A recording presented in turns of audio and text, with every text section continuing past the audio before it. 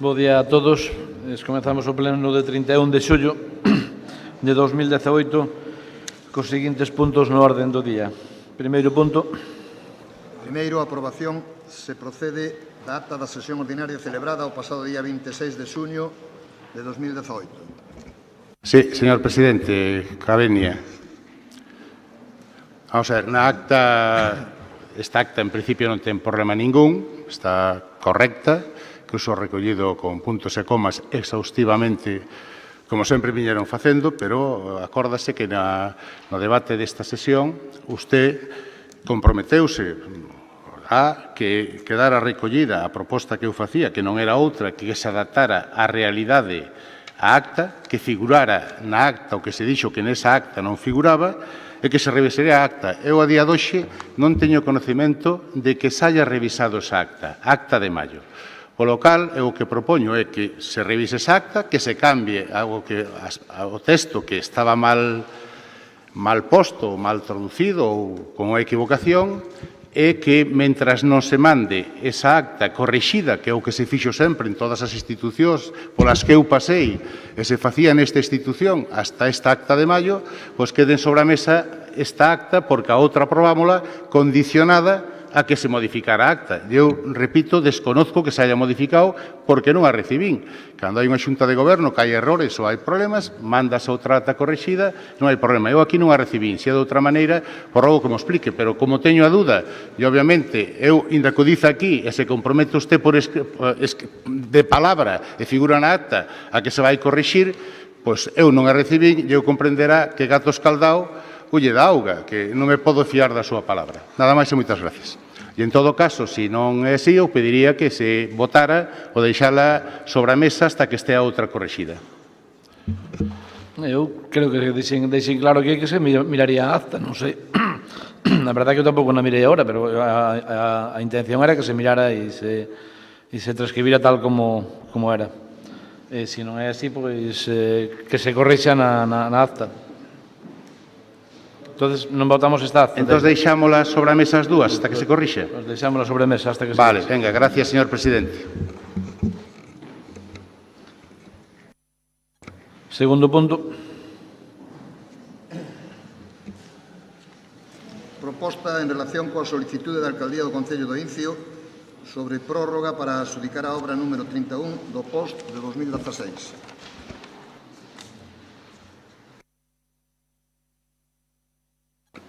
É unha prórroga que pide o Concello do Incio para que se levou a comisión informativa e na que, en principio, había unanimidade. Non sei se hai unanimidade, se queren debate. Non precisamos debate, este grupo apoia a proposta. Eu si quería, non debate, senón facer unha aclaración ou unha pregunta.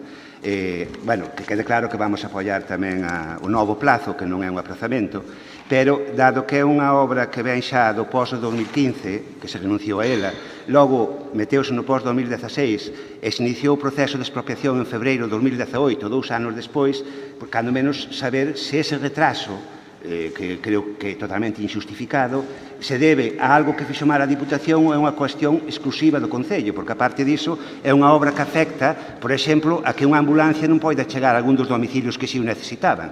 Co cal non sabemos moi ben a que se debe que 3 anos despois ainda teña esta obra sin facer. Non sei se a Diputación ten algo de culpa ou é un tema exclusivamente municipal.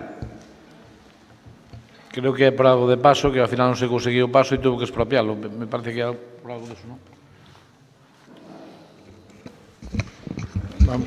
En todo caso, perdón.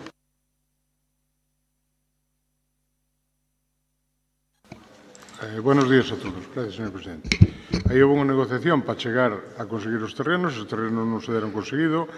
Unha vez que pasou eso, pois houve que ir á expropiación. A expropiación leva un tempo, cando é a expropiación forzosa, todos sabemos, os plazos alárganse, e, por seguridade, para poder ejecutar esa obra, pois o Concello do Incio pide que se faga, que se lle dé a esta nova prórroga. Eso, en esencia, é o que está aquí, non?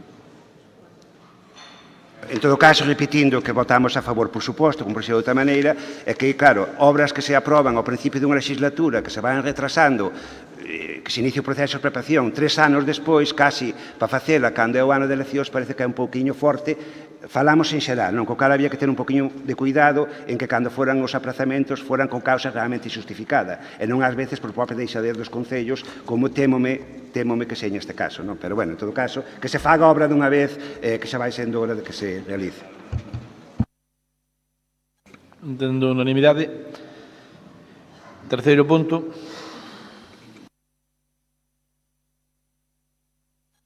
Terceiro, proposta relativa á extinción da Fundación para o Desenvolvemento das Tecnoloxías da Información e da Comunicación. Hai debate, non? Queren debate. 6 minutos o voceiro do Goberno. Moitas gracias, señor presidente. Moi bons días a todos e a todas, en especial a compañeira que hoxe está retransmitindo este pleno en directo en lingua de signos, unha novidade, un compromiso deste Goberno que por fin se materializa e que permitirá pois que moitísimos máis veciños e veciñas poidan, desde logo, seguir a actualidade política, a celebración das sesións do pleno desta corporación. Os asuntos deste pleno é un asunto no que se leva tempo traballando, un tempo importante. É verdade que pode incluso parecer demasiado dilatado, pero que é un tema pois coa súa inxundia, coas súas matices peculiares no administrativo, no xurídico, no legal e tamén no laboral, que é a integración, a coñecida como integración da Fundación TIC na Deputación. Se ben a Fundación TIC xa era da Deputación de Lugo, agora o que se dá é un paso máis nesa integración dos traballadores no cadro de traballadores da Deputación Provincial de Lugo. E convinte aquí expoñer os antecedentes e como van sucedendo as cousas, sobre todo para poder explicar a emenda que presenta o Partido Popular como engádega. No ano 2015 ou a finales do ano 2015 os traballadores trasladan pois ese interese en abordar a súa situación laboral, que é diferente pois da situación que teñen os traballadores que pertencen directamente á Deputación Provincial de Lugo. Abórdase ese tema con unha perspectiva que é dar os pasos necesarios para o obxectivo final, que non é a integración dos traballadores na Deputación, senón a equiparación das súas condicións laborais coas dos traballadores da Deputación Provincial de Lugo, con lo cal ese é o punto de partida e co cal ten que ser o punto de chegada, non é ningún elemento que aparezca de novo en todo este proceso. Despois de un diálogo, eu creo que bastante honesto e bastante sinceiro cos traballadores, chégase ao enfoque que se lle quere dar. Evidentemente, despois de unha análise, de unha valoración xurídica, técnica, precisa, que nos oriente en que camiños podemos seguir. Ese informe técnico emitido por diferentes servizos da Deputación con competencia ou con relevancia no que pode ser todo este proceso, habría tres vías. Unha que era a integración por sucesión, entre comiñas, de empresas asumindo a Deputación a actividade, a competencia e, polo tanto, persoal que a presta na Fundación TIC, a vía pola que finalmente optaron os traballadores.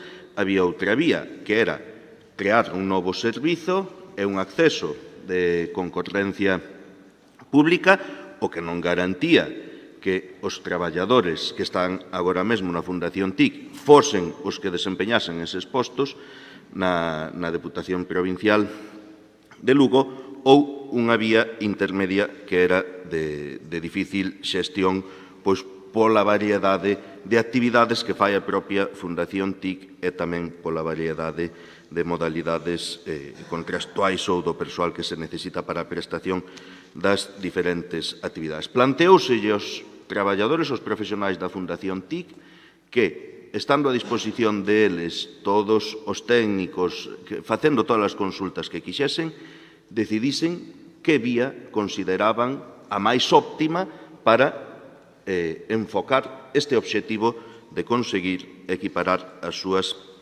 condicións laborais coas dos traballadores da Fundación TIC. É verdade que houve unha dilación, unha pequena dilación de tempo na materialización final do informe porque tiña unha influencia moi importante sobre as posibilidades que se abrían ou non en función do que se recollese na Lei de Orzamentos Xerais do Estado do ano 2017. E unha vez aprobados, pois foi recollida esa posibilidade tamén que se abría no propio informe, polo tanto, no abano de posibilidades que tiña a Fundación TIC. Así, hoxe, despois de que conte con todos os visto e places técnicos e xurídicos e do persoal da Fundación TIC, que son os que tuveron a oportunidade de elexir que vía querían seguir para materializar esta integración, damos un paso máis. Primeiro houve que modificar os estatutos da Fundación TIC, cos seus plazos, cos seus requerimentos formais. Hoxe, a Deputación de Lugo ten que aprobar que asume as competencias, as actividades, servizos e o persoal da Fundación TIC, entre outras cuestións, para despois continuar cos pasos, porque isto non é inmediato, terá que aprobar o propio padroado da Fundación TIC a disolución, terá que aprobar outras cuestións co obxectivo, co gallo, de que o 1 de xaneiro do ano 2019 os traballadores da Fundación TIC sexan traballadores da Deputación Provincial de Lugo sin que eso repercuta pois na actividade na dinámica habitual da Fundación TIC. Por parte do Partido Popular preséntase unha emenda de engádega relativa a esta proposta que fai o Goberno, que eu creo que é unha emenda reiterativa, non? Pide unha plena equiparación das condicións laborais e salariais dos traballadores cos empregados públicos da Deputación na proporción que permita a masa salarial. Este é un tema que se ten abordado cos propios traballadores no seo da Fundación. Era unha das vías que se planteaba, a da negociación colectiva de un só convenio no que mellorásemos e nos atopábamos con estas limitacións de masa salarial, de regla de gasto, todas estas cuestións que parece que non lle afectan a ninguén e finalmente se traducen no que afecta a nosa vida, e por eso supoño que sería unha das razóns polas que tamén optaron pola outra vía para poder facelo xa dentro do conxunto do que é a masa da Deputación Provincial de Lugo. Co cal, non sei se hai que someter a votación a emenda ou non, pero sexa cal sexa o procedimento, votámola a favor ou aceptámola ou o que sea, porque é que forma parte da proposta, forma parte do obxectivo que realmente se ten con isto, que é a equiparación salarial dos traballadores e traballadoras. En o relativo ás actividades, previo á data 1 de xaneiro de 2019, o Pleno da Corporación aprobará un reglamento de funcionamento deste servizo que priorice en todo momento a disposición da provincia e da posta en valor do patrimonio material e inmaterial lucense. Non hai absolutamente ningún problema, non sei se para aprobalo, eso xa veremos cando se traiga a pleno, pero para traballar nun reglamento que dun xeito ou doutro pois ordene o funcionamento e a dinámica de traballo da Fundación TIC. Por certo, dinámica de traballo que hoxe se pode decir que atende a máis de 200 asociacións, entidades sociais sin ánimo de lucro, do ámbito social, do ámbito do benestar, do ámbito cultural, do deportivo, de todo o demais, os concellos da provincia que se os requiren en función dos seus recursos sempre, e que está pois moi ben considerada e, polo tanto, se isto pode ser beneficioso para que siga situándose pois nun ranking optimista de opinión pública, pois evidentemente vamos a traballar en eso. Polo tanto, en resumo, isto é un paso máis de un procedimento moi largo que agora é a parte que toca de disolución da Fundación TIC e asunción da súa actividade e do seu persoal por parte da Deputación Provincial, co obxectivo de reducir estruturas administrativas ao tempo que se igualan condicións laborais de traballadores dependentes da mesma institución matriz, que en este caso é a Deputación Provincial de Lugo.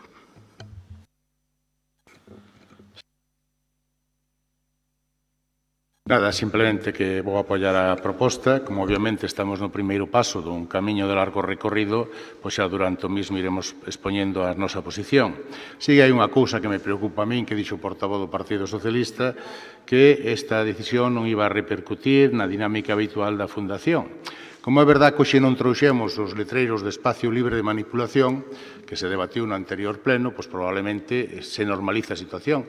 Pero eu coincido tamén na segunda parte da emenda do Partido Popular que unha vez que isto se faga hai que redefinir e mirar como actúa e que fai a Fundación TIC. Non pode ser un elemento de honra e gloria, hasta nin para o presidente, que ao fin e ao cabo sería o lóxico, non? Porque ao final estamos utilizando de forma partidaria para promocionar a un secretario xeral que debe de necesitar moita promoción, porque é o que está todos os días nos medios de comunicación ao outro lado, obviando incluso o propio presidente, pero é un problema interno do Grupo Socialista que xa resolverán. Pero eu creo, e iso virá despois, que eso temos que miralo e revisalo. Nada máis e moitas gracias. 6 minutos o voceiro do BNG. Ben, nós, en principio, dado que depois da comisión, preguntando na comisión, e ora confirmado co propio secretario, se falaba que isto é o inicio dun proceso que logo terá que volver a pleno para ser ratificado, sobre todo referente ao que son as condicións dos traballadores, pois a nosa intención hoxe era incluso non entrar ao debate, votar a favor, por suposto, e logo, en función como foren as negociacións cos traballadores e traballadoras, pois xa veríamos, cando se fora a aprobación definitiva, se había que facer unha puntualización. Pero xa que hai debate, en principio as emendas que presenta o Partido Popular parecenos ben, sin ningún tipo de peros, e nós incluso, se nos permite, engadiríamos unha proposta a maiores. E xa, insisto, xa que temos este debate, que estamos intentando mellorar o inicio do proceso, non? Que nesas comisións que se van a crear puderan estar presentes un representante de cada grupo político, porque, entre outras cousas, aforraríamos o proceso de ter intermediarios que logo nos informaran como van indo as negociacións, podendo participar e ter toda a información de primeira man, incluso para poder aportar o que se considera oportuno durante ese período de negociación.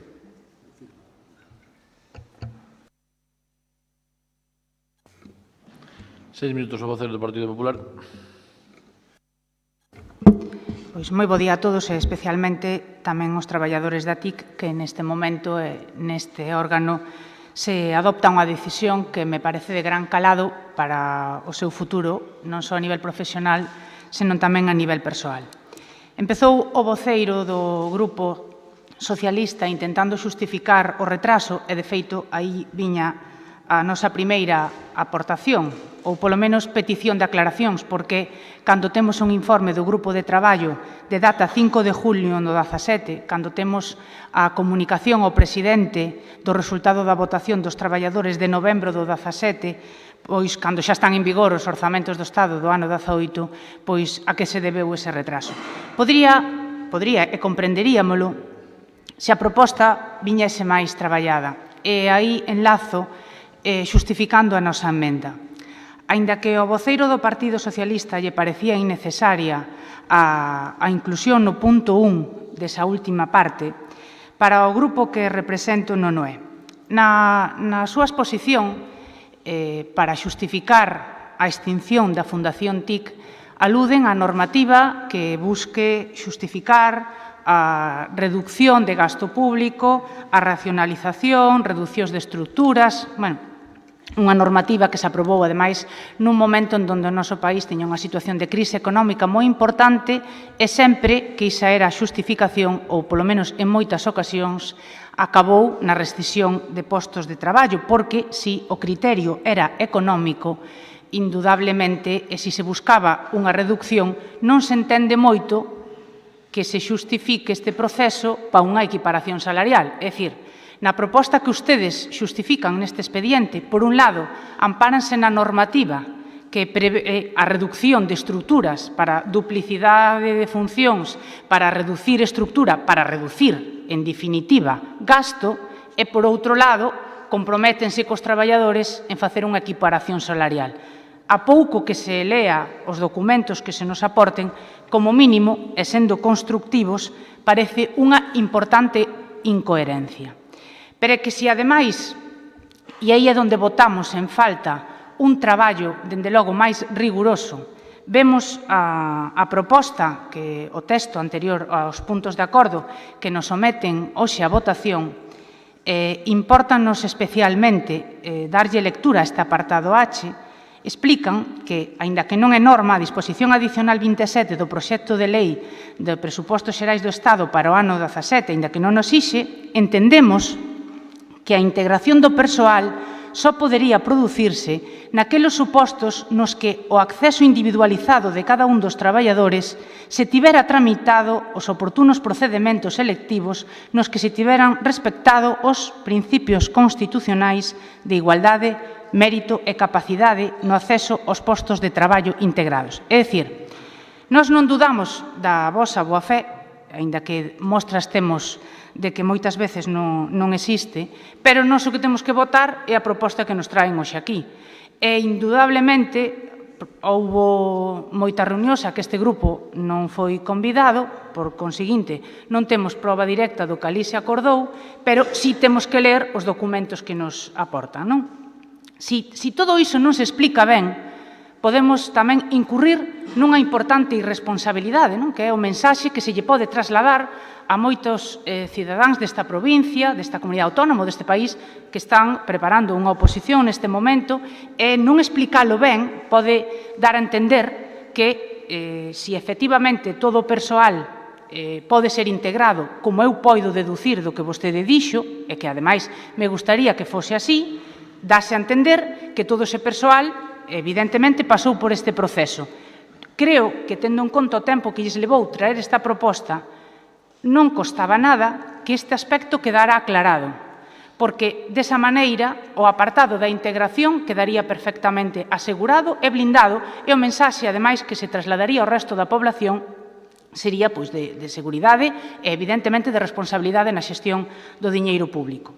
Se isto é así, que dou a entender que é así das súas palabras, creo que se bota en falta no expediente para que non se produzcan confusións. E, ademais, cando nosotros engadimos ese apartado no punto 2, simplemente nos leemos a proposta que lle fan os propios traballadores, cando lle agradecen o compromiso da equiparación salarial e lle rexistran por entrada ao presidente, aínda que si é verdade, non poñen ese compromiso na boca do presidente, senón na súa propia, non? Concretamente, din que os delegados de persoal queremos mostrar o noso agradecemento pola vontade e compromiso do Goberno que usted preside en proceder á equiparación das condicións laborais e salariais dos traballadores da Fundación TIC co resto de empleados públicos da Diputación na proporción que permita a masa salarial, tal e como nos expresaron os traballadores en varias reunións o diputado don Álvaro Santos Ramos. Se isto é así, entendemos que ese traballo debería de vir explicitado e por escrito, e polo menos con esta integración, con esta engádega, no punto número 1, por lo menos queda claro que se somete a este pleno a proposta que realmente lle piden os traballadores. E sendo xa de por sí unha proposta ben ambigua, non? Casi se podría definir como un cheque en blanco ao Goberno, e remítome ao que aquí se escribe. Non hai unha memoria económica, algo que incluso o secretario cita como un documento preciso e ten toda a súa lógica, non? Estamos a falar que se analizamos os orzamentos do ano 17 ou do ano 16, os gastos de persoal da Fundación TIC superan o 1.000.000 de euros. Creo que é absolutamente necesario que, cando tomamos unha decisión deste calado, polo menos veña sustentado en que coste nos supón a esta institución e, por conseguinte, tamén os informes den o visto bo a esa magnitude económica tan importante. E iso, insisto, se isto se trae en xullo, e se fai agora un ano, do 2017, Pois hasta entenderíamos, porque o informe do equipo de traballo acababa de producirse, había unha vontade de empezar canto antes, os tempos na administración xa sabemos como son, pero non é así. É dicir, pasaron un ano desde que ese informe está no seu poder e o único que nos trae agora é realmente unha declaración clara, unha proposta clara, que entendemos que este grupo mellora con esa aportación, e segundo, pois claro, esa parte 2, que é o regulamento do servizo, e iso, obviamente, que non se malinterprete a profesionalidade dos traballadores, que os traballadores van a facer o que o Goberno ou a persoa que preside lle indique, pero que non queremos é que a Fundación TIC sexa unha axencia de comunicación do Goberno, non? O que se pretende é que se poña ao servicio da provincia os medios e a profesionalidade de todos eses 35 traballadores para poñer en valor a provincia e o noso patrimonio inmaterial. Entón, como creemos que iso é absolutamente imprescindible para continuar no expediente, agradecémoslle de antemán que nos acepte esas enmendas. En este primeiro turno, nada máis. 3 minutos o vocero do Goberno. Bueno, creo que están anticipando parte do debate. Pois o que aprobamos é unha parte de todo o procedemento, que é o de que a Deputación asuma as competencias, as actividades, os servizos e o persoal. Toda a cuantificación, todo máis ven despois. Pois a propia Fundación TIC, no seu padroado, debe adoptar o acordo de disolución.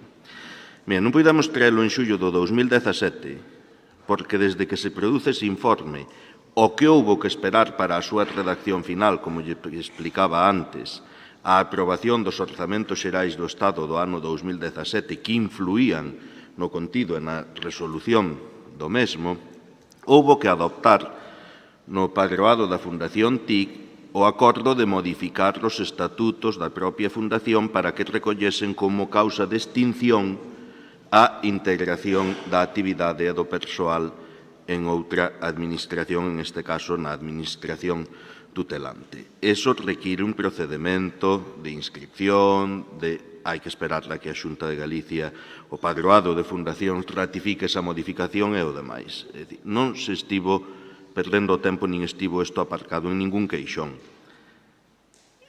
O primeiro que se fixo antes desa modificación foi preguntarle aos traballadores, que tuveron o seu tempo de reflexión e de valoración, e que creo xusto que o tivesen. E cando contestaron, trasladouse ao padroado da Fundación a modificación necesaria para seguirles a vía.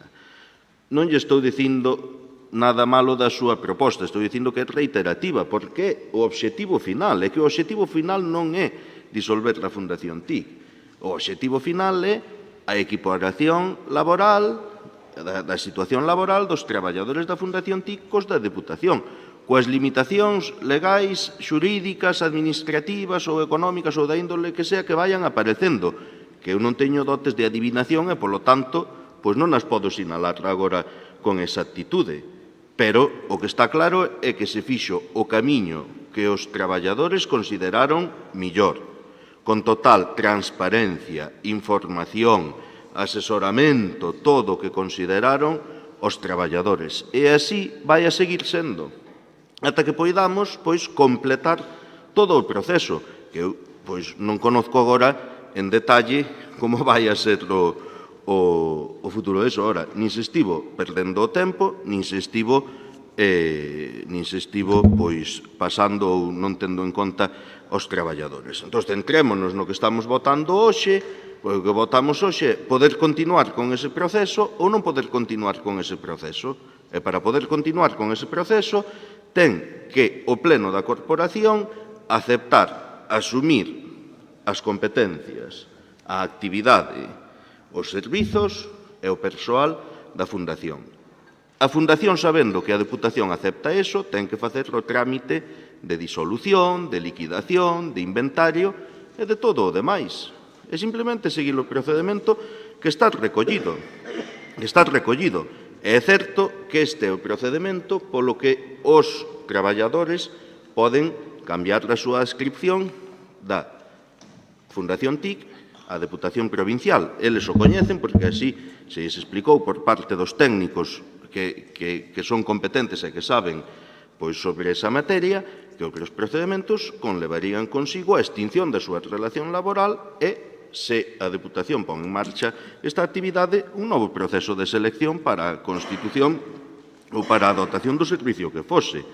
Pero hasta aquí conta cos informes favorables de todos os organismos ou de todos os servizos que dependen da Deputación. O demais é, pois non sei, se tratar de confundirlo ou se realmente estar confundido. Pero hoxe non lle votamos se vai a costar máis ou menos a integración e o adelgazamento ou dos costes de organismos, non ten por que ser solo polo personal. Eso será unha desviación que teñen vostedes. Hai moitos outros recursos que se poden deixar de ter en exclusiva, que poden ser compartidos, que se poden integrar incluso dentro das economías de escalas da propia administración máis grande que a Deputación Provincial, e se poden xerar aforros por aí. Non todos os adelgazamentos da administración teñen que ir ao persoal. Eso teñen costumbre de facelo outros, non nós precisamente.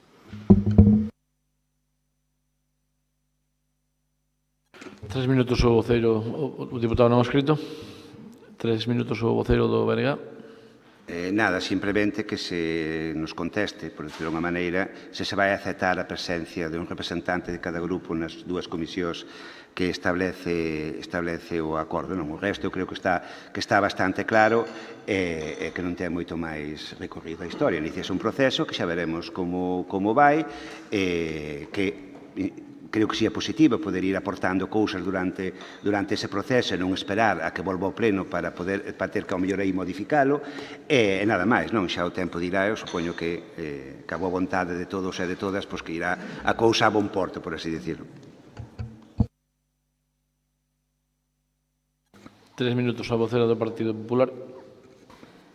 Mire, cando un deputado somete a deliberación no pleno un acordo que leva implícito unha valoración económica que pasa do 1,6 millóns de euros, non pode, evidentemente, delegar as decisións en dotes de adivinación, nin tampouco pode dicir na exposición que descoñece en detalle cal vai ser o futuro. Anotei no seu segundo término. Porque eu faigolle unha pregunta. Acaso pensa vostede que para os traballadores é irrelevante que a integración do persoal sexa vinculada á disposición adicional que lle comentei, ou que veña vinculada a unha rebaixa no seu salario, ou a que realmente non cambie nada esa equiparación que parece ser que nesas reunións vostede, a nivel persoal, supoño, ou en representación da institución, comprometeu cos traballadores de subirlles o salario. A vostede parecelle realmente que é serio que todo iso non se concrete cando someta a votación nun pleno? Aquí hai un acordo que é indiscutible. A disolución da TIC. Desaparece a persona xurídica a partir do 1 de enero do ano 19. Non deixa de ser, dende logo, dende a miña humilde opinión, unha importante irresponsabilidade que moitos dos aspectos que nosotros citamos queden sin cuantificar, queden sin garantizar aos traballadores. Polo menos, con esa proposta que nosotros incluímos, correspóndese co que os traballadores solicitaban, por escrito, que, indudablemente, todo o resto de conversacións poderán ser empregadas e quedaron nun acta para interpretar en algún momento algunha discrepancia. Pero as obligacións están nos acordos, e os acordos din o que din. En este caso, para garantizar o futuro, din bastante pouco. Eu non dudo de que vostedes traballaran, nin dudo tampouco de que haxa unha vontade de cumprir con todo o mundo, pero o que é indiscutible é o que se somete á votación. E a integración de 35 traballadores, insisto, cunha cantidade económica que supera 1 millón de euros, require, como mínimo, entendo, e así o dio o secretario tamén, unha memoria económica. Iso non está. Si tardaron o que tardaron para chegar hasta aquí, evidentemente non nos pode valer o de dicir é un principio e a ver que pasa despois. Non hai, supoño que habrá que modificar a relación de postos de traballo e tamén supoño que todo iso terá que volver a pleno. O Grupo Provincial do Partido Popular, con esas matizacións que vostede aceptou, vamos a facilitar que se aprobe ese acordo. Non é un cheque en blanco. Creemos que esta proposta que trae hoxe aquí é pouco concreta, deixa bastantes puntos, ademais moi importantes para os traballadores, sin concretar, e o que é máis importante, sen garantizar, e a maiores, creo que se está mandando unha mensaxe á poboación pois que xenera bastante, como mínimo, confusión. Todo iso só queda da lectura que vostede di que isto non é casi nada, que é como, mire, vamos a empezar, primeiro xustificou que era algo tan importantísimo que lle levou moitísimo tempo e agora realmente para favorecer que se aprobe dice que isto ao fin e ao cabo non é nada porque todo queda aínda por facer e todo queda aberto. En definitiva, dende que o fai para aforrar ata que se comprometeu para subir, a de que non se preocupen que este ao principio isto non significa nada, pero levoume moitos meses porque isto é algo absolutamente trascendental, que quere que lle diga. Realmente, o tempo seguro que poñerá a cada un no seu sitio. Pero o máis importante de todo iso é que ca relacións dos traballadores, e aquí si que hai antecedentes pois moi preocupantes, non? De procesos de selección de persoal que despois non concretaron, a pesar de publicalos nun boletín oficial da provincia, ou mesmo, pois neste momento, no que todos obviamente somos responsables, é que este grupo trae unha iniciativa de urxencia onde hai preto de 30 traballadores que teñen a inseguridade de cobrar a súa nómina. Entón, vostedes son Partido Socialista, aparentemente tamén levaban o do obrero español, pero o do obrero, especialmente nesta legislatura, e se por iso se asocia aos dereitos dos traballadores, pois deixáronnos mostras francamente indignas, non dun partido obrero, non? Francamente indignas dun responsable público. Entón, por todo iso, creo que esta proposta era francamente mellorable, que ven moito aberto, moi pouco concretado e que lanza, dende logo, unha mensaxe con bastante confusión á ciudadanía. Aínda así, e como entendo que terá que volver a pleno, dende logo máis importante, que no que atinxe a relación de postos de traballo, este grupo non o vai a impedir e vai no facilitar, pero non vai ser cómplice das súas inconcrecións e, dende logo, que vostede contounos unha historia da que vostede supostamente viveu en primeira persoa en distintas reunións, pero do que nos trae nos documentos é francamente moi distinta. Esperemos que esa historia a concrete nun futuro e, se non o fai así, pois aquí estaremos para recordarlo. Un minuto para rematar. Gracias, señor presidente. En primeiro lugar, decirle ao compañeiro do BNG que as comisións que se prevén para as que se faculta ou se propón facultar ao presidente para a súa Constitución son de carácter técnico, pero tampouco vexo que haxa ningún inconvinte en que participen deles ou sexan informados do que ali aconteza os diferentes grupos da corporación. Pois, eu, desde logo, creo no traballo dos técnicos para esta e para outras cuestións. Do demais, pois eu, francamente, non sei se me preocupa máis que non entenda nada do que lle din ou que sea capaz de mentir e de tergiversar con tan aparente tranquilidade. Sabe vostede perfectamente o que hai. Polo tanto, non vou a desperdiciar o tempo nun rosario de argumentos que todo o mundo, sobre todo os afectados, os implicados, coñecen perfectamente como se teñen desenvolto. Prefiro seguir traballando en propostas que veñan ao pleno e as que non lle poida dicir que non, por moito que vostede trate de confundir, que non é o mismo que a xente estea confundido.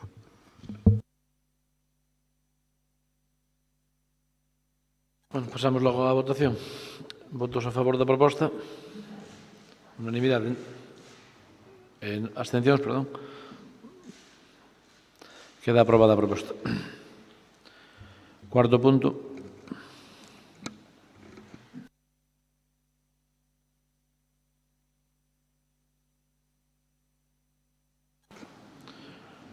Non sei se queren debate neste aspecto. Outro día falouse na comisión de non facelo, pero vamos. Estamos de acordo, non hai debate.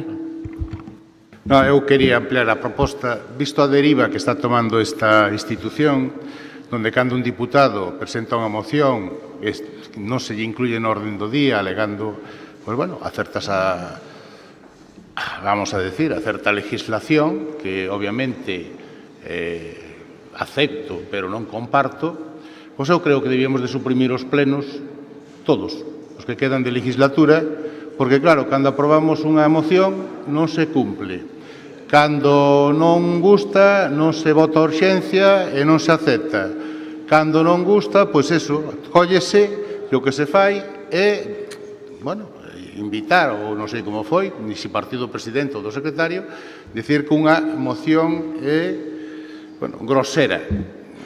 Pois é a verdade, para estar aquí, estar loitando todos os días contra a falta de transparencia, contra o non cumplimento da legislación vixente e incluso da lei constitucional, o artículo 23, que permite a participación nos asuntos públicos, porque non vexo motivo algún para que non o suprimamos. E o social arribismo, pois goberno estes 9 meses como lle parezca, a decreto ou xunta de goberno, e que nos digamos que sí, non só agosto, todos os meses. Pido que se vote, ademais. Ben, pois, se están de acordo, votamos. Votos a proposta de non celebración do pleno do mes de agosto. Votos a favor. Pero votamos que non haxan agosto. Sí. Que non haxa pleno. No, il plantea que non haxa en todo o ano. Que non haxa? Que non haxa en todo o ano. A ver. Abstencións. Votos en contra. Pero vamos a ver, aclárese, señor Martínez. Aclárese, deixe de montar espectáculo. Usted o que ven aquí non é preocuparse polos veciños, ven a montar espectáculo e a preocuparse por usted nada máis. Así que nada, mire, vota a favor de que non haxa O espectáculo monta usted, pero é que isto non chega nin a circo. Isto é unha tripitonga. Xa yo dixo. Por favor, fale que pode montar unha tripitonga. Creo que lle deixei falar cando quixo. Por lo menos deixeme rematar a min e despois fale usted. Porque non vamos á mesma historia de sempre. Quer ser protagonista, quer ser aquí usted un personaje. Non se preocupe polos veciños, preocúpase por usted nada máis. E iso teñeno claro, xa o saben todos os veciños de Lugo. Entón, te vota a favor, creo que lle fan unha proposta bastante clara, se quer votar, vote, e deixe de facer sarcasmo e hipocresía, que ao final é o único que fai aquí. O único.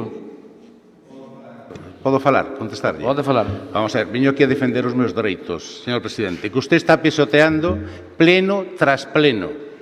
Pleno tras pleno. Xa sei que se ríen, claro, pero os dereitos que teñen foi gracias a que eu din a cara moitas veces por esos dereitos, senón non os terían uns e os outros.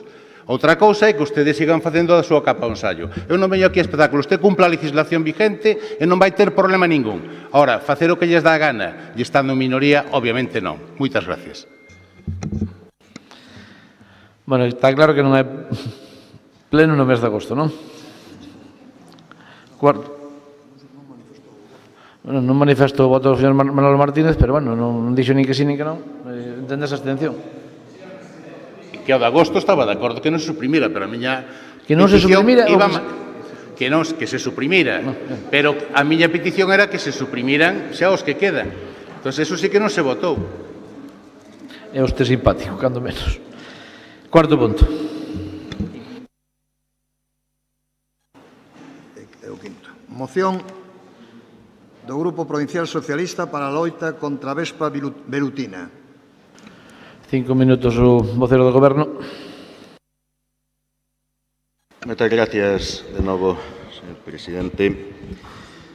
Temos un problema en Galicia moi intenso na provincia de Lugo, non só na provincia de Lugo, non só en Galicia, que é a proliferación dunha especie exótica ou invasora que está significando un grave prexuízo para o noso medio ambiente, para o noso contorno, para diferentes especies e tamén incluso para o desenvolvemento da vida humana, da nosa vida no territorio. Esta especie aparece alá polo ano 2013, se detectan, parece ser, os primeiros casos, os primeiros exemplares. É coñecido en outros lugares onde se implantou e onde proliferou e se instalou de un xeito moi importante, moi impactante, moi numeroso. E aquí, bueno, como sempre, parece que se espera a ver que pasa ou a ver se as cousas non pasan de casualidade. No ano 2014, o dato público, polo menos, o que eu puiden acceder primeiro no que hai registro, detéctase a presenza de avispa asiática en 17 concellos da provincia de Lugo. No ano 2017, último ano do que hai registro da totalidade do ano, dos 12 meses, só hai 11 concellos nos que non se teña detectado algún exemplar de avispa asiática. Eu creo que isto nos dá conta das dimensións que temos. Isto que é amarelo era onde non había avispa asiática no ano 2014 e o que é amarelo é onde non hai avispa asiática no ano 2018. A verdade é que deu a volta ao mapa completamente. Como digo, non afecta solo, non é unha especie que chegue, se instale e ocupe espacio. Está atacando con resultados bastante preocupantes para a produción as abellas.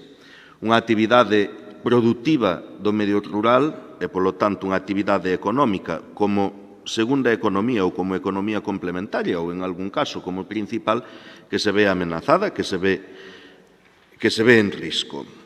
Está atacando incluso outros cultivos, porque o que vemos é que se adapta ás circunstancias do territorio. E, por exemplo, aquí, que non se ten avaliado ou non se coñece de momento, pero en outras zonas sí, se coñece que a avispa asiática ten comido ata uvas e que na falta de alimento pode significar un perigo para a produción de viño, para a produción de uvas, o cal na nosa provincia, na nosa comunidade, tamén pode ser unha preocupación. Incluso parece ser que teñen algunhas colonias adaptado a súa alimentación a comer peixe e pescado, que, supoño que será unha cuestión coyuntural. Pero o que está claro é que é unha verdadeira plaga o que estamos vivindo. E por iso non entendemos por que non se ten declarado como plaga. E por iso na nosa proposta lle pedimos á Xunta de Galicia, porque ten delegadas as competencias en materia de medio ambiente, en materia de medio rural,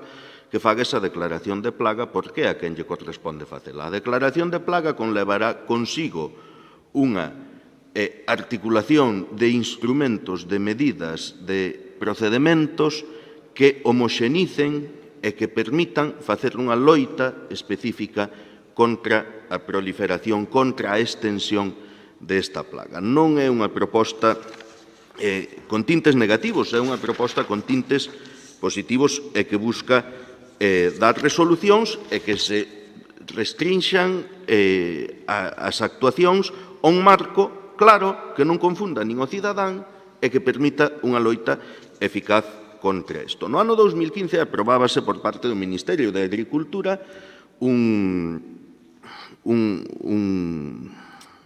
plan ou unha estrategia que les chamaban de xestión, control e posible erradicación do avispón asiático ou vespa negra, sobre o que se articularon diferentes iniciativas.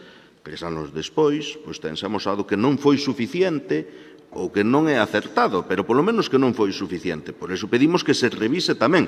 Por que? Porque tampouco vai a servir de nada que actúe de xeito illado e non coordinado contra a avispa asiática Galicia, se non o fai, Asturias, Cantabria ou outras comunidades que tamén están afectadas.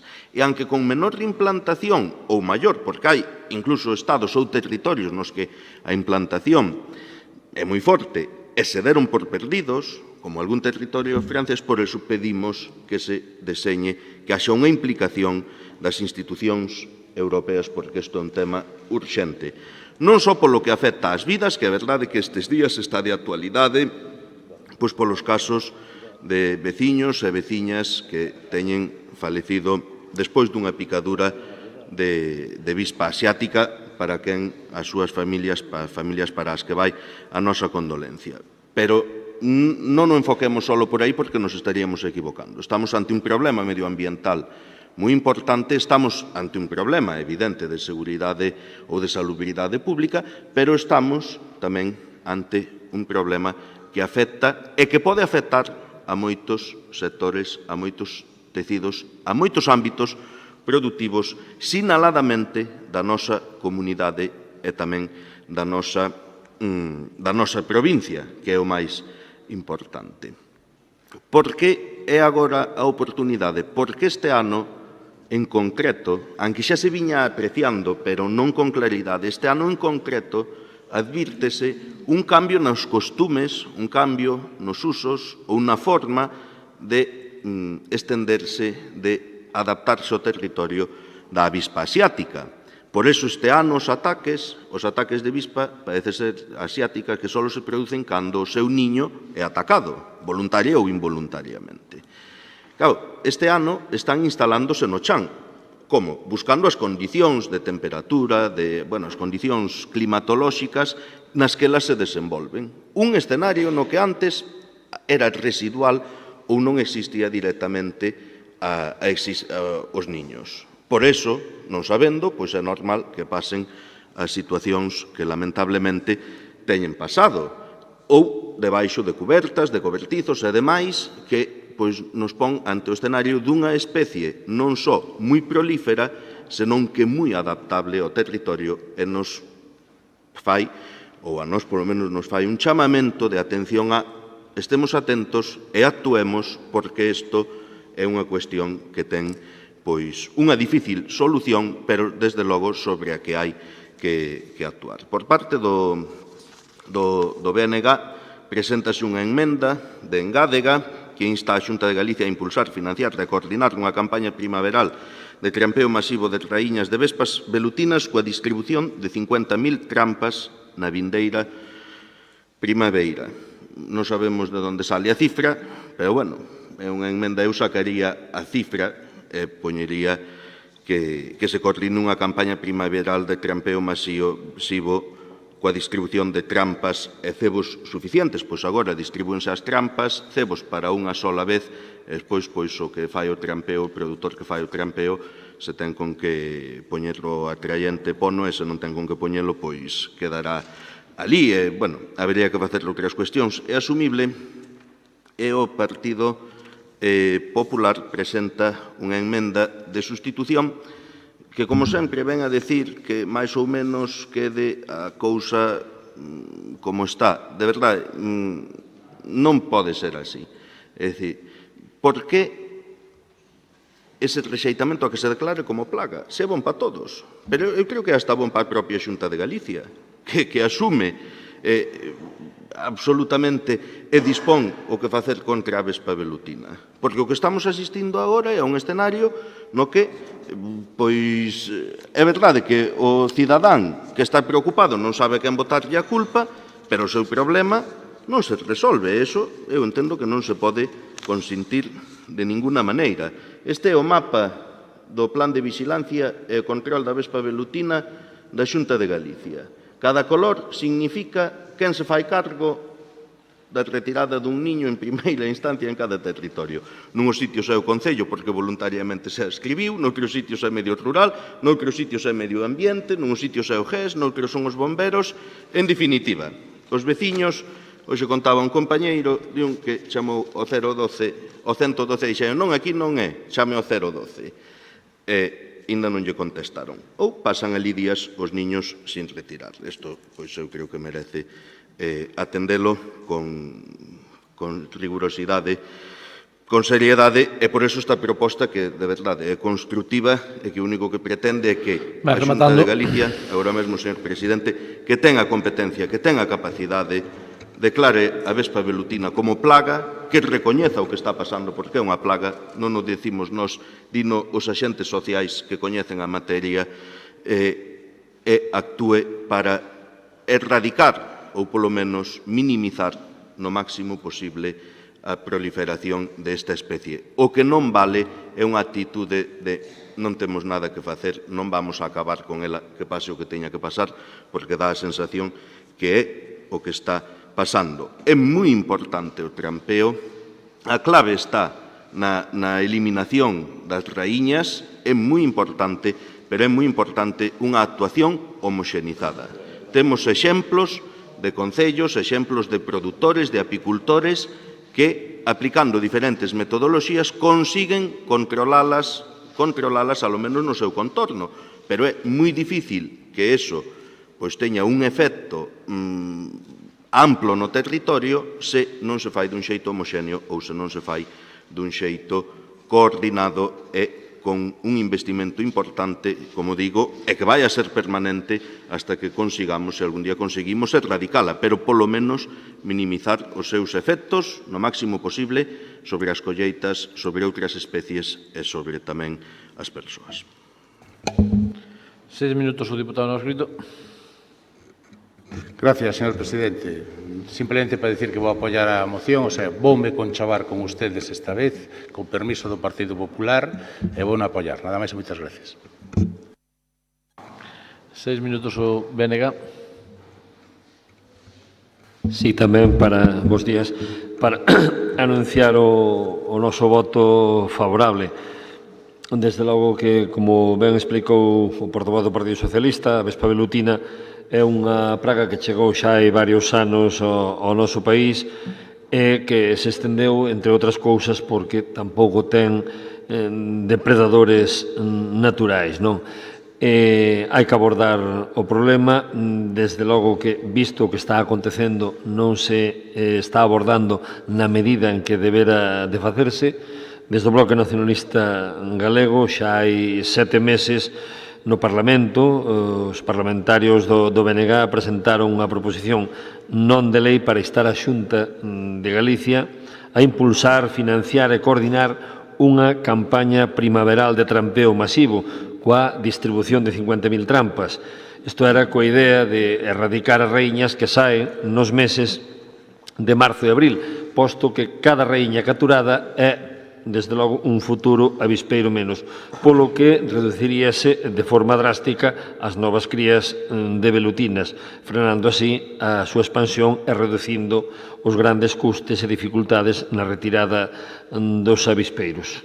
Tamén dicir que nesa sesión parlamentaria o voto en contra do Partido Popular provocou que se lle obrigase á poboación a levar adiante eses trampeos pola súa conta e pola súa vontade, unha vez máis, pois, derivando competencias incluso á poboación civil e derivando tamén competencias aos concellos, como acostuma a facer o Partido Popular, como ocorriu tamén cando derivou as competencias desas franxas de protección de incendios aos concellos. Curiosamente, foi un concello do BNG que non tuvo que levar adiante e, curiosamente, no da vespa velutina tamén houve un concello como o de Carballo que nesta primavera levou ese plan adiante e capturou 1.950 raíñas, polo cal evitáronse a creación de 1.950 avispeiros, o cal demostra que iso é efectivo, non? Por iso facemos esa emenda de engádega que é instar a Xunta de Galiza a impulsar, financiar e coordinar unha campaña primaveral de trampeo masivo de raíñas de vespas velutinas coa distribución de 50.000 trampas na vindeira primavera do ano 2019. Polo demais, anunciar o noso voto favorable. 6 minutos o vocero do Partido Popular. Sí, moi bons días, señor presidente, señoras e señores deputados, membros de prensa e público que asista a sesión a través da Fundación TIC que retransmite este pleno. Ben, somos conscientes da importancia deste grupo parlamentario do Partido Popular e consciente da importancia que ten a vespa velutina, declarada como especie exótica invasora, e que xa temos datos, efectivamente, dende o ano 2012 e 2013. O cal, eu creo que requeriría que deixemos a un lado as demagoxias, as políticas de xestos, e que houvese unha unanimidade na postura de todas as forzas políticas en torno á loita contra esta especie que está afectando non só a nosa comunidade, sino a toda a cornisa cantábrica prácticamente do noso país, lóxicamente. É fundamental, dende logo, a intervención conxunta de todas as administracións no ámbito das súas competencias e no ámbito dos medios que dispoñan cada unha destas administracións. Cando se detectou no primeiro momento, a Consellería de Medio Rural pois elaborou o Plan de Vixilancia e Control da Vespa velutina, no que ao mesmo tempo pois tamén colabora, como non, tamén a Consellería de Medio Ambiente e a Consellería de Vicepresidencia, tamén forman parte e participan os propios concellos a través da FEGAM e tamén as asociacións de produtores apícolas tamén como profesionais tamén pois, participan en ese plan de control e vigilancia. Durante estes anos estúvose traballando arreo. Lóxicamente, calquer traballo que se plantexe e en problemas como é o da Vespa velutina, pois sempre será pouco, vai ser moi difícil e a dotación de medios pois debería ser cada vez maior tamén. Pero lévase feito moito traballo. Desde un primeiro momento se tratou de atallar e, de feito, pois retiráronse moitos niños, concretamente no 2017 se fixo unha retirada de 24.000 niños e no que vai do 2018 2.800 niños. Ao mesmo tempo, dotouse tamén de 500 equipos de protección individual a todas aquelas persoas encargadas da retirada de esos niños, dotáronse de 150 pértegas de acceso para acceso a niños en altura e para poder retiralos, e 13.267 trampas con doses individuales de líquido, ao mesmo tempo que tamén se aportaron botes de 500 mililitros para repoñer esas trampas o líquido atraínte. En total tamén de 40.782 monodosis.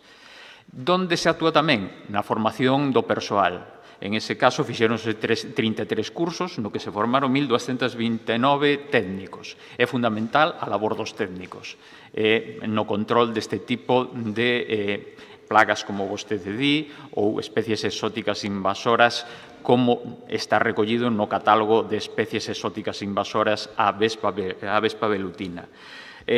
Como non, desde logo, a investigación. Investigar para tratar de dotar de medios para combatilo de forma axeitada é fundamental. Desde logo, os políticos, e eu tamén, como máis, non me considero capacitado para decirlle aos técnicos como se debe loitar e como podemos loitar para combatir a Vespa. Nin tan siquiera no trampeo. Pois hai datos, e os técnicos así o reflexen ou reflicten, que o trampeo é máis efectivo na primavera e no verán. Estou de acordo, entón, pois que sí se pode facer un maior trampeo. Pero tamén coincido tamén cos técnicos que dicen que tampouco un trampeo masivo. Por iso, en esa emenda que presentou o BNG, calificar ou decir, poñer unha cifra tampouco me parece axeitado, porque, lóxicamente, as trampas débense poñer en aqueles sitios onde se detectou a Vespa velutina e que si hai constancia. Si non, dada a pouca especificidade que ten ese líquido atraínte, o que pode facer é que outras especies tamén que non sexan a Vespa velutina queden atrapadas aí. Lóxicamente, o que non podemos é crear un efecto colateral adverso en toda a entomofauna. E, lóxicamente, non afectar a biodiversidade e non provocar un problema maior do que está xerando xa. Por iso hai que ser moi cuidadosos e que realmente sexan técnicos e a xente que este capacitada á hora desa loita para poder efectuala. O que non podemos facer é matar moscas a cañonazos. Seguramente, utilizando algún tipo de insecticida ou biocida, pois si acabaríamos coa Vespa velutina, pero acabaríamos coa Vespa tamén, incluso coas abellas, ou moita máis fauna entomófoga tamén da entomofauna que dispoñemos na nosa comunidade. A través da Consellería de Vicepresidencia, concretamente a través do 112, van unha labor moi importante, tanto na dotación de medios como a hora de recoller as chamadas de emerxencia, inda que se deriven ao 012. Pero, desde logo, igual que se fai nun hospital co triaxe para evaluar esos casos nos que é máis necesario a intervención e que se trata dunha emerxencia, por exemplo, se os niños están nunha vivenda habitada ou se están nun local de pública concurrencia, como pode ser un colexio, un hospital, un centro social, lóxicamente hai que tratalo de distinto xeito que se o niño se atopa nunha pola dunha árbore que non está en contacto ou non é un sitio polo que pasa a xente a cotío ou a miúdo. Entón, lóxicamente, pois hai que darlle un tratamento totalmente distinto. Eu creo que a nosa proposta de modificación, e incluso poderíamos recoller tamén a emenda que presenta o BNG, deixando a un lado esa cifra, como vostede tamén decía, eu creo que recolle un pouco todo. E somos conscientes, e aquí lle digo, que a Administración debe loitar e debe poñer máis medios aínda. Pero eu creo que non é a Xunta de Galicia quen debe declarar praga, nin creo que sería a solución máxica. Non é decir un chasquido de dedos, decir, declaramos praga e vais eliminar a Vespa velutina. Non é así, nin vai a ser. E non pode creerlo vostede, nin non vamos creer nós.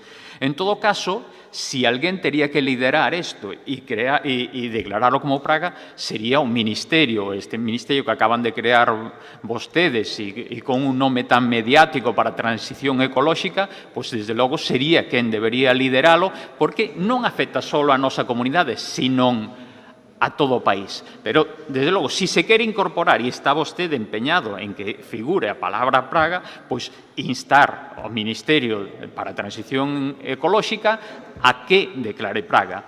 Porque coa legislación que temos atada agora, non podemos declarar praga. A única normativa sectorial que se regula a declaración de praga é a de sanidade vegetal. Lóxicamente, o que é a Vespa velutina non está afectando a sanidade vegetal. E iso é a Lei 43/2002 do 20 de novembro de Sanidade Vegetal. E que dice que praga é o organismo nocivo de calquer especie, raza ou biotipo vegetal ou animal ou axente patóxeno dañino para os vegetais ou os produtos vegetais. Que eu saiba, a Vespa velutina está afectando a outra especie, como é a abella melífera e a produción apícola, pero non está afectando os vegetais. Lóxicamente, teño moitas dúbidas que coa legislación que temos ata agora, se non se modifica e non se lexistra de novo, se poida declarar como praga. Pero, en todo caso, quen tería que lideralo e declarar como praga ou praga de cuarentena sería o Ministerio. Se queren, e quere recollelo vostede, ten vostede o empeño en recoller que se declare como praga, instemos ao Ministerio e que sexa o Ministerio que non lidere. Se non, eu propóñolle que, como hai un baleiro legal, recollan a nosa proposta, recollamos tamén a do BNG e sallamos daqui con unha postura unánime de todas as forzas políticas que creo que é o que nos reclama a cidadanía. 3 minutos o vocero do Goberno. Moitas gracias, señor presidente. Mire, a súa emenda, que as administracións públicas, Estado, Xunta de Galicia, Deputacións provinciais, Concellos e Unión Europea e os axentes económicos e sociais afectados traballen de forma coordinada e conxunta na loita contra a Vespa velutina. E quen os coordina non vai a ser que os coordine a administración competente en materia de medio ambiente e incluso de medio rural, que é a Xunta de Galicia. A vostedes esa competencia pasoulles por ali, non a tiñan. Cando lles delegan a competencia en materia de medio ambiente, deleganlles a competencia na declaración de plaga. A Xunta ten os mecanismos administrativos suficientes e incluso políticos, se quere facelo no Parlamento, para declarar plaga esta ou calquera outra especie. Non fai falta só que ande polos vegetais. Non. Podeno facer, sí, porque teñen delegación en materia de medio ambiente. A competencia en medio ambiente é da Xunta de Galicia. O autogoberno, home, evidentemente o Estado ten competencias tamén, pero o autogoberno significa eso, significa eso. Non se pode chamar só o autogoberno nas materias que interesa, hai que chamalo, evidentemente, en todas as que están delegadas. Evidentemente, sin a colaboración dos concellos e de outras institucións, ahora mesmo non estaríamos ante unha plaga, estaríamos invadidos, estaríamos dominados pola Vespa velutina. Gracias á implicación, sobre todo, dos concellos que loitaron obstinadamente contra ela, e se ve, e hai exemplos que se poden ver. Pero non é responsabilidade, ese non ten problema ningún. Na nosa proposta se fala do Ministerio, a que revise esa estrategia que aprobou o Ministerio, esa estrategia que coordine e que se implique. Non si que o pedimos, pero non pretendan vostedes que precisamente aquí teña que ver todo o mundo menos a administración que ten competencias, que non é un ataque á Xunta de Galicia, é un chamamento ao exercicio das competencias que ten. non pode obvialas e que debe facelas. Incremento da dotación económica, técnica e profesional de xeito proporcionado e acorde á importancia e a extensión desta especie exótica invasora no noso territorio no marco do Plan de Vigilancia e Control da Vespa velutina. Nós entendemos que coa declaración de plaga se habilitan os recursos económicos necesarios para combatila, pero ao mellor por eso non queren vostedes que a declare a Xunta, porque saben que despois non nos pon.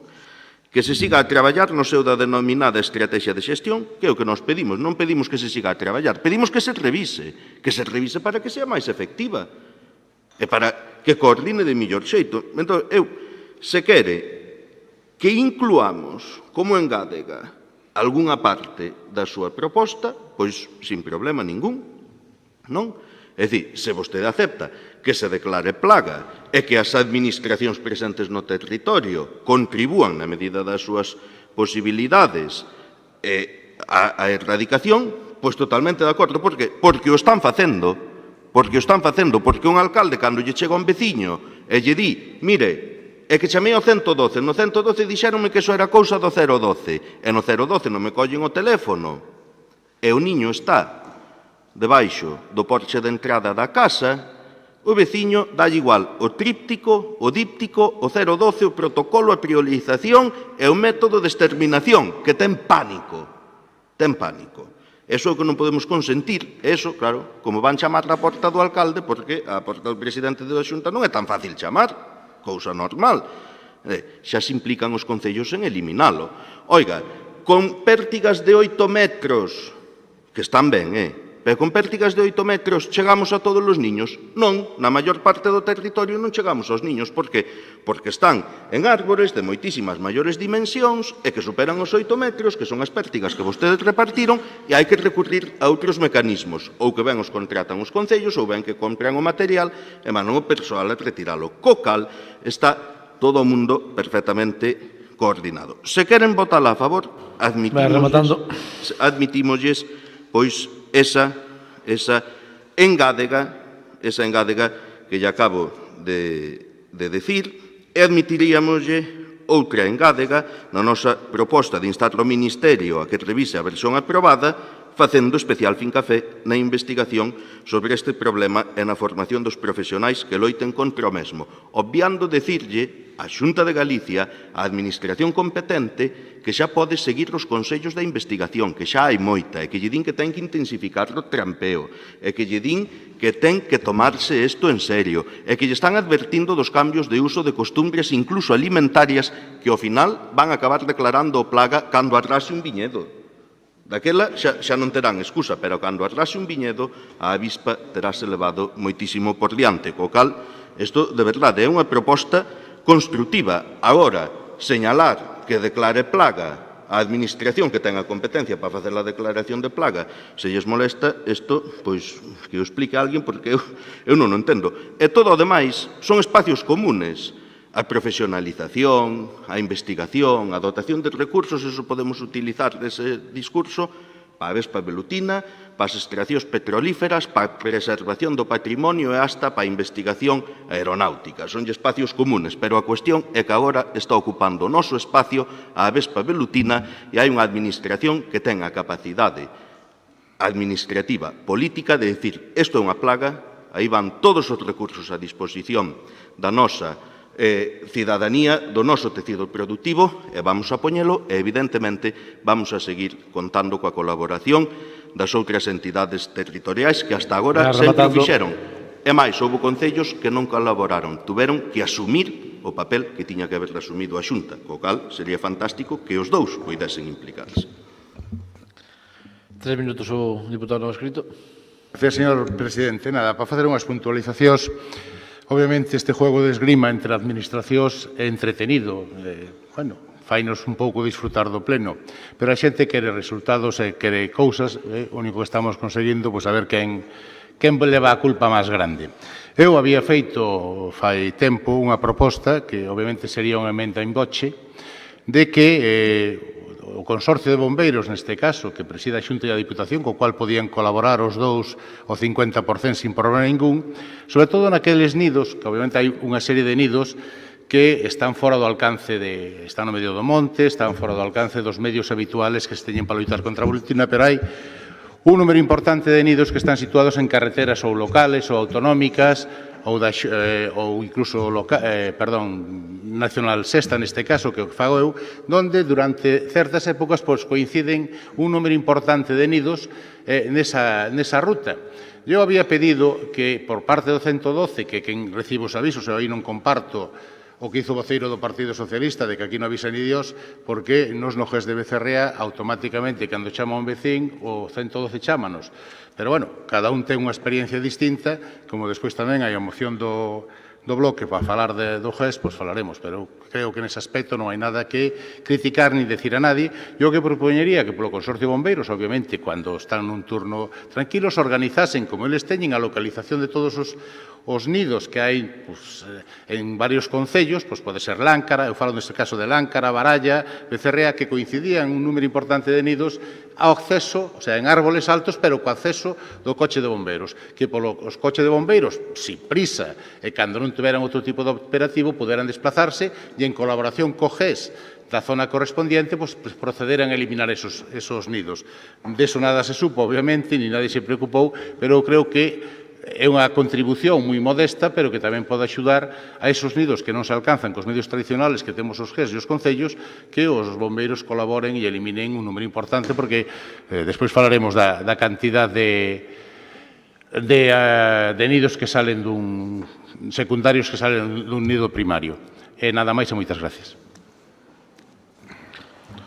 3 minutos o voceiro do BNG. Sí, nós na nosa emenda, e atendendo ao razonamento e explicación que daba o señor Ulla, efectivamente, podemos suprimir a cantidade, non? Deixalo simplemente en instar a Xunta de Galiza a impulsar, financiar e coordinar unha campaña primaveral de trampeo masivo, sin especificalo, non? Que, lóxicamente, eso sería unha cuestión moito máis técnica, porque entendo que se aceptaba a nosa emenda por parte do PSOE. Nada máis que dicir. No resto, pois, póñense de acordo que aquí que saia unha proposta única. 3 minutos o voceiro do Partido Popular. Sí. Ben, eu creo que a nosa intención, e xa o dixen desde o primeiro momento, e eu creo que vai recollida na emenda que presentamos, a intención é de chegar a un consenso e estamos de acordo en que é un problema grave, así yo recoñezo tamén, nos recoñecemos os que temos capacidade de xestión municipal e nos atopamos día a día coas chamadas dos veciños e que nos reclamen o seu problema, pero, desde logo, non entendo o seu empeño en declarar praga sabendo que iso é. Eu entendo, a diferencia entre vostede e eu, é que eu non teño que facer méritos. O sea, eu son alcalde porque os veciños me elexiron, non teño que facer méritos para ser secretario xeral ou para aspirar a outro. Eu só teño que defender a miña xestión e que os veciños pois me valoren porque eu resolvo os problemas cando me chamen. E non teño que ter que un día se me acenda a bombilla, teño unha ocurrencia e diga, pois vamos a declarar praga a vespa velutina porque así vamos a solucionar o problema. Pois non, esa é a diferencia entre os que temos capacidade de xestión, aínda que vostede en a anterior sesión me acusou de tal, me dixo froito da súa bisoñez. Pode ser bisoñez. Mire, levolle 8 anos en xestión de goberno como tenente de alcalde, 4 anos na oposición e xa vai 7 anos como alcalde. Se iso é bisoñez, pois pode ser, seguramente sea bisoñez. Ao mellor dentro de uns anos pois, chego a adquirir certa experiencia, non sei se como a súa, pero bueno, tentarino polo menos. Pero xa lle digo, eu sei que os problemas non se resolven con un chasquido. Se puidera facelo, pois con un chasquido arranxaba todas as estradas do meu concello e todos os problemas que teñen, as averías de auga, pero iso non se lle soluciona así, con ninguna ocurrencia de decir, declarámolo praga e ala, solucionou o problema. Non lle é así. Se non dígame vostede en que vai a beneficiar ou que vai a supoñer de cambio declaralo praga. Cando non temos unha legislación que o avale. Cando unha legislación a nivel vegetal, como pasou coa couza ou a temalteca, efectivamente, sí se pode declarar, porque hai. Pero digamos vostede, a que lei nos ampara para poder declarar como praga. Aí ten que liderar o Ministerio. E como é algo que non afecta a nosa comunidade, desde logo ten que ser o Ministerio. Si despois, a través do Ministerio, coordinado coa comunidade autónoma, deciden declaralo, pois que declaren, ou se hai que modificar unha lei. Pois para eso estamos, para facelo.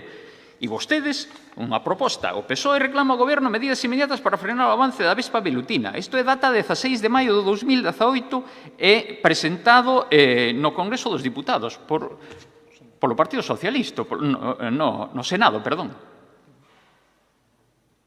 Pois fagan o mesmo. Eu estou dicindo, estamos todos de acordo, isto ten que ser unha loita de todas as administracións, incluído a Deputación Provincial. A Deputación Provincial tamén debe colaborar. E fagan vostedes un exercicio de autorreflexión. Hai concellos como o Concello de Lugo que non se adheriu a ese convenio. Non se adheriu ao convenio cando os concellos somos os máximos interesados porque temos que resolver os problemas dos nosos veciños. Si temos medios e temos grupos de protección civil, desde logo, eu no meu concello non o teño, pois lóxicamente xa me perdo ter a disponibilidade de medios materiales e de formación por parte de vicepresidencia que yo deu aos concellos nos que teñen grupos de protección civil para poder actuar. Pero, desde logo, é unha mágoa que os concellos que o teñen como o Concello de Lugo non se adhiran e traballen unidos entre todas as administracións e de forma coordinada para loitar contra isto. O que lles propoño é que recollendo iso, e se quere recoller vostede porque ten a teima coa praga, pois poñamos que instamos ao Ministerio a que, se iso vai a solucionar o problema ou vai a implicar máis medidas á declaración de plaga, pois que se legisle ou que se modifique para a declaración. Pero se vostede non é capaz de decirme en que vai a repercutir a declaración de praga, se vai a ser con máis medios económicos, con máis investigación, que diferencia vai a ter? É porque solo se lle ocurriu ese día, pola mañá cedo, que íbamos a declarar praga para solucionar un problema que afecta aos veciños? Para qué? Para intentar sacar un rédito electoral? Utilizar a demagoxia política? É que non ten sentido ningún. Tendo a man, recollemos a proposta do BNG, vai rematando a proposta do PP e saquemos unha postura común. Pero non entendo a teima esa de seguir querendo declarar praga. A semana que ven declarará vostede tamén a garrapata ou a carracha, porque tamén está producindo danos, a picadura. E tamén acabará morrendo xente. Pois declaremos praga todo, entonces, non? Que non ten sentido ningún. Remato. Un minuto para rematar. Non sei se o señor Rulla necesita un pouco tempo máis para falar algo da vespa velutina, porque parece que, cando se acaban os argumentos, chama a outros asuntos. Non se preocupe, se alguén non me quero parecer é a vostedes, teña tranquilo, que non o vou a seguir. Mire, vamos a ver. A competencia en medio ambiente, que na ten? Non a ten a Xunta de Galicia? É que se non ten competencia en materia local, en medio ambiente, en emerxencias, en medio rural, en absolutamente nada. Coño, o problema non o temos coa velutina, témolo co goberno da Xunta de Galicia. Porque eso, entón, sí que é unha invasión e sí que é unha plaga. De verdade, non admite a proposta que lle fago de integración da súa enmenda na nosa proposta, co cual non se acepta a enmenda presentada polo Partido Popular. E se mantén a proposta de que a Xunta de Galicia declare plaga a vespa velutina. Por qué? Porque nos está comendo, señor Rulla. Porque nos está matando. Porque está acabando coa produción apícola en moitos sitios e vostedes están mirando para outro lado. Porque vostedes piden aos concellos que voluntariamente atendan o problema que vostedes non atenden. E máis, onde non se adiren voluntariamente, teñen a santa valentía de intentar criticar que non funciona ben o mecanismo sin dicirlle a xente que depende de vostedes. Polo tanto, sométese a votación e esperemos que algún día a Xunta de Galicia tome conciencia de que ten que facer algo e non pase como a praga da couza da pataca, que cando se deron cuenta, despois de anos de advertencia, 5 anos como este o caso, a única solución que quedaba era privar a xente de plantar a pataca. Pois, dentro de 5 anos, decidirán vostedes se andan por ali, esperemos que non, declaralo plaga, e diránlle a xente, váyanse, non nos vai a picar dunha avispa. Temos tempo suficiente para reaccionar. Asuman as competencias que cada quen ten que asumilas. Nós non titubeamos en dicirlle ao Goberno Central que ten que revisar a estrategia porque non deu resultado abondo nin satisfactorio. Non entendemos a súa obstinación con que non se declare plaga, que o que significa é que todos os recursos, todos os mecanismos humanos, materiais e económicos se poidan poñer a disposición da loita contra unha plaga, que non é o mismo que unha proliferación, é unha plaga, todos sabemos o que é. E, por certo, pola picadura da catracha xa ten morrido xente, non é algo tampouco novidoso en este mundo. O mellor de algún día si que fan vostedes, e por outras cuestións, máis investigación e, ademais, o máis importante, atención á investigación. En agora mesmo, que vamos é a votar a proposta do Partido Socialista coa enmenda de engádega do Bloque Nacionalista de Galego sin recoller unha cifra concreta de trampeos a utilizar. Ben, pois ben, xa debatido, pasamos a votación. Señor presidente, a emenda in voce non se acepta logo, non? A colaboración... Perdón, sí que se pode admitir, pero tamén salientar que os parques de bombeiros xa están retirando niños cando así lles é indicado, pero sí que se admite. Ben, pasamos logo á votación ca emenda do BNG sin número de niños ou de actuacións e ca de señor diputado non escrito. Votos a favor? Abstencións? Queda aprobada a moción. Sexto punto. Sexto, moción do Grupo Provincial Socialista para instar a Consellería de Infraestructuras e Vivenda da Xunta de Galicia a acometer o desdobramento integral do corredor Nadela-Sarria. 6 minutos o vocero do Goberno. Moi bons días. Moitas gracias, señor presidente, señoras e señores deputados. Hoxe o Grupo Socialista trae a este pleno unha xa moi bella reivindicación dos veciños e veciñas da comarca de Sarria, de toda a comarca de Sarria.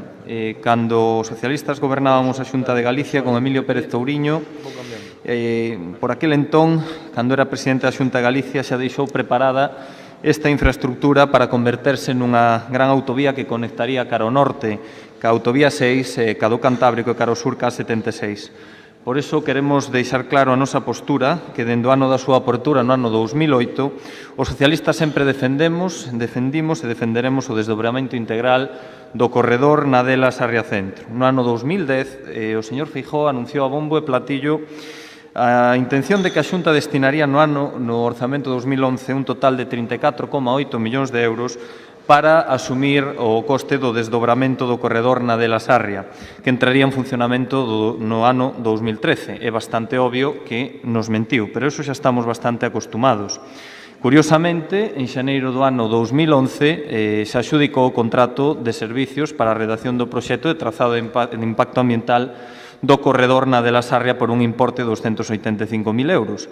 Pero, 6 anos despois, en maio de 2017, a Xunta volve a investir 170.000 euros nun novo contrato de servicios, pero esta vez para abordar a redacción do proxecto de trazado de impacto ambiental só do tramo entre a Pobra de Sanxiao e Sarria Centro, cun total de 11,5 kilómetros pola contra dos que se comprometera o señor Feijóo no ano 2010.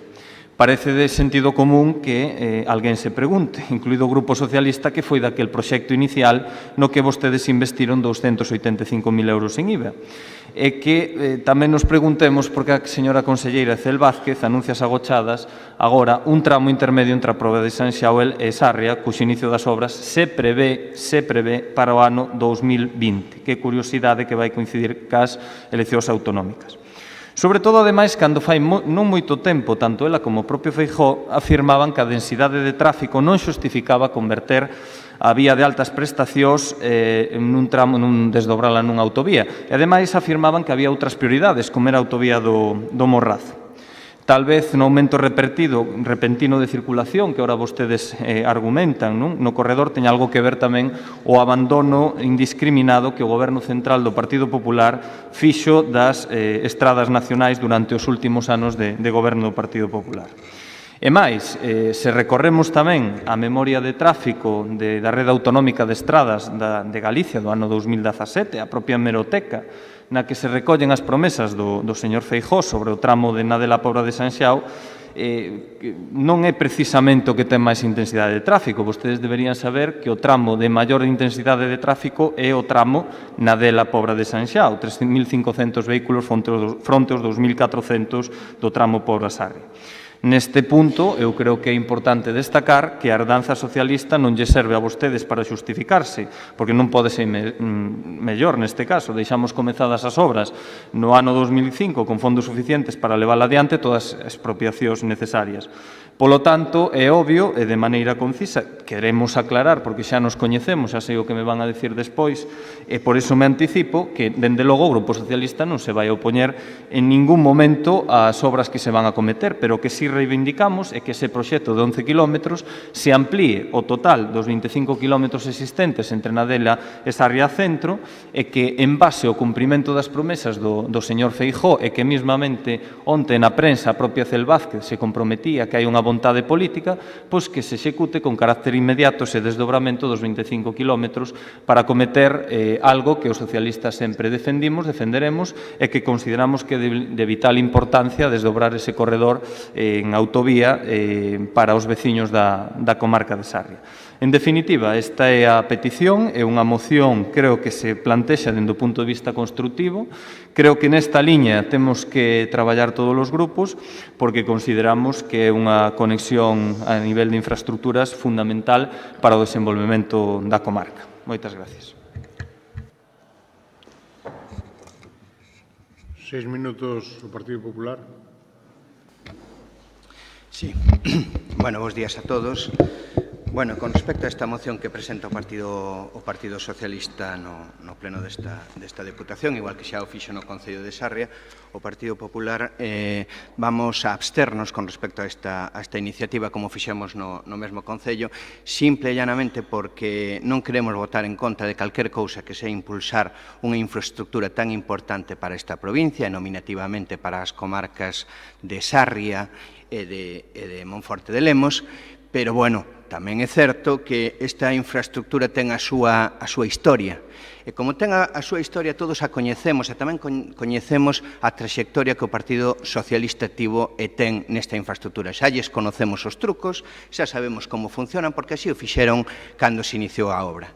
Eu quería remontarme alá ao ano 2000, cando na comarca de Sarria, en varias comarcas da provincia de Lugo, no tramo centro-sur da mesma, se empezaba a falar das mortes e dos accidentes que había na anterior carretera, no que chamamos a carretera vella de Sarria a Lugo, particularmente en zonas con auténticos puntos negros, na zona de Balmao, incluso na zona de Sabarei, na recta e demais, donde estaban xalonadas, desgraciadamente, de moitos accidentes e moitas mortes. Falábase da necesidade, e creouse esa conciencia social en todos esos concellos, en toda esa parte da provincia, da necesidade de arranxar esa carretera, de eliminar parte das curvas, de mellorar o asfalto, de facer obras en definitiva que melloraran a seguridade mesma.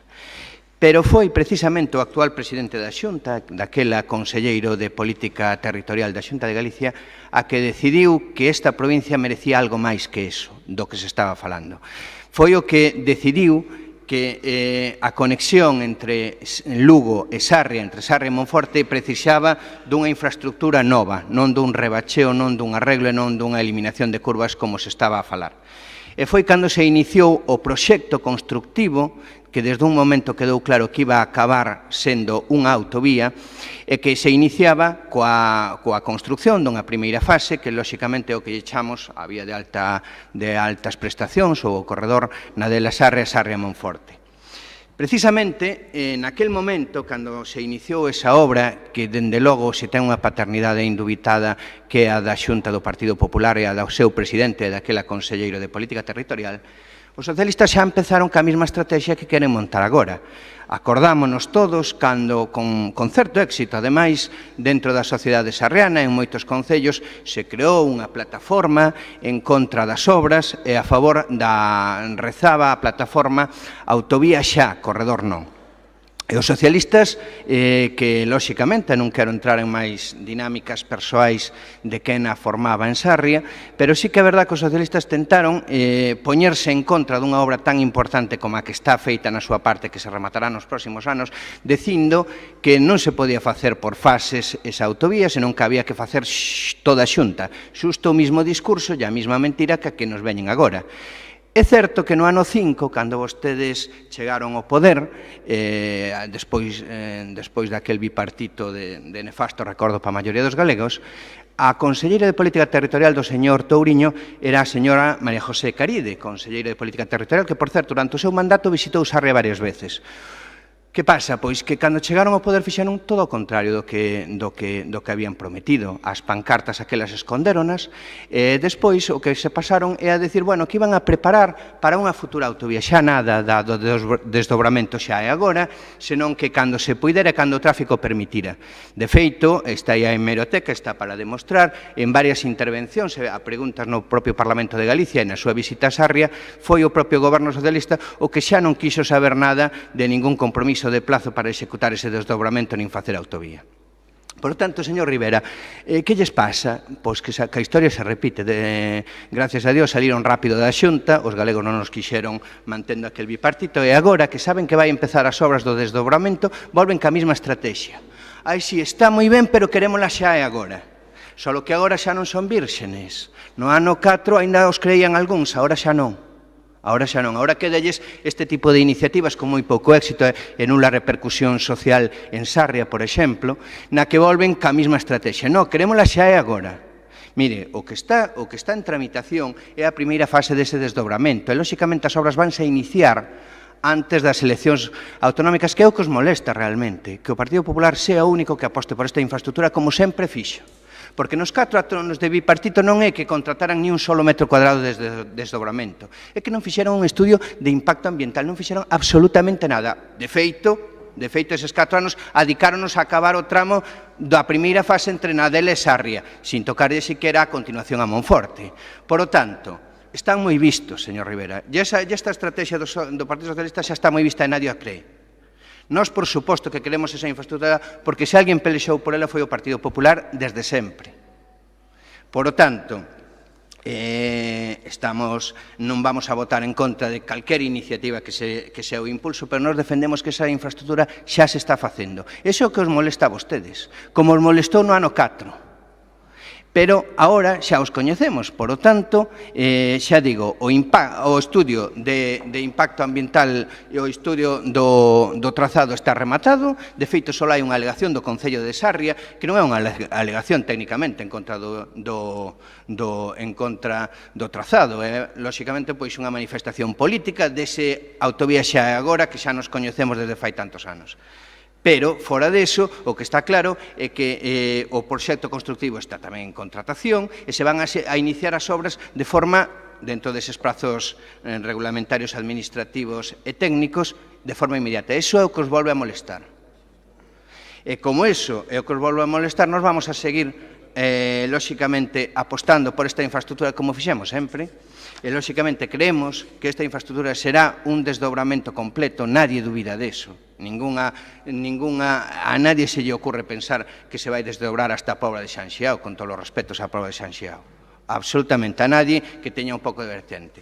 Por o tanto, non vamos a votar en contra desta iniciativa, pero, lóxicamente, a encuadramos dentro deste tipo de mocións electoralistas que fan vostedes cando ven que se van a iniciar obras e próximas son as eleccións. Agardamos, eso sí, que tamén con esa mesma voluntariosidade, con esa mesma ilusión, tamén tiren de aquí para adiante por as obras que están comprometidas con prazos por parte do Ministerio de Fomento e que non escondan as pancartas como fixeron xa en outros tempos cando houve un cambio de goberno e chegaron vostedes ao goberno. 6 minutos o voceiro do diputado non escrito, perdón.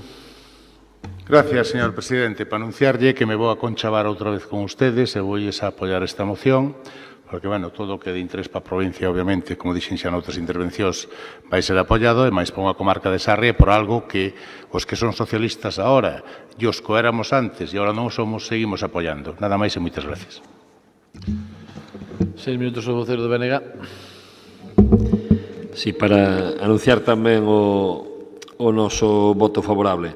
Todas as infraestructuras tenen a súa historia, como decía José Antonio, pero a historia real que tenen todas as infraestructuras é que se fan cos impostos de todas e todos os lucenses, de todas e todos os galegos, porque parece ser que aquí hai unha carreira a ver quen fixo máis ou quen fixo menos e se lle fea a conduta ao que temos enfrente.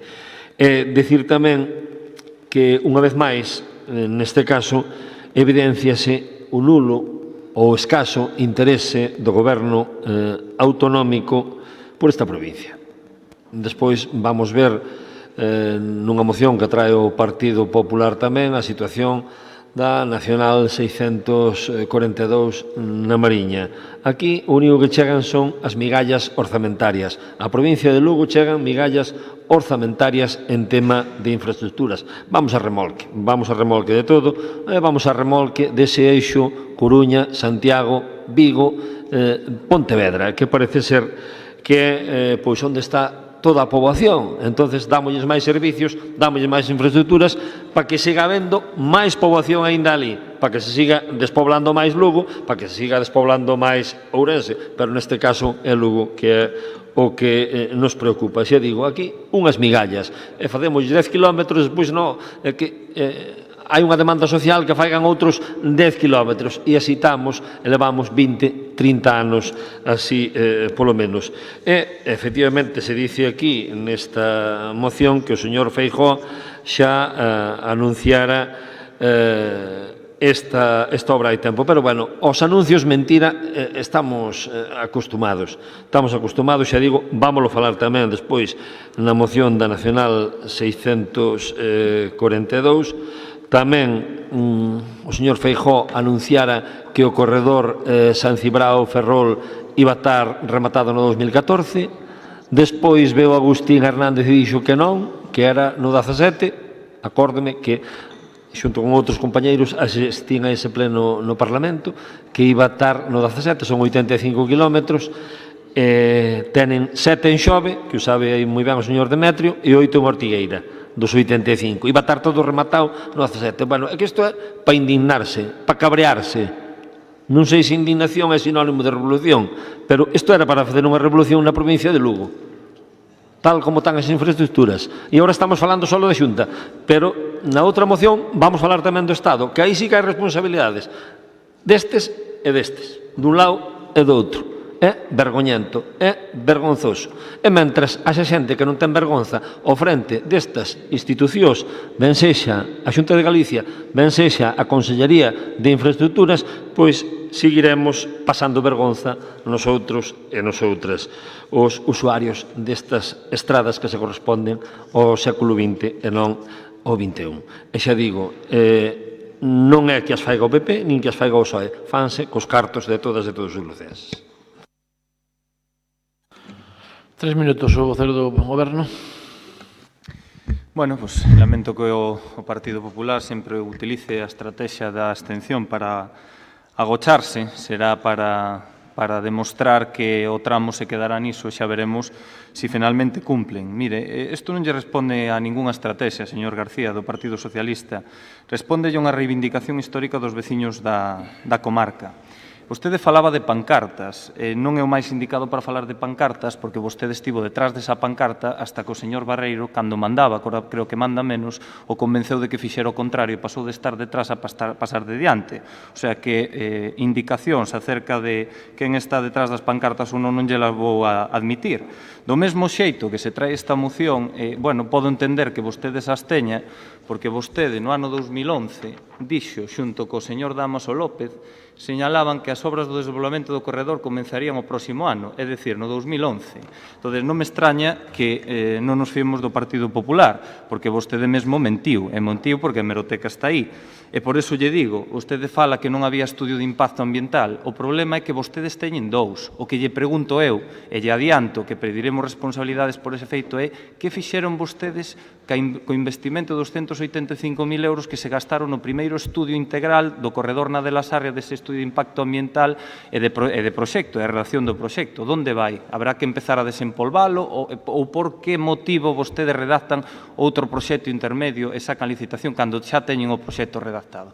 Son preguntas importantes e relevantes acerca dunha infraestructura que, insisto, é tremendamente necesaria, que se lles encheu a boca no ano 2010 dicindo que, que iban a executar, que iban a reservar 34,8 millóns de euros. Vostede mesmo dixo, vostede mesmo enganou a todos os veciños da comarca de Sarria dicindo que eso era así, e, dende logo, eu non me gusta entrar na guerra do Itumás, pero o que é certo e indiscutible é que cando o presidente da Xunta, Emilio Pérez Touriño, no ano 2008 se inaugurou ese primeiro tramo do corredor, un corredor que espero que non mo negue, porque estaría mentindo outra vez, quedou perfectamente estructurado, expropiado, os desmontes realizados para poder acometer ese desdobramento e facer a vía de altas prestacións, convertela nunha autovía. Insisto, cunha estrategia moi clara e desde o punto de vista político, que era que conectara o norte ca A6 e ca autovía do Cantábrico e o sur ca A76. Eso foi o que defendemos. Eu dixen na primeira intervención o que defendemos agora, o que defendimos e o que vamos a defender.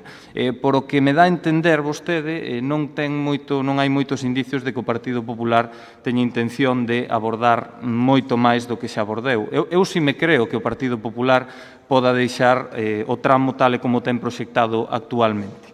Espero que eso non sea así, e a única estrategia que lle hai é, de verdade, reivindicar unha necesidade dos veciños que utilizan a cotío esa vía. Lle digo tamén que é unha cuestión de seguridade, porque calquer persoa que entenda mínimamente disto é perfectamente consciente que o tramo de maior densidade de tráfico é precisamente o de Nadela a Pobra. Supoño que será a súa estrategia electoral, coller Pobra de Sanxá ou Sarria, respetable, xa digo que non nos opoñemos, pero creo que calquer, dende o punto de vista xa técnico, non só político, calquer persoa en cuestións de seguridade, de mellora da infraestructura, ten completamente interiorizado que a Xunta de Galicia debería facer unha aposta firme e decidida por desdoblar esos 25 kilómetros en total que conlevaría esa vía de altas prestacións en autovía que tan necesaria, tan demandada é polos veciños. Moitas gracias.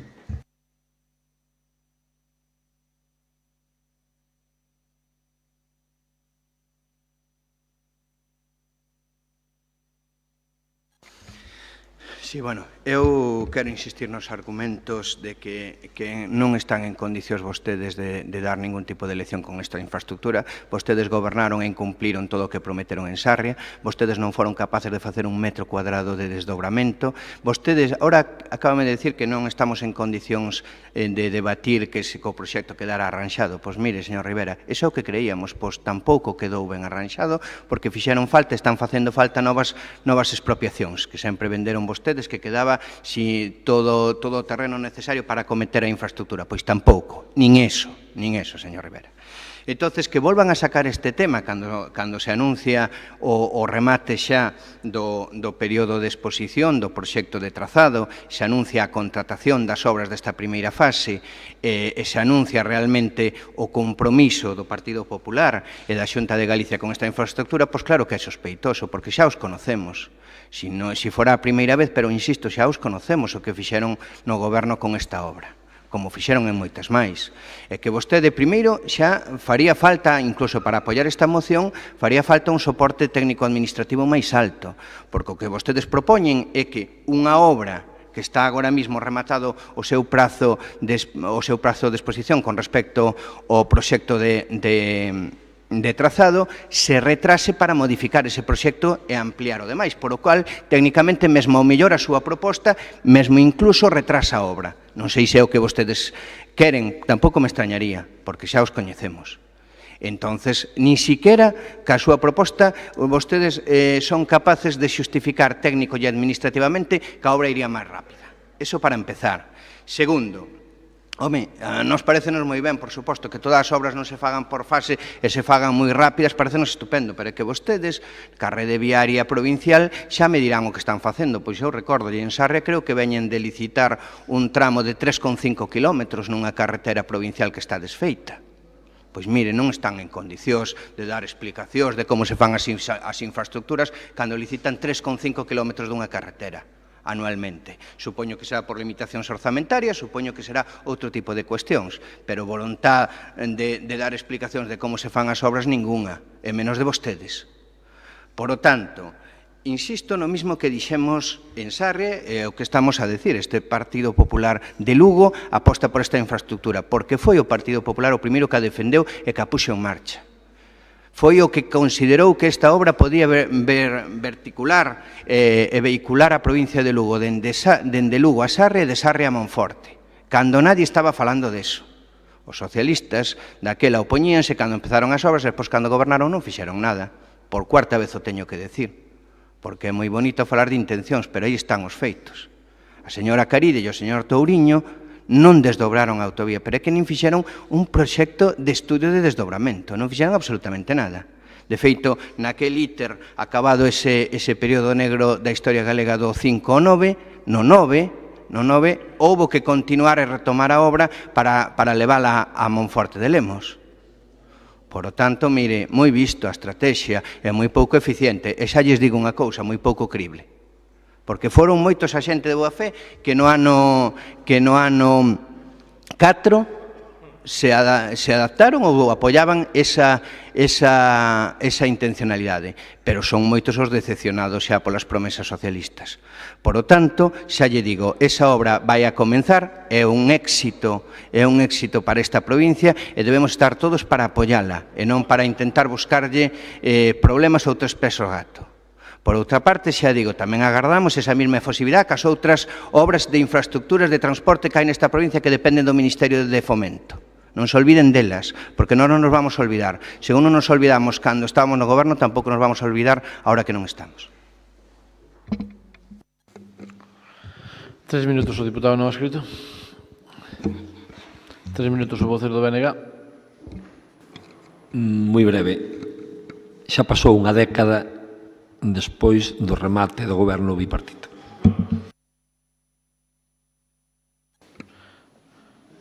Un minuto para rematar o voceiro do goberno. Bueno, é certo que o voceiro do BNG foi breve. Eu tamén o vou a ser. Eu xa sei que xa tuvo o seu momento de gloria, o seu espectáculos García en acción, pero non se poña nervioso. Dicía que, en todo caso, o que lle ten que pedir explicacións é o goberno socialista o Partido Popular, non vostede a min, dende logo, que o que lle ten competencias nese corredor é a Xunta de Galicia, que quede claro, debe de ser que vostede o fixo moi ben en Sarria, por eso está gobernando ali, non?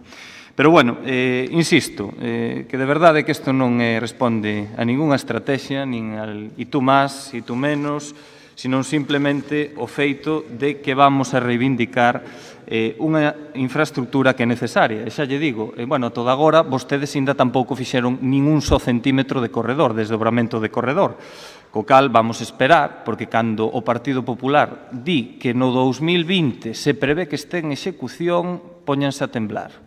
Porque probablemente o mellor levan unhas máquinas para ali, bueno, e fan algo, e a ver si cola para as autonómicas, que sabemos como operan vostedes, non? E, bueno, eu insisto, é unha lástima que o Partido Popular se manteña nunha moción como esta, do mesmo xeito que fixo no Concello de Sarria, e, ademais, bueno, pois, insisto, nós non tiñamos o mellor o proxecto feito. Vostedes teñen dous, gastáronse máis de preto de 400.000 euros.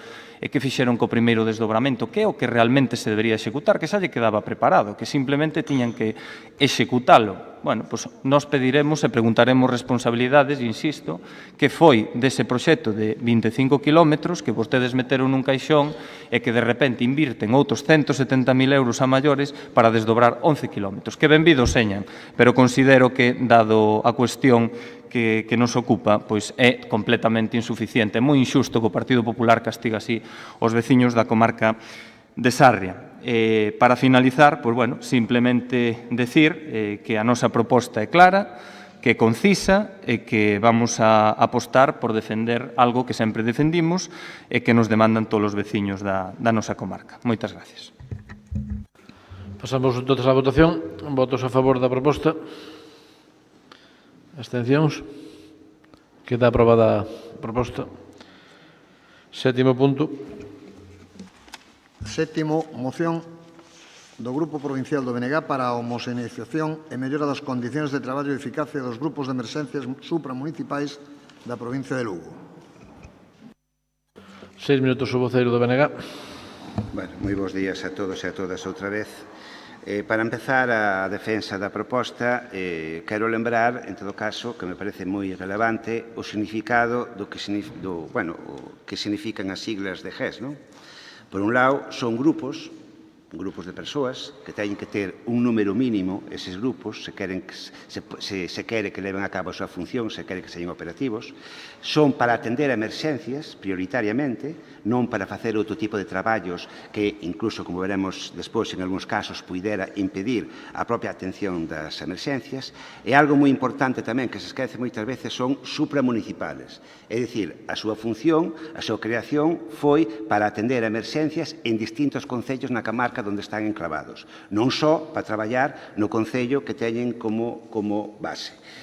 Ben, neste panorama ou neste campo tamén hai que ter en conta a política que, desde o noso punto de vista non acertada ou, cando menos, moi mellorable que ten a propia Xunta de Galiza coa xestión das emerxencias, neste caso non sanitarias, ca súa disgregación, dependendo de distintas administracións, con diferentes grupos, incluso, bueno, hai desde funcionarios, bombeiros funcionarios no caso das grandes cidades, bombeiros en empresas privadas, porque está privatizado esa parte nos parques comarcais, ou o que nos atañe, que son os grupos de emerxencias supramunicipais, que dependen, cada un deles, do seu concello concreto no que están enclavados. Con eso, lóxicamente, se o que é a atención das emerxencias en xeral é moito máis complicado, polo número de mandos, por así decirlo. Temos a costumbre de decir que neste país hai ás veces máis xefes que traballadores, pero no caso de emerxencias case, non? A dispersión, non? A hora de coordinalos, como se viu perfectamente en casos recentes de hai un ano ca vaga de lumes que padecemos, por exemplo, non?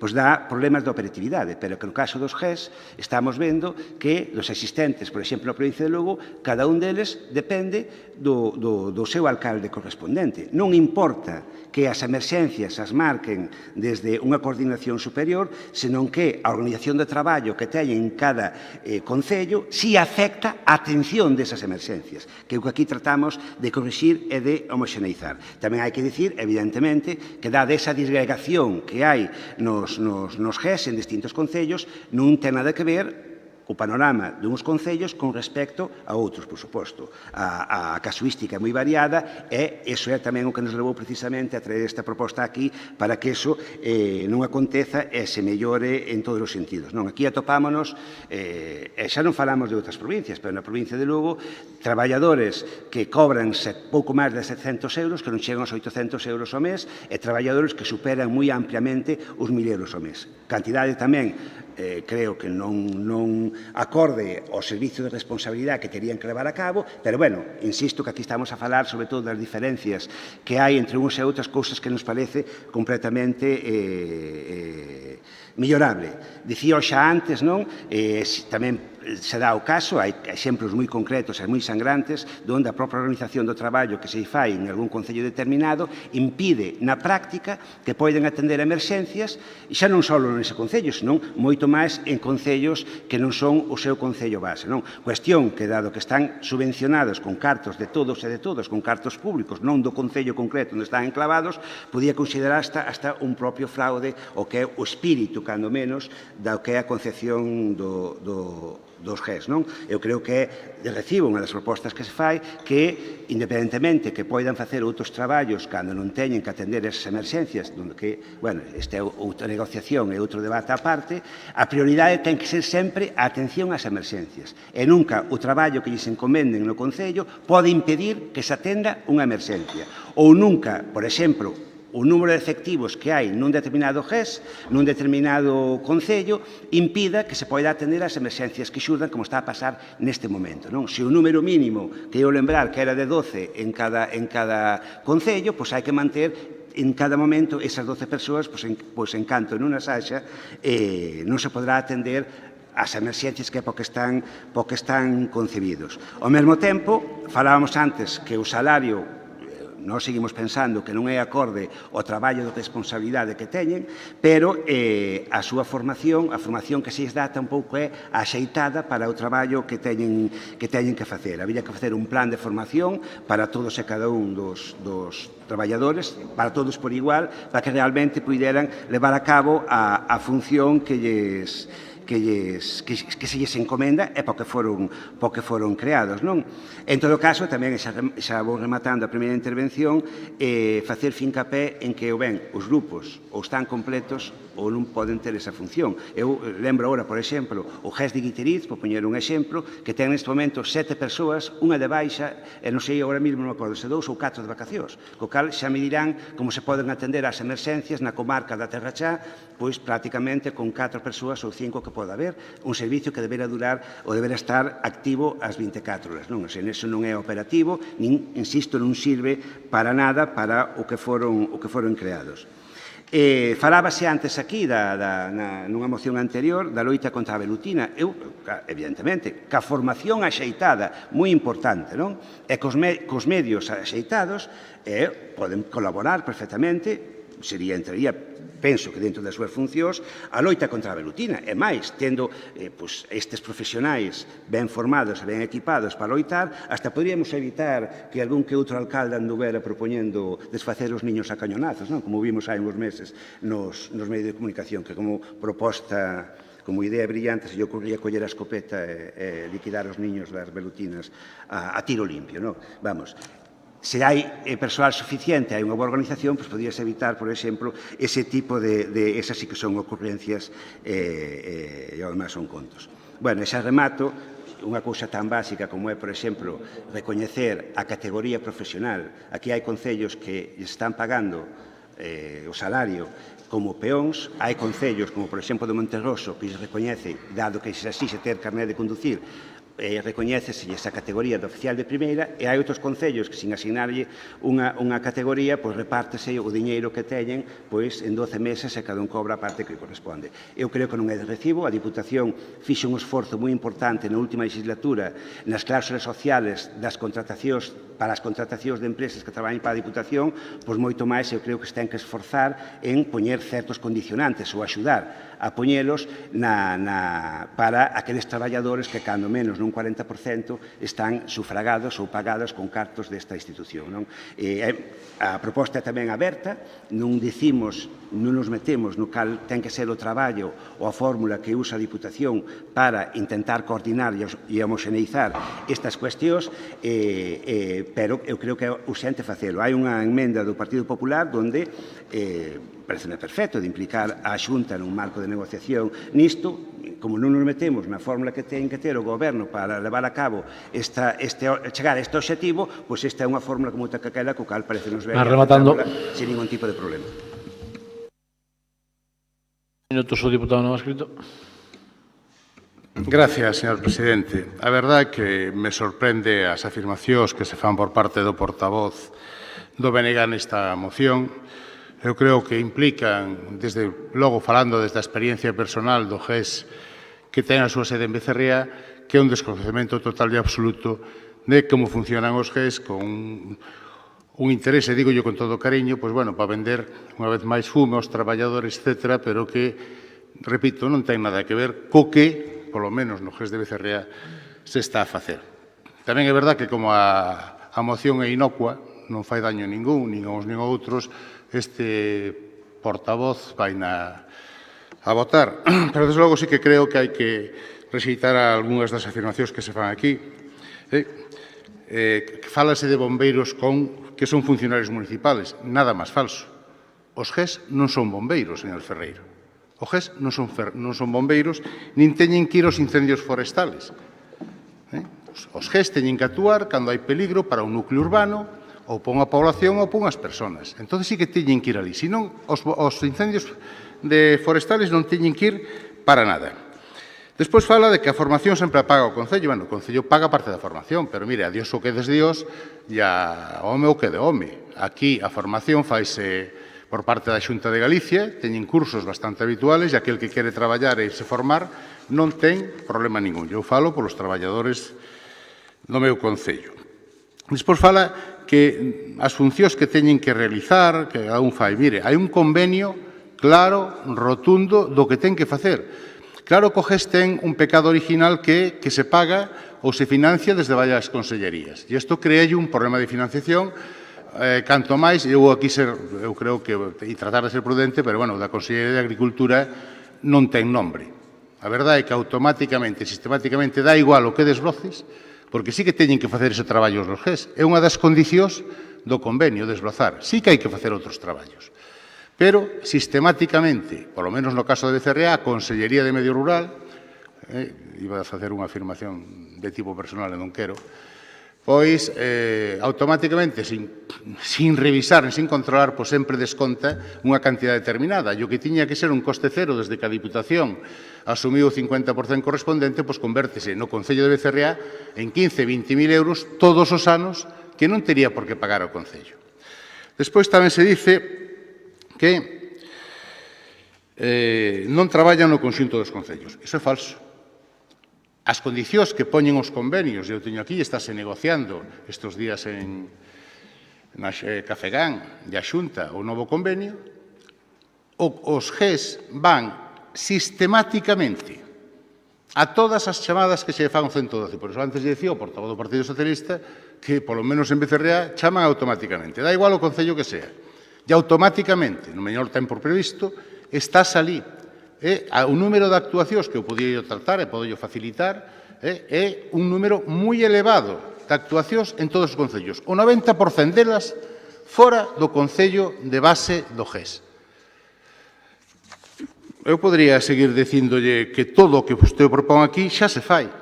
Non hai nada desto que haxe aquí que non se faga. Co cual, repito, eu vou apoiar a moción, pero, salvo a igualación de todos os salarios dos traballadores, obviamente aquí estará, imagino que no próximo convenio xirá, pero hai uns convenios determinados que son as condicións de traballo que puso cada concello de acordo co que había naquele momento e que o convenio exigía. Que hai diferencia de precios? Pois sí, de sueldos, sí, pero xa é unha determinación que terán que mirar o propio concello en función do convenio que lle aplique. Repito, vamos a apoiar, eu creo que desde o GES de Becerrea se quere documentación, información, pero imagino que a propia Xunta lle pode dar para non traer cousas aquí que a verdad son fume. Nada máis e moitas gracias e repito con moito cariño que yo teño ahora. 6 minutos o vocero do Partido Popular. Gracias, presidente. Unha vez máis lembro o que lle dixe no último pleno. Os turnos de palabra é certo que os pode usted comenzar como queira, de maior a menor ou de menor a maior. Pero se comeza por o BNG non a escrito, pois debería darlle ao Partido Socialista e non querer reservalo sempre para o final. De maior a menor ou de menor a maior. Ese é o que dice o reglamento. E dentro deso, pois usted faga o que queira que nos dá igual. Bien. Gracias de todas formas.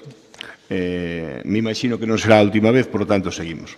Ben, eu encanto esta moción do BNG, o portavoz dun escrito dicía que era inocua. Bueno, pois é unha declaración de intencións, pouco máis, non? Eu creo que, efectivamente, se dicen algunhas cousas que están erradas. A principal, desde o meu punto de vista, é que a Diputación Provincial aporta o 50%. Non, mire, os GES aporta a Xunta de Galicia o 60% e no convenio inicial era o 20% os concellos, o 20% esta Diputación e por un acuerdo desta Cámara, pois decidiuse que o 20% dos concellos co aportar a Diputación e agora estaría nun 60-40 que un 20% máis é importante.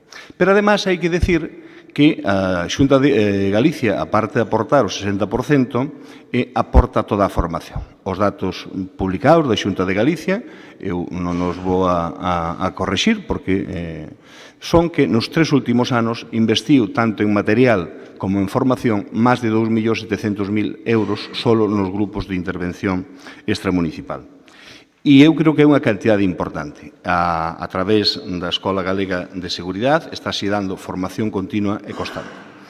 Eu podría estar máis ou menos de acordo que a igual traballo, igual sueldo, eu podría estar de acordo con algúns dos puntos que usted reivindica e que me parece tan. En cuanto á formación, home, eu entendo que cando un concello selecciona personal xa valora a súa formación. É dicir, non podemos entrar de fontaneiro e despois formarnos como fontaneiros. Entendo que dentro do respeto á autonomía local nos procesos de selección do concello para min son tan válidos como de calquera outra administración, entendo que xa se selecciona xente formada donde se valora a súa experiencia, onde se valoran os seus cursos e onde se valora a súa capacidade. Pero, ademais, despois, xa insisto, a Escola Galega, a través da EGAPS, pois, sigue dando formación continua. Eu creo que presentamos unha emenda que usted aceptou, e eu o agradezco, na línea de que poda salir adiante por unanimidade.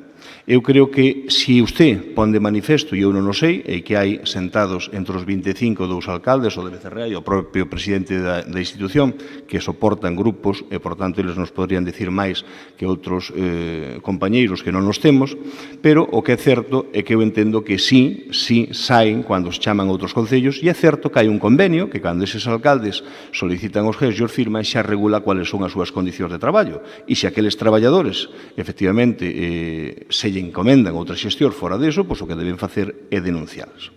Eu, en cuyo caso, creo que é importante que usted fala de homoxenizar, e se temos que homoxenizar dentro da provincia, tamén o temos que facer dentro de Galicia. E por iso, a Xunta de Galicia proveu unha comisión de seguimento do que son os grupos GES, grupos de acción supramunicipal, e, por tanto, eu que si lle pediría ao goberno desta institución, o que eu sí que pediría que hoxe se aprobara aquí esta moción canosa engádega, para decirlle ao goberno que dentro desa comisión onde están sentadas as 4 diputacións, dentro desa comisión onde están representados todos os concellos a través da FEGAN e onde está a Xunta de Galicia a través da vicepresidencia, pois ou a función que están levar adiante é aprobar un marco común de traballo, de obligacións, de salario para todos eles, pois que a institución, o goberno de Diputación, pois que, efectivamente, dentro desa comisión, pois lidere estes puntos que usted pide para que, de algún xeito, pois podamos ver a corto plazo pois unhos GES coordinados dentro de toda Galicia. Moitas gracias. 6 minutos o vocero do PSOE.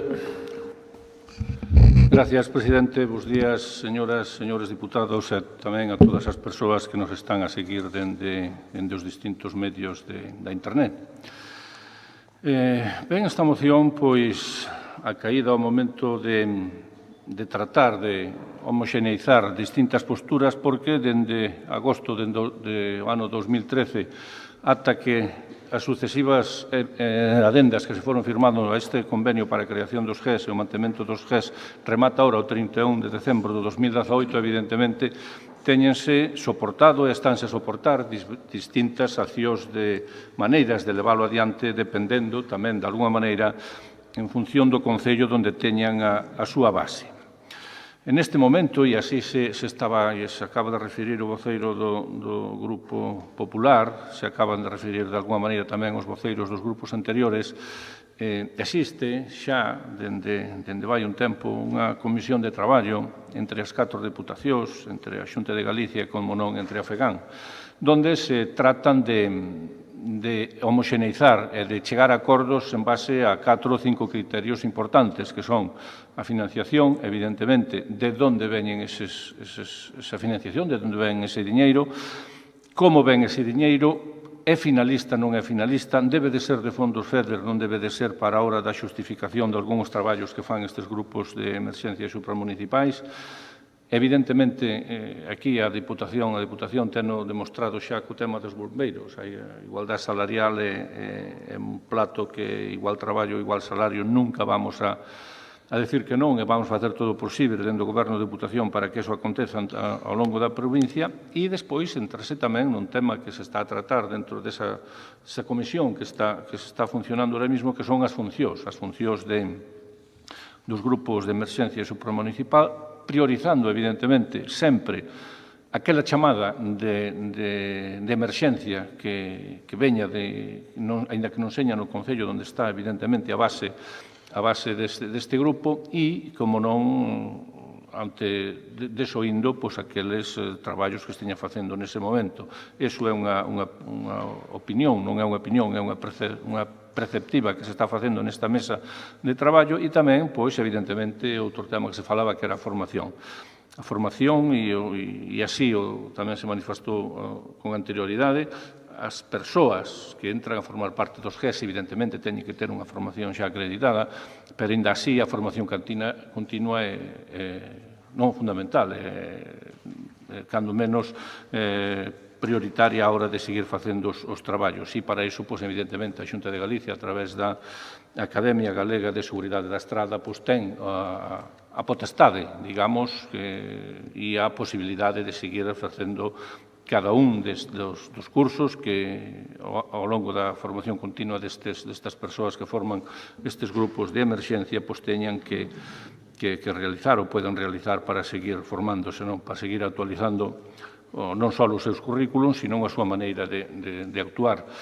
E tanto os componentes dos acordos que se pide polo Grupo do BNG como a emenda que presenta o Grupo Popular son temas que se están a facer xa, que se están a realizar xa dentro da, como digo, desta Comisión, Concellos, Deputacións, Xunta de Galicia. Xa me consta que hai acordos, sobre todo tamén a nivel de financiación, a nivel de porcentaxes e, sobre todo, tamén a nivel de funcións que van a facer no futuro convenio que se asine, como digo, que remata o 31 de decembro de 18. Por lo tanto, son temas que se están a realizar, son temas nos que se está traballando e, por tanto, son temas aos que nosotros, dende o Grupo Socialista, obviamente, llevamos a dar aprobación e llevamos a dar o noso consentimento nesta moción, tanto na moción como na emenda que produce en todo caso, correspondería ao Grupo do BNG a súa aceptación, pero a nosotros nos parece tamén lóxica as aportacións que fai o Grupo Popular. 3 minutos o vocero do BNG. Vamos ver, eu creo que non se debeu entender moi ben o que dixen ao principio, por unha banda, e por outra banda, que pintan un panorama de color de rosa que non é para nada real, nin ha caído a situación real. Eu creo que dixen moi claramente que cada concello era un mundo.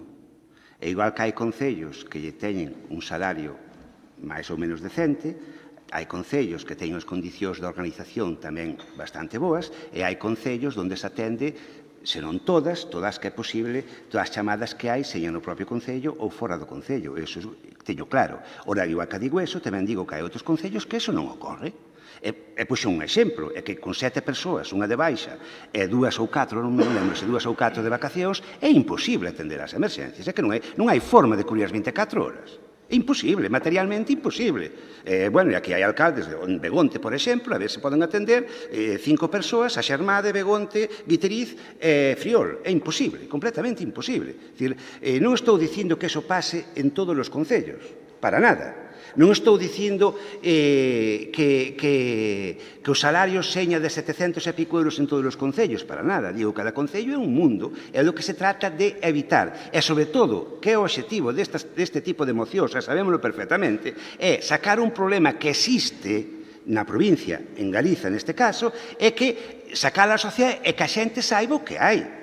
Que a xente saiba o que hai. Canto cobran, por exemplo, moitas das persoas que lle botan unha mão cando se ven apuradas e o traballo que teñen que facer. Formación. Lóxicamente, a formación é que cae de caixón, non pode darla ao Concello, é que iso é algo obvio, algo vamos, que cae totalmente lóxico. Pero tamén é certo que non chega para nada a formación que teñen cando superan as probas de selección para entrar nos GES. Home, unha cousa é unha proba de selección e outra cousa é a formación que tens que ter para levar adiante o teu traballo todos os días. E volvemos ao da velutina, por exemplo, que en algún GES xa teñen a obriga de recoller todos os niños que aparecen na súa comarca de actuación. E a formación é cero. Cero. De como tratar cos niños de velutina é formación cero. Cero. Pois alguén terá que exixir, e supoño que terá que ser quen paga, que é o normal, que esa formación se leva adiante e ter profesionales perfectamente formados. Home, eu quero, ojalá nunca me pase, pero se un día teñen que sacarme dun coche depois dun accidente, que seña xente que teña formada e que teña os medios necesarios para que encima non me provoque máis daños do que xa teño, non? É que solo faltaría. Eu nunca dixen que foran bombeiros, todo o contrario, Solo dixen que, e manteño, que o servicio de emerxencias non médicas está disgregado en distintos corpos, por así dicirlo. Hai o corpo de bombeiros, que son funcionarios nos concellos importantes, esa é unha parte. Hai os parques comarcais, que son bombeiros tamén, pero neste caso traballando para empresas privadas ou contratadas. E logo, a maiores, que é outra cousa, que non son bombeiros, están os GES. É a forma que está organizada o que é a atención das emerxencias en Galicia. Aquí estamos centrando neste caso no tema dos GES. É evidente e hai que recoñecer que as condicións de traballo son distintas. Iso é evidente. Que as funcións que levan a cabo son diferentes en función do concello onde traballan. Iso é evidente. E hai concellos onde esas funcións lles impiden atender as emerxencias. Por exemplo, que se dá, se están de garda dous traballadores do GES e un está nun extremo do concello facendo unha roza e o outro está no outro extremo montando un campo dunha festa e hai unha emerxencia completamente imposible que se atenda en tempo. Iso é unha cuestión de organización do traballo e alguén terá que dicir nas condicións básicas como ten que ser esa organización para que a prioridade señan as emerxencias. E non estou dicindo que eso ocurre na Ponte Nova, non sei, no Courel ou en Becerreá. Digo que acontece. En algún caso, acontecen este tipo de cuestións. E o que se pide é eso, que se poñen a traballar dunha forma seria para solucionar estes problemas. Creo que se pode facer. Ora, o que non se pode dilatar, que pasen os meses, que pasen os anos en comisións eternas, non? É que isto non cambia nada. Xa se dice, non? Se queres aplazar un tema, crea unha comisión de estudio, non? Que é o que acostumbra a facer cando non se quere facer nada. Pois poñerse as pilas e solucionar un problema que estamos traballando con unhas profesións que son moi delicadas. E que quede claro, tamén o digo, para que ninguén me malinterprete. Aquí non estamos dicindo, esa é outra cousa, é que os traballadores do GES teñan que solo facer emerxencias. Non estamos dicindo eso, para nada. Solo mantemos que ten que ser a prioridade absoluta. Logo, o maiores, pois é unha cuestión de negociar noutro ámbito que non é este.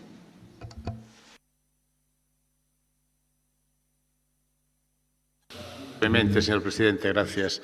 Simplemente para decir que, obviamente, como tamén da experiencia do funcionamento dos GES se vai aprendendo, pues estánse a tratar nese novo convenio de cambiar as condicións tanto de financiación como de traballo dos mismos. Por suerte, o señor Ferreiro, as emergencias, en principio, salvo xa unha catástrofe importante, co cual os GES, pues, non solucionaría nada ou moi pouco, non ocorren todas a mesma hora. É obvio, e entendémoslo todos, que se están nunha emergencia nun lado en Cervantes, obviamente non poden estar en Castroverde e o resto. Despois, sobre o dos tiros, que a usted lle parece simpático, eu podo lle constatar que é un sistema efectivo.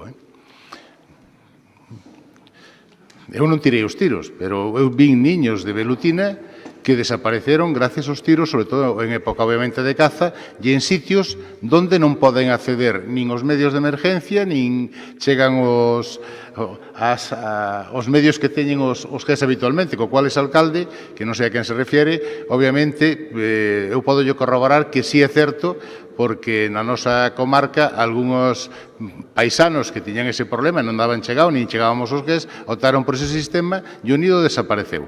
O sea que a eficacia debe de ter. Outra cosa é que non sea moi ortodoxo. Gracias.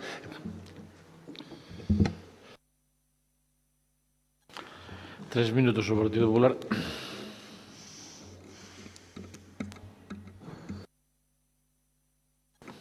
O vocero do Partido Popular. Gracias, señor presidente. Bueno, señor Ferreiro, eu creo que o que quería era poñer de manifesto a situación dos GES. Nos, xa lle digo, preocúpanos moito que calquer traballador, e máis os grupos de emerxencias supramunicipais, pois que estean o mellor dotados posible, e por iso creo que a Xunta se está facendo cargo desos, que se podrían facer tamén outras administracións, porque non olvidemos que ao final as competencias en emerxencia sí que as temos as administracións locales e por extensión a Diputación, pero a Xunta está cubrindo esa IVA. Decía o portavoz do PSOE que a Xunta de Galicia ten a potestad na estrada para poder facelo. Non, a potestad non, ten a capacidade e a voluntad. A potestad tiñámola outros, pero non a exercemos. Por tanto, eu estou de acordo con a igual funcións de todos os traballadores, igual salario. Estou de acordo con que teñen que ser uns grupos que, a parte de cumprir o que teñen no convenio dentro dos seus desbroces, teñen que ter carácter supramunicipal, igualación de salarios, elaboración dun plan de formación. Bueno, pois entendo que sempre continue constante, pero que deberemos seleccionar xa xente preparada, capacitada e que entren os mellores para poder facer o seu traballo, pero eu que lle pedía, e por iso a engádega do Partido Popular, era pois que eso se faga homoxéneo para todo Galicia dentro desa comisión que se creou a nivel galego cas diputacións. Unha vez aceptada, pois anunciarlle o noso voto favorable e esperemos pois que eso sirva para mellorar un pouco pois a eficiencia e eficacia destes grupos e tamén as súas condicións laborais. Moitas gracias. 3 minutos o voceiro do PSOE.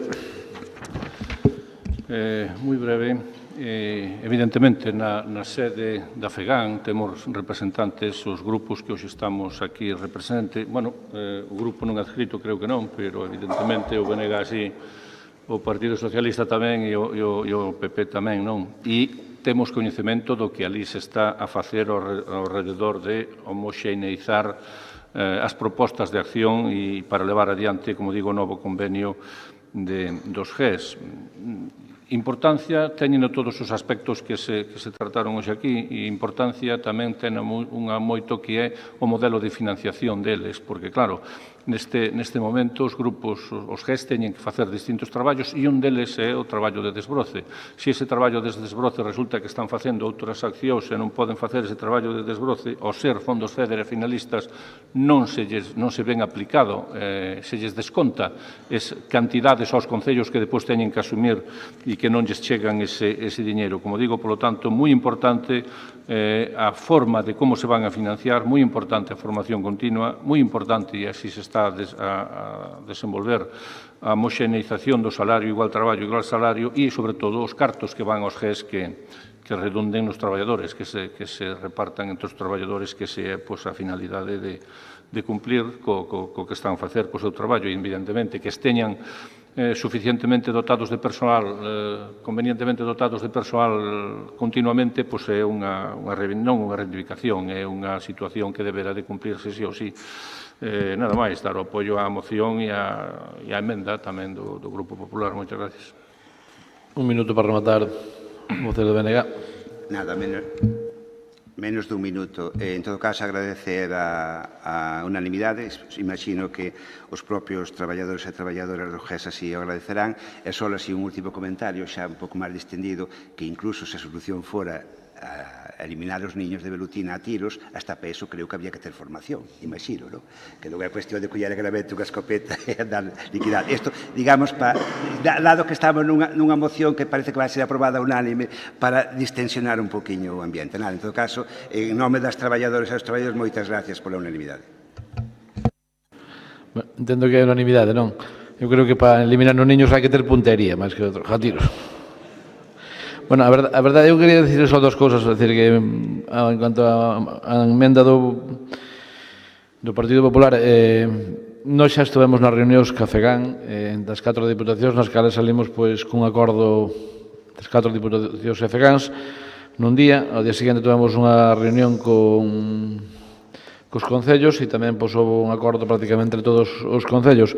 Partindo de que foi un convenio mal elaborado, na que obviamente quen non firmou o convenio era quen poñía a maior parte, quen se facía cargo a final dos 12 traballadores de cada GES, é dicir, sin estar firmando o convenio, pois ao final o que aceptas e a 12 personas indefinidas que como se acaba a subvención, pois a ver como nos vai aos concellos que temos GES. Eso sí que está claro, non?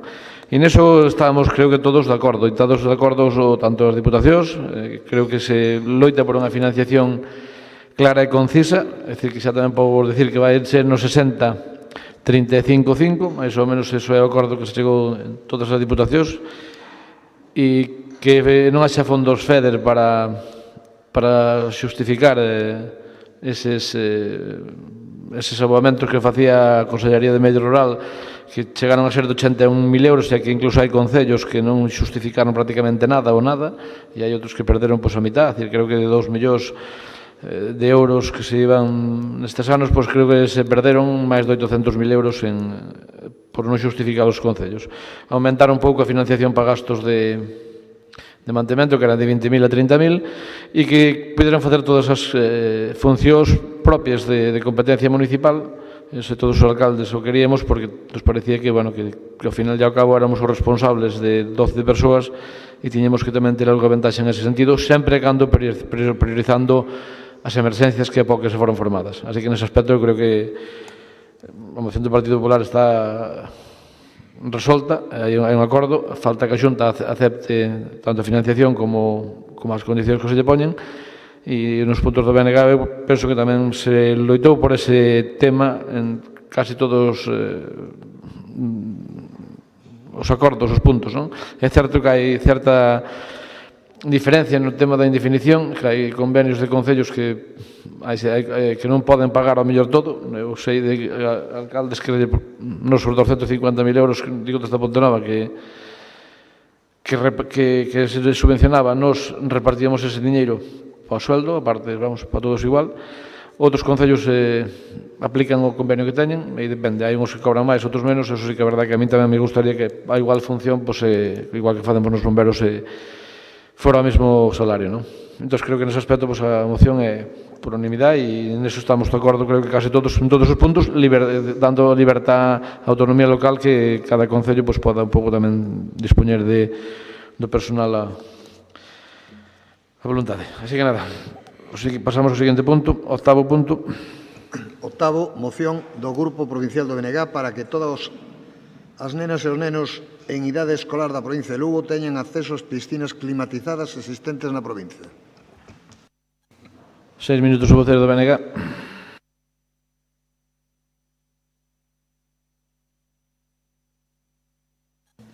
Bueno, esperemos que esta tamén teña unanimidade da anterior. Eu creo que non fai falta insistir na importancia que ten todos aqueles servicios que a nivel municipal, que son os que están máis preto da cidadanía, teñen que ofrecer, por así decirlo, a nosa mocidade, sobre todo aqueles nenos que están en edade escolar. O tipo de servicios que un concello oferta é ás veces un factor determinante á hora de decidir que unha parella con fillos, unha parella nova, se estableza ou non nun concello. Tamén creo que é bastante evidente as dificultades que os concellos máis pequenos, os que son máis modestos, teñen á hora de organizar este tipo de actividades, sobre todo cando se necesita para elas infraestructuras costosas. Aquí estamos falando de piscinas climatizadas e creo que cae de caixón que non todos os concellos da provincia, nin siquiera a maioría dos concellos da provincia, teñen a capacidade de construir ou manter unha infraestructura deste tipo. Ao mesmo tempo, consideramos que é unha obriga das administracións de rango superior aos concellos o de axudar precisamente a estes concellos máis pequenos que non teñen esa capacidade para ofertar certos servicios, e nese sentido onde teñen que actuar. Mentre que as diputacións existan, sería a única razón de ser que tería, mentre que alguén non asuma as súas competencias, que é de axudar precisamente os pequenos concellos a este tipo de cuestións. Neste caso, en que poidan ofertar ás súas nenos, aos seus nenos, un servicio como este, que de outra maneira sería completamente imposible porque non poden ter esas infraestructuras. Tamén é unha función clara, mentre que exista da Diputación, de actuar en proxectos que engloben a máis dun concello. Aquí tamén estamos falando que estes programas non se poderían facer, ou se é impensable irlos facendo concello a concello, mas Ao contrario, habría que facelo de forma globalizada de toda a provincia ou, cando menos, comarcalizada en grupos de concellos para poder leválo adiante. Hai que ter en conta que as piscinas climatizadas que existen na provincia, eu creo que todas, pero cando menos a maior parte, en maior ou menor grado, en algún caso prácticamente na súa totalidade, foron construídas con cartos públicos de todos e de todas, neste caso, as lucenses. Co cal tamén parece bastante obvio, bastante lóxico, que os beneficios desas infraestructuras tamén vayan, en certa medida, para todos os cidadáns e non só para os que viven no Concello que xa tiveron a sorte de ter axudas de outras administracións para poder construir esas piscinas, non? Esas piscinas que, insisto, que teñen un custe moi elevado. Co cal, o que nós propoñemos nesta moción é intentar, por así decirlo, repartir eses beneficios desas piscinas é que se faga un programa de convenios, primeiro, cos concellos que dispoñen das piscinas para poder poñelas a disposición do resto de concellos. En segundo lugar, convenios, ou chamémoslle como queiramos, cos concellos que non teñen esas piscinas para poder organizar actividades e cursos ou que sexa para que os seus nenos e nenas poidan acceder ás piscinas, incluído, claro, a organización desas actividades e o seu transporte. Lóxicamente, para non penalizar unha vez máis os concellos pequenos cos gastos que levaría a cabo esas actividades, pois que, neste caso, corren a cargo da Diputación como unha forma máis de axuda aos concellos máis modestos, máis necesitados. Nada máis, esperar a unanimidade de todos, creo que é unha proposta bastante lóxica, non excesivamente costosa, que creo que a Diputación podría asumir sin moita dificultade. 6 minutos o voceiro do Partido Socialista. Moitas gracias. Vou a tratar de ser breve tamén na exposición. Simplemente decir que trasladamos unha emenda de engádega e vou a tratar de explicar en que consiste, non? Son 2 puntos de engádega que o dito, sobre todo na última parte expositiva, dos acordos por parte do voceiro do BNG, que todos estes convenios, cursos e actividades que se fai referencia teñan cabida na partida destinada a gasto corrente do Plan Único. Por qué? Porque, isto xa non é novo. Se alguén tivo ocasión de mirar o Plan Único deste ano, todos somos coñecedores que moitos dos concellos xa utilizan a partida de gasto corrente para destinala precisamente a efectuar este tipo de actividades en piscinas climatizadas, non só para os máis novos e os nenos e nenas en idade escolar, sino tamén para os máis maiores. É unha partida que xa se asume e creo que mellor convenio que o Plan Único desta institución, pois dificilmente vamos a ter outro. Despois, dicir que, non teño tan claro que o único problema que teñan os concellos son esos. Xa bastante esforzo inversor fixo a Diputación de Lugo facendo as piscinas. Os problemas son outros. Os problemas hasta este momento eran poñelas en marcha, que houve algunha que estivo 8 anos parada e parece que agora vemos a luz tanto nesta como noutras, co cal consideramos que é importante. E tamén de maneira moi breve, decirlle que efectivamente, neste caso, dase unha circunstancia que saca a colación o tema das competencias e voulle dicir unha cousa, é dicir, non hai unha competencia tan clara en materia de deporte como esta, que a ten atribuída a Xunta de Galicia. En materia de deporte en idade escolar, a competencia é clarísima, segundo se establece na Lei do Deporte, na Lei do ano 2012 de Galicia, única e exclusivamente da Xunta de Galicia, sin menoscabo de calquer colaboración contra a Administración. Pero falando de administracións de rango superior, no propio artigo da propia Lei do Deporte, corresponde á Administración Autonómica ordenar, organizar o deporte en idade escolar. E no artigo 24, tamén podemos que para os efectos desta lei considerarse deporte en idade escolar a práctica deportiva organizada e voluntaria por parte da poboación en idade escolar e a Administración Autonómica fomentará precisamente a práctica e o desenvolvemento da actividade deportiva. Todo isto ven sacado a raíz de ese segundo punto da emenda que traigo aos acordos do BNG, donde precisamente se di que a Xunta de Galicia, a Administración competente no eido de deporte en idade escolar, tal e como se recolle na propia lei, destine máis recursos precisamente para mellorar o deficiente funcionamento do programa Xogade. Programa Xogade que é o que ven a desenvolver precisamente ese artigo da lei do deporte. Entonces, a min, no fondo, pareceme moi ben, pero creo que moito do que vostedes propoñen xa está cuberto dentro dos gastos correntes do Plan Único. Me remito ou lle remito a que revisen o Plan Único deste ano. Moitos concellos introducen nesas partidas de gasto corrente de deportes precisamente gastos de desplazamentos ás piscinas municipais. E pois tamén penso, en último lugar, que tamén convén respetar un pouco a autonomía local, porque, bueno, en algúns lugares e con algúns concelleiros, incluso con algún concelleiro de vostede co que puiden falar, insisto, e a preocupación non lle era esta, a preocupación era lle poñer en marcha outras cousas.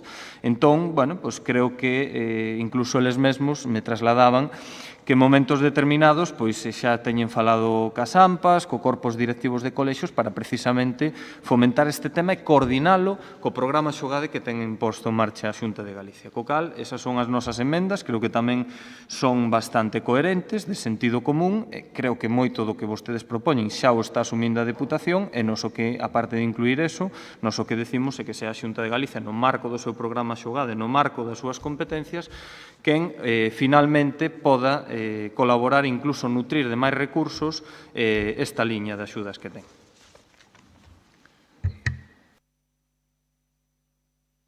Voceiro do Partido Popular. Sí.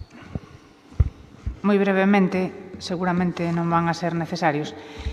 Ben, poido estar en parte de acordo coa intervención do voceiro do Partido Socialista de que esta proposta non é das máis prioritarias para os concellos da nosa provincia, pero tamén é certo que, especialmente desde que se descubreu no convenio asignado co Concello da Pastoriza, unha vez rematada a piscina, bueno, unha vez rematada non, que rematada xa leva varios anos, pero parece ser que se chegou a un acordo para que o Concello a recepcionara. Non en vano, non está de máis recordar que esta, igual que outra, porque a historia das piscinas da Deputación Provincial é así moi similar ao das residencias. Si a de Monterroso acabou xudicializada, a de Pastoriza tamén é precisamente por unha concellala do BNG que puxo en coñecemento de Fiscalía pois acusacións francamente graves, non? Bueno, é un exemplo de xestión que afecta moi directamente e que vemos que, bueno, pois recordándonos a aquela proposta de provincia que xa tiña o señor Besteiro, pois de facer concellos de primeira e de segunda, tocando un tema moi sensible, porque vostede decía, ou creo que era o voceiro do BNG, que comentaba que se repartiran os beneficios das piscinas climatizadas. Desgraciadamente, eu creo que non hai ningunha piscina climatizada na nosa provincia que de beneficios. E máis, creo que para o seu mantemento é imprescindible unha aposta de diñeiro dos concellos para non pecharse, non? E, de feito, houbo moitos exemplos que non vou a citar aquí en donde os concellos facían público as dificultades do seu mantemento, non?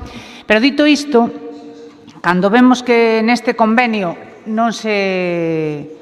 Bueno, parece que se fai unha achega para a súa posta en marcha, non queda moi claro se é como un pago para que a recepcione, porque éramos absolutamente conscientes de que o Concello non quería recepcionar, non sei se porque tiña vicios ocultos, problemas, foron intentando dende hai varios anos invertir diñeiro, era como un saco sin fondo, aparentemente estaba ben, pero evidentemente poido facer esta afirmación do escaso tempo que pasei por a presidencia, que de feito visitamos o Concello, nos comprometimos a súa posta en marcha, non nos deu tempo neses 3 meses e medio, pero aparentemente estaba rematada. Disto xa pasaron máis de 2 anos e pico e agora pois a Deputación fai unha achega de 130.000 euros, 50.000 para o ano 18 e 19.000 para o 79, a través dun convenio administrativo, non?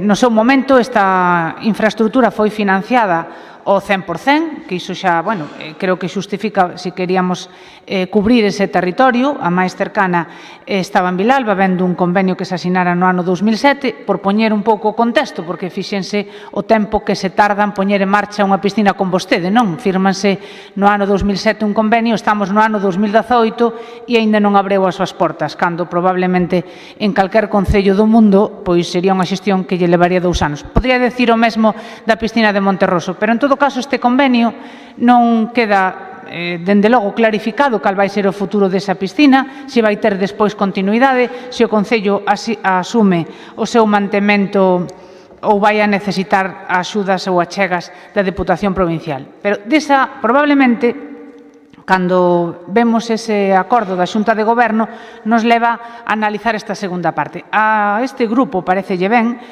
entra dentro, ademais, do concepto que decimos moitas veces, porque é verdade que para este Goberno, unha vez que se desterrou esas prácticas tan discriminatorias, non? E tan incomprensibles para unha institución como a Deputación Provincial, e se instalou o plan único, foi un gran avance, pero claro, evidentemente temos que pedirlles algo máis. Isto entra dentro do que nos definimos como ese plan de provincia. Entendemos que se a función principal desta institución é a axuda fundamentalmente a dos concellos máis pequenos a intentar pois que se palíen as dificultades que ten vivir nunha población dispersa, etc., parécenos unha boa proposta. Votamos en falta que na proposta de acordo se cita as AMPAs, porque é indiscutible que este tipo de actividades veñen organizando. Así me gustaría, e permítame que yo faiga nesta mesma, sin darlle documentalmente, pero que en algún punto incorpore que señan escoitadas as asociacións de pais e nais, que nesta provincia, basicamente, na maior parte, polo menos que eu teña coñecemento, son os que organizan estas actividades, non? E, evidentemente, teño que clarificar, antes de manifestar o sentido do voto deste grupo, si vai aceptar as emendas ou non, porque si vai aceptar as emendas, especialmente a do punto número 1, e despois de toda esta proposta, que podemos entender, se circunscribe o plan único, entón creo que este non é o foro. Habría que registrar esta moción nos concellos que non teñan piscina climatizada e dicirlle que da cantidad económica que lles asigna da Deputación que a destinen aí.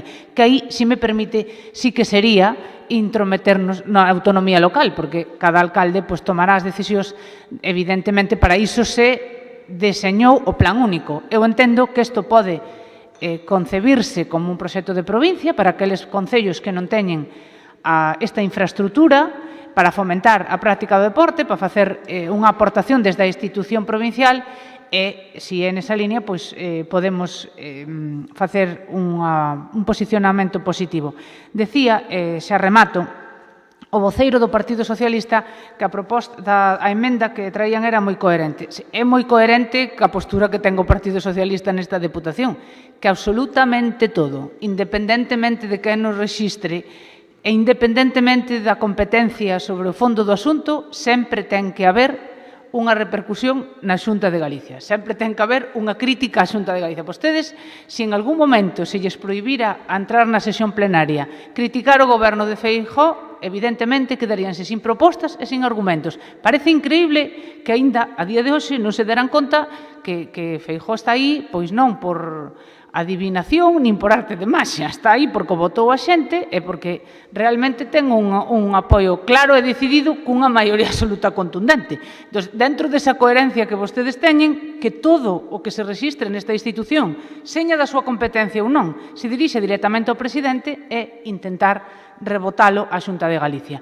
Eu agardo que o Bloque Nacionalista Galego non mude a súa proposta, ademais, ben sabe que con respaldo do Grupo Provincial do Partido Popular ten a garantía de que lle vai a sair aprobado, pero, dende logo, creo que se muda diso, desvirtuaría totalmente o que el pide, porque unha sería dirixirnos aos alcaldes, evidentemente sería limitar a súa autonomía local. En segundo lugar, cando queiran, traigan unha proposta para analizar, mellorar ou corrixir o que considere do programa Xogade, pero neste caso creo que a proposta é clara e vai dirixida á Deputación Provincial e entra dentro, dende a nosa humilde opinión, dese proxecto de provincia que debe ter a institución provincial. 6 minutos. Gracias, señor presidente. Tratarei de ser breve tamén. Como antes dicía que a moción era inocua, esta, desde logo, unha moción plausible e, obviamente, tamén a vou apoiar. Apoiar basicamente porque isto é algo que xa non só as AMPAs, sino moitas direccións de colegios viñeron facendo durante moitos anos, obviamente co esforzo do propio colegio e o esforzo dos pais. A dificultad para levar isto a cabo é, desde logo, moi grande. Piscinas climatizadas que estén funcionando neste momento, moi poucas, e, como dixo usted, con pérdidas. Alguén ten que compensar ou pagar de alguna maneira esa utilización da piscina. Si pode ser, a través da Diputación, sin plan único, pois moito mellor. E senón, como dixo usted, pois cada alcalde no seu territorio decidirá o que hai. Pero incluso así, o de poder chegar a utilizar, referiéndome á zona da montaña, de utilizar piscina climatizada, está moi complicado, porque as de Lugo están en este momento colapsadas, non sei Sarria como está, que non debe de funcionar todavía, non debe estar aberta, co cual isto é unha moción, pois incluso, podíamos decir, con cariño outra vez elitista, para puntos moi determinados da provincia, que non sei se Cervo, non sei exactamente a ubicación de todas as piscinas, pero desde logo para moi poucos pequenos, porque, repito, se houbera esas facilidades, incluso sin a subvención da Diputación, os propios pais, pola experiencia que teño eu en diversos centros, estarían dispostos a pagar e facer que os nenos puderan facer parte da súa educación física nas piscinas. Apoiaré a iniciativa, nada máis e moitas gracias. 3 minutos, vocero do BNG. Bueno, por desgracia, o que se aprobo nunha moción pouco vai ter que ver para que se faga ou non, porque estamos demasiado acostumbrados a que, inda que se aproben, logo despois as cousas queden na lista de espera, supoño que para a seguinte legislatura.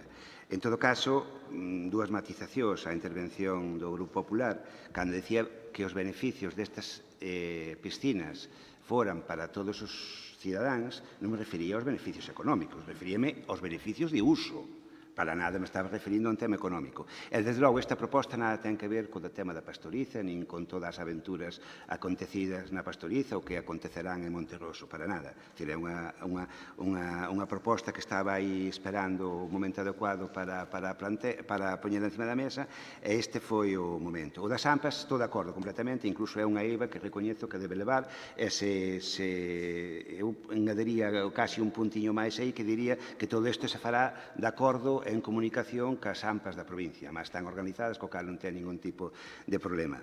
Ben, hai unha manifestación que facía neste caso o señor Martínez, que era unha proposta elitista.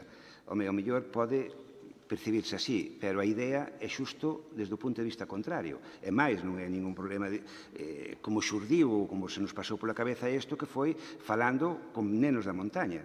Neste caso, concretamente, en Navia de Suarna, onde non só non teñen piscinas, senón que ni siquiera teñen un ámbito, un trozo de río onde poidan bañarse con certa seguridade no mes de agosto. É precisamente para intentar que os nenos e nenas que viven máis alonxados desas infraestructuras poidan coller, que se poida organizar en fin de semana, lóxicamente, que por desgracia no outro día non podría ser, actividades organizadas conxuntamente con outros concellos, porque senón, se levamos os dous de Soane e de Courel, vai ser complicado, non? A este tipo de infraestructuras, de actividades. Ben, falaba o señor Rivera moito do deporte. Home, o tema das piscinas ten unha parte de deporte, pero ten outra parte de pura actividades, hasta se queres chamar extraescolares ou de calquer tipo, ou actividades orientadas á xuventude, co cal non creo que haxa que cinguirse exclusivamente o que é o aspecto deportivo. Eu creo que é moito máis que eso, sobre todo cando falamos con nenos destas idades. En canto ás emendas que presenta, as dúas emendas que presenta o Grupo Socialista, a primeira é que é certo que desvirtúa completamente a proposta, é que fixémoslo nunha cousa. Se facemos que os concellos que non teñen piscinas teñen que repercutir o custe destas actividades no plan único, estaríamos penalizando dúas veces.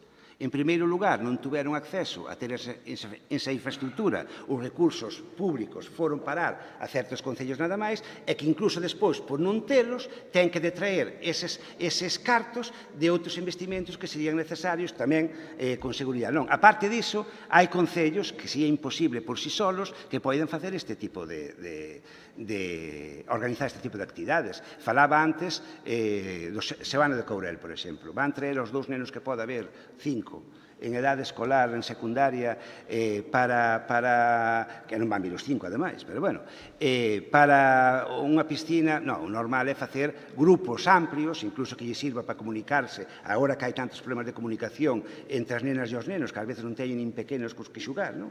Pois organizar en conxunto que teñan relación con outra xente, con outras persoas da súa idade, e poden participar neste tipo de proxectos. Non é elitista, todo o contrario, é dicir, está orientado precisamente para eses nenos. En canto a segunda emenda, sí que non llevemos ningún problema, lóxicamente, todo o que seña mellorar o que xa hai, pois perfecto, ainda que sigo considerando que non tería moito que ver, por lo menos dunha forma directa, co que estamos planteando, pero non hai ningún problema en aceptar a segunda proposta, ora que a primeira, de ninguna maneira, porque desvirtuaría completamente o que estamos a solicitar.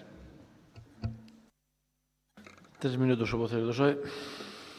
Bueno, lamento que non se acepten as dúas emendas, quedan bastante claras as posturas, pero, bueno, quero puntualizar algunhas cuestións, porque eu pensei que o anuncio da ola de calor cambiaría un pouco a maneira de pensar da voceira do Partido Popular.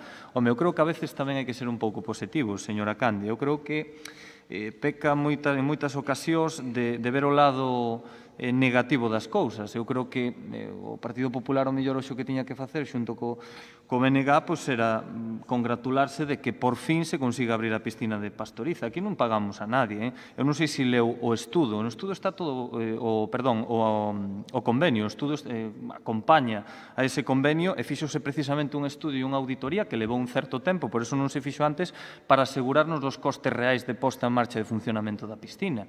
Entón, bueno, dito isto, eu creo que é importante e positivo para a provincia que se por fin consigamos e albisquemos a posta en marcha dunha piscina. Eu creo que é o que nos temos que quedar, en termos xerais. E recórdolle isto que se firmou cando se firmou, e que non firmou, porque parece que este convenio que leva máis de 8 anos, señora Candia. E, pois, bueno, decirlle tamén que moitas veces, cando nese respecto a autonomía local, moitas veces tamén temos que ser conscientes do que pedimos e o custe que vai ter o que pedimos. Mellor acordáronse tempos mellores, dende o punto de vista económico, onde o mellor as piscinas era unha prioridade, pero está claro que as piscinas teñen un custe. Probablemente había que haber feito o que se fixo ahora de analizar, evaluar os costes de mantemento, de xestión que iban ter esas piscinas para avaliar se realmente salían rentables de alguna maneira, non?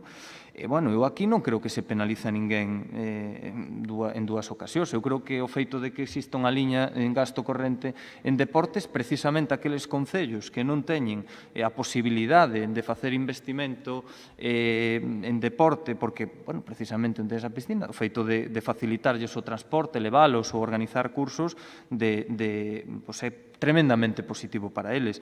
E, ademais, bueno, hai que dicilo, que non é unha cuestión de criticar, é que ao final parece que a Diputación con esta moción que se está dando un pouco a razón é a Xunta, que é a que ten a competencia clara neste tema, clarísima, ademais, insisto, que das poucas competencias que podemos decir, aquí non hai discusión, a competencia está clara, parece o único que lle estamos dando razón é a Xunta, porque aquí veña a investir, e ao final salímonos de rositas, a Xunta salese de rositas, e quen paga é a Diputación.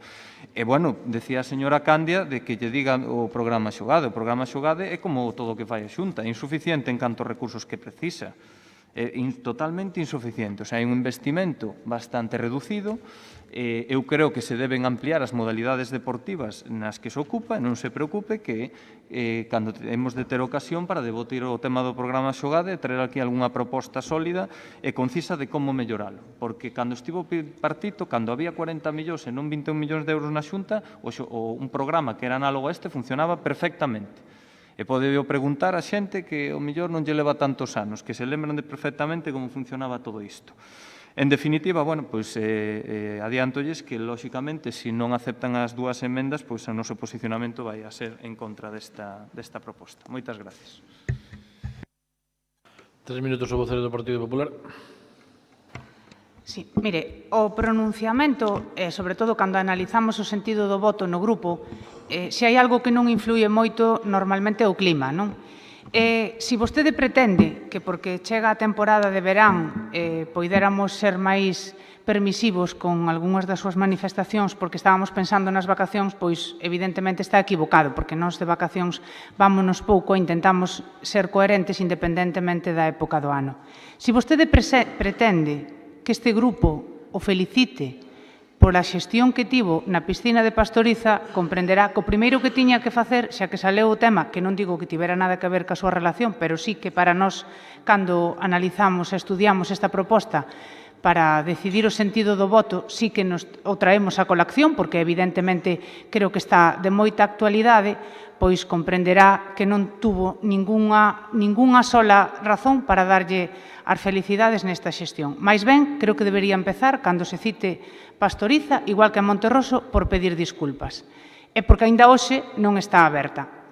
Vostede recordou, que non o iba a facer, por suposto, pero recordouno vostede, que o convenio se asinou no 2007. É dicir, para ben e para mal, a responsabilidade a que na ten. Efectivamente, se hoxe Pastoriza ten unha piscina climatizada, foi, en primer lugar, porque asinou o convenio e comprometeu económicamente un goberno do Partido Popular, tanto na Deputación Provincial como no Concello da Pastoriza. Por suposto, obligacións que ambos se subrogaron, tanto a Deputación Provincial polo señor Besteiro como polo novo alcalde do Partido Socialista na Pastoriza. A partir de aí, 11 anos para a construcción e agora di que non lle paga a ninguén, pero tampouco explica porque destina para o mantemento 130.000 euros.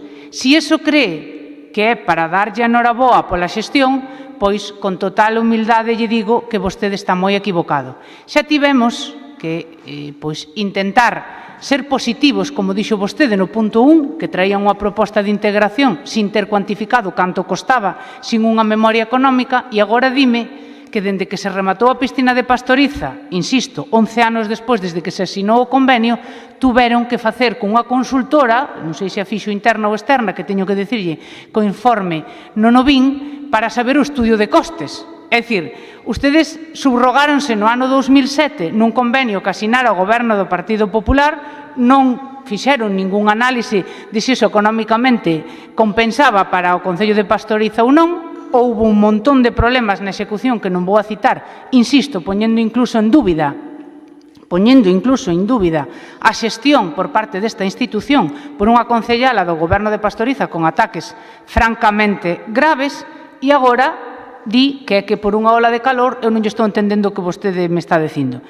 Certamente, enlazando ca segunda parte, eu si lle pido que non cambie de proposta en función do clima. O que si lle pido é coherencia, e que o mismo ímpetu, o mismo empeño e as mesmas ganas que lle pon a exixirlle á Xunta que dé máis diñeiro, ca mesma coherencia lle pido agora, e cando lle estamos pedindo máis recursos para un plan de provincia, que neste caso é unha proposta do Bloque Nacionalista Galego que este grupo lle apoia, remítese ao plan único. Por certo, remisión que está facendo vostede e o seu goberno dunha maneira continuada e desvirtuando o propio plan cada vez que ben sexa cultura, ben sexa outro ámbito de necesidades da provincia, alguén se dirixe a vostedes para preguntarlle algo ou para solicitarlle algunha achega económica e remítese.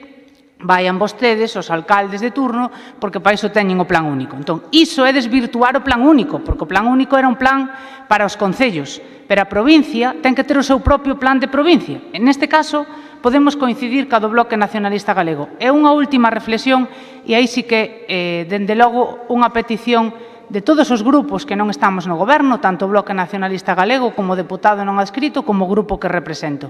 É verdade que nos teñen demasiados acostumados a que os acordos desta corporación queden en papel mollado.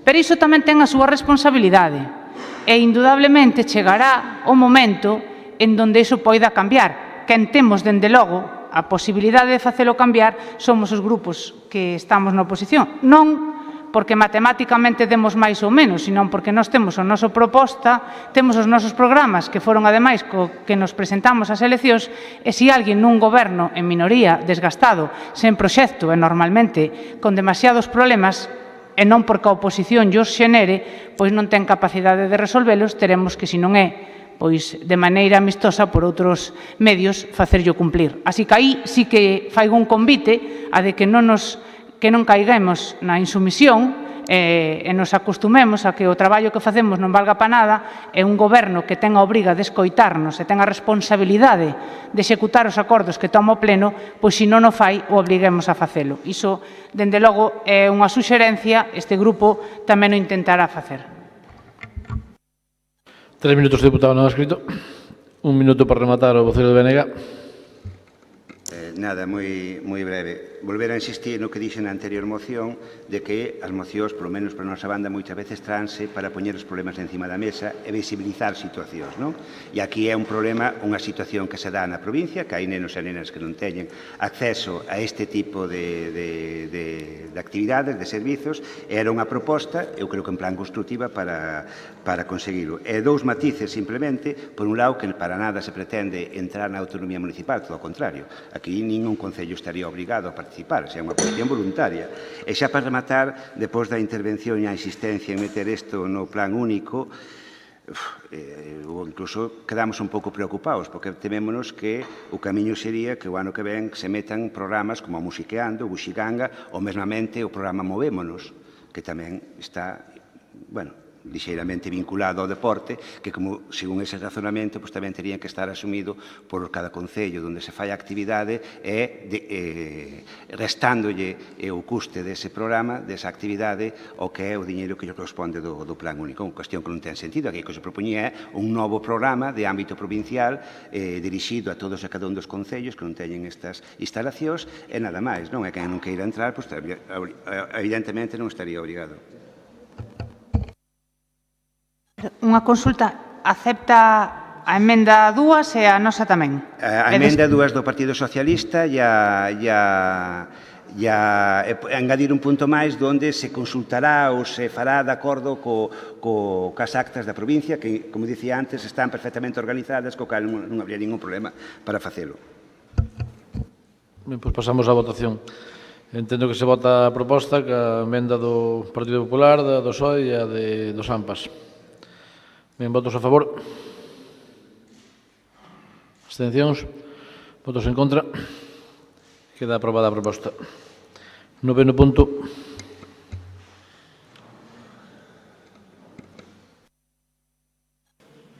Noveno, moción do Grupo Provincial Popular para a agilización da adxudicación e execución de obra de rehabilitación estrutural do firme da Nacional 642 na comarca da Mariña entre Barreiros e San Cibriago. 6 minutos o voceiro do Partido Popular. Gracias, señor presidente. Bos días a todos e todas. Bueno, traemos un tema de moita importancia, pero que xa está debatido en plenos pasados no mes de febreiro, en concreto no mes de marzo outra vez. Isto pois denota esa importancia que ten esta infraestructura, non? A Nacional 642 é a arteria fundamental de comunicación de toda a Mariña lucense, soporta unha carga de tráfico moi importante, pero no verán moito máis aínda co acceso á costa e ás praias. Por iso precisa de, como xa se tratou aquí, de unha reforma e unha reparación urxente. Eu creo que o Partido Popular podese decir que fixo os deberes no seu momento, que a publicación no Boletín Oficial do Estado xa no mes de xaneiro da licitación desa reforma. Posteriormente, pois, a apertura de ofertas estaba establecida para o 9 de marzo de 2018 e, de momento, pois, aí quedou a cousa. Chegou o verán e a obra importante de por lo menos tapar os furados máis grandes para que se pudera circular con total seguridade por esta carretera, pois está sin facer. Quero recordar, pois en este sentido, as palabras do señor Álvaro Santos naquel pleno no mes de febreiro, que decía que non sei que problema hai en axilizar, impulsar e iniciar. E unha vez que cambiaron os actores principais responsables de executar a obra, debido ao cambio de goberno, pois vemos que a carretera sigue igual, hai moitísimas queixas e a obra sigue sin adxudicar. Realmente, pois, un dos obxectivos que era coñecer o Estado, pois xa se veu cumplido. Eu creo que a raíz de traer hoxe aquí pois esta moción, pois hoxe poidemos ver na prensa como dous titulares, tanto na Voz como no Progreso, pois sale a noticia distinta, non? Poderíase dicir que distinta, xa que nun dos diarios di que a carretera da costa se rehabilitará en setiembre e outra di que Fomento adjudicará en setembro el arreglo de 20 kilómetros da Nacional 642. Digo distinto porque non é o mismo que rehabilitar que adxudicar, porque despois dun proceso de adxudicación provisional, a definitiva aínda pode pasar un plazo de tempo, entón, se a adxudicación aínda vai ser en setembro, ao mellor non vemos iniciadas as obras hasta o mes de outubro. Non sei que problema hai en axilizar esa adxudicación, unha vez que a apertura de oferta xa foi no mes de marzo, e poder, por lo menos, facer eses traballos tan importantes e tan necesarios para a Mariña. O Partido Popular, como digo, sempre mostrou ese compromiso coas infraestructuras todas da provincia, e con esta en particular, apoiando que saliron aprobadas deste pleno por unanimidade todas as iniciativas que se presentaron nese sentido. Eu creo que é un signo de responsabilidade. Espero que en esta ocasión así sexa tamén e que se execute a obra o antes posible. Hai que recordar tamén que no mes de setembro hai unha proba moi importante que é a Volta Ciclista a España, que pasa pola Mariña. Eu creo que no estado actual vai ser moi complicado que os ciclistas profesionais que circulen por esa carretera se non se fai algunha actuación o antes posible de urxencia. Entón, pedir a axilización desas obras tan necesarias e pedir tamén ao novo Goberno de España que saia daqui tamén o compromiso desa axilización desa parte tan importante como é a nova autovía da Mariña A74, tan necesaria e que tiña unha parte dotada para este ano nos orzamentos do Estado que para o ano que ven ten unha partida moito máis importante de 30 millóns de euros para a súa axilización. Mostrar tamén aquí nesta Cámara o compromiso con esa infraestructura que é tan necesaria para todos os veciños da Mariña. Moitas gracias. 6 minutos o vocero do PSOE. Moitas gracias, señor presidente. Bos días, señores diputados e señoras diputadas. Bueno, eu creo que, como decía o portavoz do Partido Popular, é un tema de moita importancia para a comarca da Mariña, que foi debatido xa en varias ocasións nesta Cámara, pero chámame a atención que en menos de 2 meses que hai que tomou posesión o novo goberno, pidan agora axilidade cando durante os 7 anos nos que tuvo gobernando o Partido Popular foron incapaces de facer algo máis aló do rebacheo en outras ocasións e nesta última que se estuveron a executar nestas últimas semanas. Non obstante, indicarlles que o portavoz do Partido Socialista mantivo unha reunión de traballo durante a semana pasada no Ministerio de Fomento, precisamente para abordar a situación das estradas estatais na nosa provincia. Nese encontro, o que confirmaron é que estes asuntos estaban totalmente atascados e o que estaban facendo agora precisamente era resolvelos e axilizalos dentro do marxe presupostario que hai, que é escaso porque está prácticamente agotado e sin holgura orzamentaria. Pero, aínda así, temos boas novas, é que ademais de o que hoxe salía nos medios de comunicación, que en setembro se adxudicará esta rehabilitación integral do tramo de 20 kilómetros, tamén están redactando o proxecto para a rehabilitación integral dos 30 kilómetros restantes, que son os que ten esta estrada.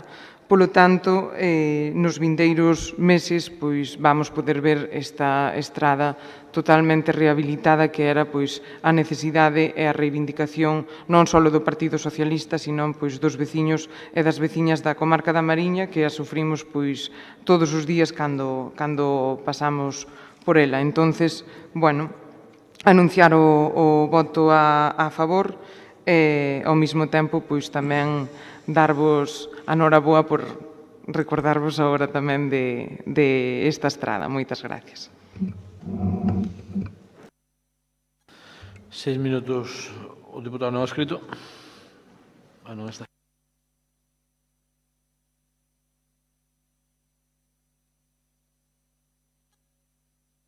Seis minutos o vocero do BNG.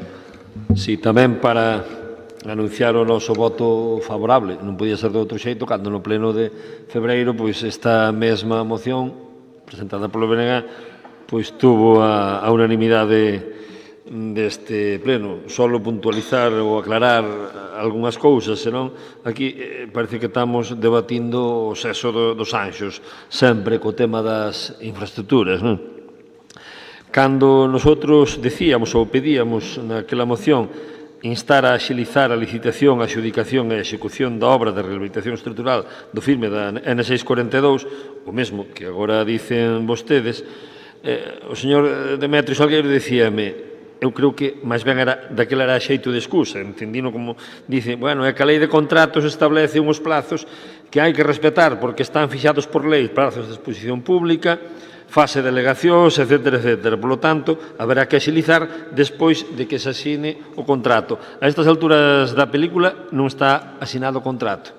Efectivamente, tal como dicíamos naquela moción e como dice Demetrio tamén na moción, foi publicado no BOE do 8 de xaneiro de 2018, o 9 de marzo foi cando se abriron as propostas presentadas, tiña un prazo de execución e entrega de 12 meses, ese prazo de execución e entrega é a partir de que teña asinado o contrato, o sea, se o contrato se asina en setembro, hai un prazo de 12 meses, o sea, que nos vamos a votar aínda no 19, vámonos a votar aínda no 19, por eso eu daquela dicía que había que axilizar, o mismo que usted dice agora, eu tamén o dicía antes, pero tamén o digo agora coincido con vostede. Antes non coincidíamos, claro, estaba outro no goberno, é distinto, dicimos o mismo, porque as mocións son calcaditas, máis ou menos son o mismo. Entonces, si con sorte, si tendo sorte, se asina en setembro, chegaremos ao mes de setembro, son 12 meses. Son 12 meses que é unha obra de envergadura, 2.900.000 euros, desde logo que é unha obra de envergadura, nunha estrada que ten unha intensidade media diaria de 15.000 vehículos, unha estrada estreita, onde hai moitísima poboación ao lado da estrada, hai que regular ese tráfico, ou seña, vai para largo, vai para largo. Eses plazos, claro, que se prolongaron. E unha das cousas que ustedes deberán sabelo, se por parte do Ministerio os informaron, ustedes tamén o deberán saber, foi unha cuestión técnico-burocrática administrativa, pero que pode ocurrir. O órgano de contratación correspondente do Ministerio declarou unhas cuantas baixas temerarias. Esas empresas alegaron, é o que lle dicía eu daquela, cuidado, que pode haber alegacións, alegaron, e non están resoltas as alegacións aínda, estamos no mes de agosto, polo tanto, de setembro, eu non o poñería encima do papel, oxalá seña no mes de setembro, pero mellor nos votamos no outono moito pa diante. Eu creo que ese dato tiñen que saber tanto o Partido Popular como o Partido Socialista. Se o sabe o Bloque Nacionalista Galego, vía técnicos do Ministerio, pois ustedes terían que saberlo tamén. Por lo tanto, non se pode enganar a xente. Hai que darlle información veraz e obxectiva ao respecto. As responsabilidades, obviamente, tenen as uns e tenen as outros, como dixen xa na primeira intervención. É unha historia interminable o tema das infraestructuras, sobre todo neste tema que estamos tratando na comarca da Mariña. Na comarca da Mariña, donde, xo dixen moitas veces, aló no ano 2001, houbo un señor que mandaba moito, era presidente da Xunta de Galicia, e dixo que a Transcantábrica acababa en Barreiros, que tiña que ver por Vilalba, quedando unha parte da Mariña totalmente descolgada. Esa parte da Mariña, a que despois se lle prometeu por parte do Partido Popular facer ese corredor, do que falei antes xa na outra intervención, desde San Cibrao hasta Ferrol, pero do que só hai 2 tramos. O de Xove, 7 km, e o de Ortigueira, 8 km, de 85. Ese que dixen antes, que dixera o señor Agustín Hernández, que no 17 estaría todo rematado. O dano que se lle está facendo a esa comarca é brutal. O dano que se lle está facendo á cidade de Viveiro é brutal. E ás terras de Viveiro e á súa zona, con estas infraestructuras, é brutal. E aí a responsabilidade é duns e doutros. Eu confiei o mismo en Ana Pastor que en Pepe Blanco, que nos deixaron unha herdanza en Mondoñedo. Tanto un como a outra. Tanto outra como a un. que foi a herdanza do Fioco. E dito seña de paso, viñeron, veo a Ana Pastor tamén a Mondoñedo, viñeron os ministros a Mondoñedo, pero solucións naide trouxo ninguna. Por lo tanto, confiar en que se vai axilizar este tema. Desde aquí berraremos alto e forte, se hai que salir á rúa, se hai que coller a pancarta tamén saliremos alto e forte, pero isto desde logo que hai que solucionalo. Falaba o señor Demetrio tamén da A74, da futura A74, Barreiros San Cibrao. Supoño que será a seguinte moción que traigan para setembro, non? É de libro, non? Non, é que xa trouxo o señor Barreiro aquí o 21 de febreiro de 2011. Eso sí, despois, no 2012 entrou Rajoy e xa a ide do PP volveu a traer. É que esta é unha tomadura de pelo continua. Os que vivimos ali, os que sufrimos esas infraestructuras, eu, Demetrio, digo yo, con todo o cariño do mundo, porque é Mariñán tamén, o mismo que é Mariñán tamén Maira, o que é Mariñán, o señor presidente. Ou nos poñemos todos de acordo, berramos alto e forte, ou se seguirán rindo de nós.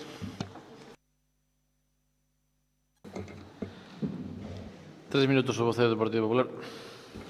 Sí, reitero o compromiso do Partido Popular e respecto, vou empezar polo final, pola A74. Da A74 creo que xa o explicara noutro pleno como estaba en aquel momento, supoño que estará na mesma situación. O tramo hasta Foz estaba adxudicado, estaba redactándose o proxecto construtivo, iba naquel momento certificado, foi uns meses certificados 700 e pico mil euros do total, e hai había unha cantidade orzamentada para o ano que ven de 30 millóns de euros. Os outros proxectos dos outros tramos estaban en fase de redacción tamén, o sea, estaba seguindo un proceso normal. Eu espero que eses trámites normales que non se paren, que se traten de axilizar ao máximo posible, pero o compromiso do Partido Popular con esa infraestructura, pois aí estaba encima da mesa. Respecto a Nacional 642, que é o que nos ocupaba tamén neste momento, pois hai unha serie de cousas que se dixeron e que, hai que decir que non son de todo certas. Agradecer ao BNG a aclaración que fixo respecto ao tema das reclamacións administrativas que había en esa obra, co cal se ve que non era o anterior goberno que tiña bloqueada esa infraestructura, como hoxe di a prensa, senón que era un tema administrativo que tiña bloqueada a obra e que esperemos que se resolva xa o antes posible, que iso si é tarea do actual goberno, non? Pero que o Partido Popular nese momento se fixo os deberes e foi o que dotou a cantidade económica e que a licitou. Por iso tamén hai outra falsedade que hoxe se recolle na prensa que di que se está redactando o proxecto. Como se vai estar redactando se xa está licitado? O sea, é algo que non pode ser, que non coincide, non? Que se licitou algo sin haber proxecto. Non, o proxecto licitouno o Partido Popular. Houve unha serie de reclamacións, non se resolveron de momento, que agora teránse que resolver, e o que pedimos agora é que se axilice esa obra, porque o compromiso do Partido Popular está aí e seguirá estando con todas as infraestructuras da provincia. Moitas gracias.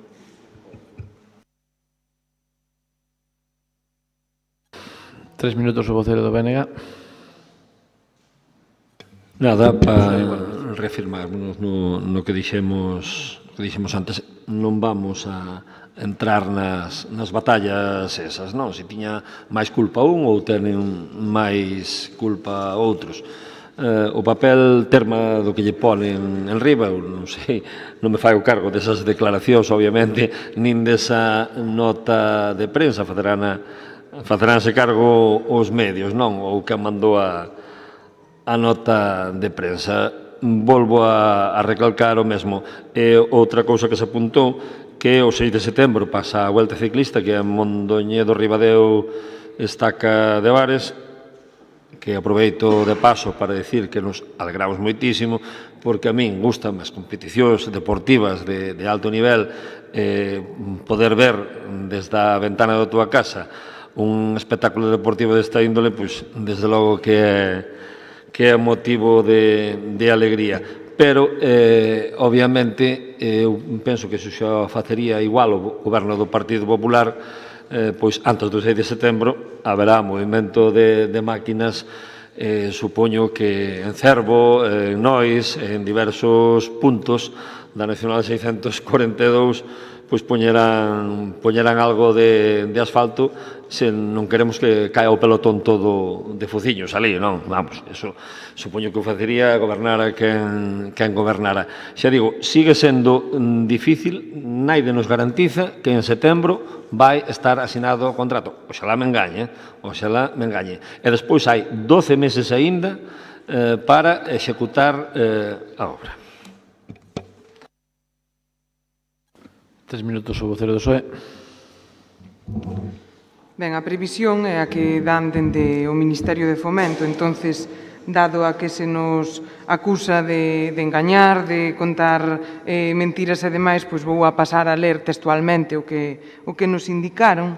Quero deixar moi claro que nosotros non engañamos a naide. E outra cuestión, evidentemente, o mellor compromiso que hai non é só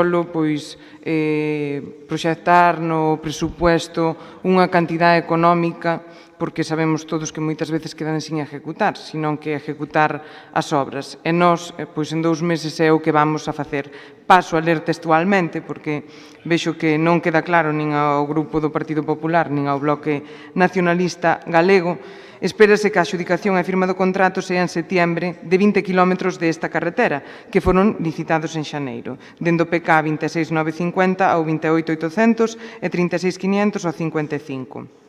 Por 2,9 millóns de euros. A próxima adxudicación e firma do contrato mostra que as actuacións de rehabilitación estrutural desta vía non se ven afectadas polas obras de urxencia de reparación de firmes en carreteras que comezaron en marzo de 2018 e que afectan a algúns tramos da Nacional 642.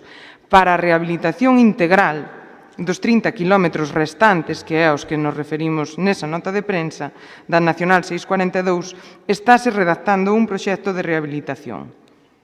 Polo tanto, eu creo que entre este ano e o que ven, pois vamos ver esta carretera pois totalmente rehabilitada, que era a demanda dos veciños da comarca da Mariña e do Partido Socialista.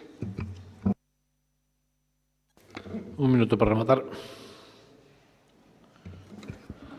Nada, pois agradecer a unanimidade, esperar poder disfrutar da carretera reparada o antes posible, porque é unha demanda de todos os veciños da Mariña e todos os que usamos a diario esas infraestructuras, e sobre todo agora no verán, con todo o turismo que temos. Nada máis e moitas gracias. Entendo que hai unanimidade, non? Ben, seguinte punto. 10º, moción do Grupo Provincial Popular para instar ao equipo de goberno da Deputación a que corrixa de forma inmediata as deficiencias que están a dificultar a impedir a apertura do complexo de Augas Mestas en Quiroga. 6 minutos ao vocero do Partido Popular. Ben, tampouco é a primeira ocasión que traemos a preocupación polo estado no que se atopa Augas Mestas a esta corporación. Neste momento, con fotos tomadas de onte, pódese comprobar, xa que tivemos falando de piscinas tamén, en que estado se atopa o complexo de Augas Mestas, en que estado incluso de abandono no que o mantemento do máis enxelo, que é os desbroces, en definitiva, pois unha pena, non? Despois de todo o investimento que se fixo nestas instalacións e sin ter, a corto plazo, pois un proxecto de futuro. Xa dende o ano 96 construíese no veciño concello de Quiroga este complexo que alcanza unha superficie de 10 hectáreas que desemboca, ademais nun entorno medioambiental francamente bonito. Nel tiñase previsto unha oferta turística dun camping, unha área recreativa, un aparcadoiro para autocaravanas, cafetería, piscinas, aseos, duchas, entre outros, non? En definitiva, unha oferta turística na zona valorada, por que non dicilo tamén, pois necesaria.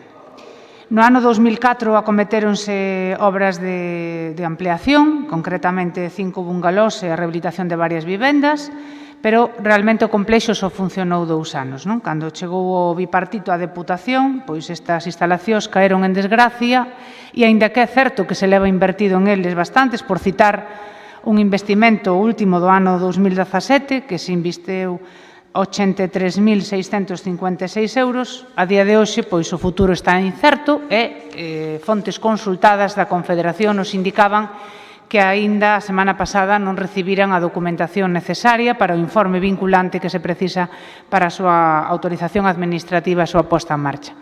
Decía na intervención anterior o voceiro do Bloque Nacionalista Galego que a xente non se podía mentir, que había que ir ca verdade por diante, ou non sei se o dixo así literalmente, pero a mellor non está de máis pois a rolda de prensa que no ano 2008 a súa responsable de turismo homóloga do mesmo partido político, concretamente a responsable da área de turismo desta institución, María Xosé Vega Buján, anunciaba que a Deputación recuperará Augas Mestas cun complexo turístico de benestar social pioneiro en España. Un anuncio ambicioso, anunciaba no 2008 e comprometíase a que estivera en funcionamento no ano 2010 e, facía unha boa presentación dun proxecto que era moi interesante para a zona. Cito a señora Vega Buján, pero poido citar tamén o señor Besteiro, e concretamente o 12 de xullo de 2014, non está de máis recordar que xa se acercaban unhas eleccións, facía público que a Deputación aprobaba un concurso para rehabilitar Augas Mestas. Tamén dedicaba unhas palabras en explicar en que iba a consistir, en definitiva, tamén un proxecto innovador, ambicioso, etcétera, etcétera. En maio do 15 anuncian que reabre o náutico de Augas Mestas, maio do 15, sabedes que as eleccións foron o 27, creo recordar, e tamén se aplaudían dunha brillante xestión dun complexo turístico que por fin quedaba posto en marcha despois dun período de 5 lustros. Podía seguir porque certamente anuncios en medios de comunicación houbo moitos dende ese ano 2008 ou dende ano 2007, pero a realidade é a que temos hoxe, é isto é o que hai ahora mesmo en Augas Mestas, cunha cantidade económica importante invertida e dunha maneira constructiva, creo que temos a obriga. Recentemente víamos tamén un proxecto no veciño Concello de Ribas de Sil, o cual felicitamos a toda a corporación, que entendemos que é un bon proxecto para a zona, pero, evidentemente, con estes antecedentes, pois desexámoslle, por suposto, moita mellor fortuna, pero tampouco podemos deixar caer este investimento, este complexo, non por responsabilidade do diñeiro que se leva invertido, por responsabilidade dos compromisos públicos que se asumou cos veciños de Quiroga e da comarca, e porque, unha vez máis, e créame que non é a miña intención ser excesivamente crítica, pero creo que con unha foto, con todos eses anuncios e grandes promesas, os feitos falan por si solos, sin precisar moito máis na primeira intervención. 6 minutos o voceiro de BNG.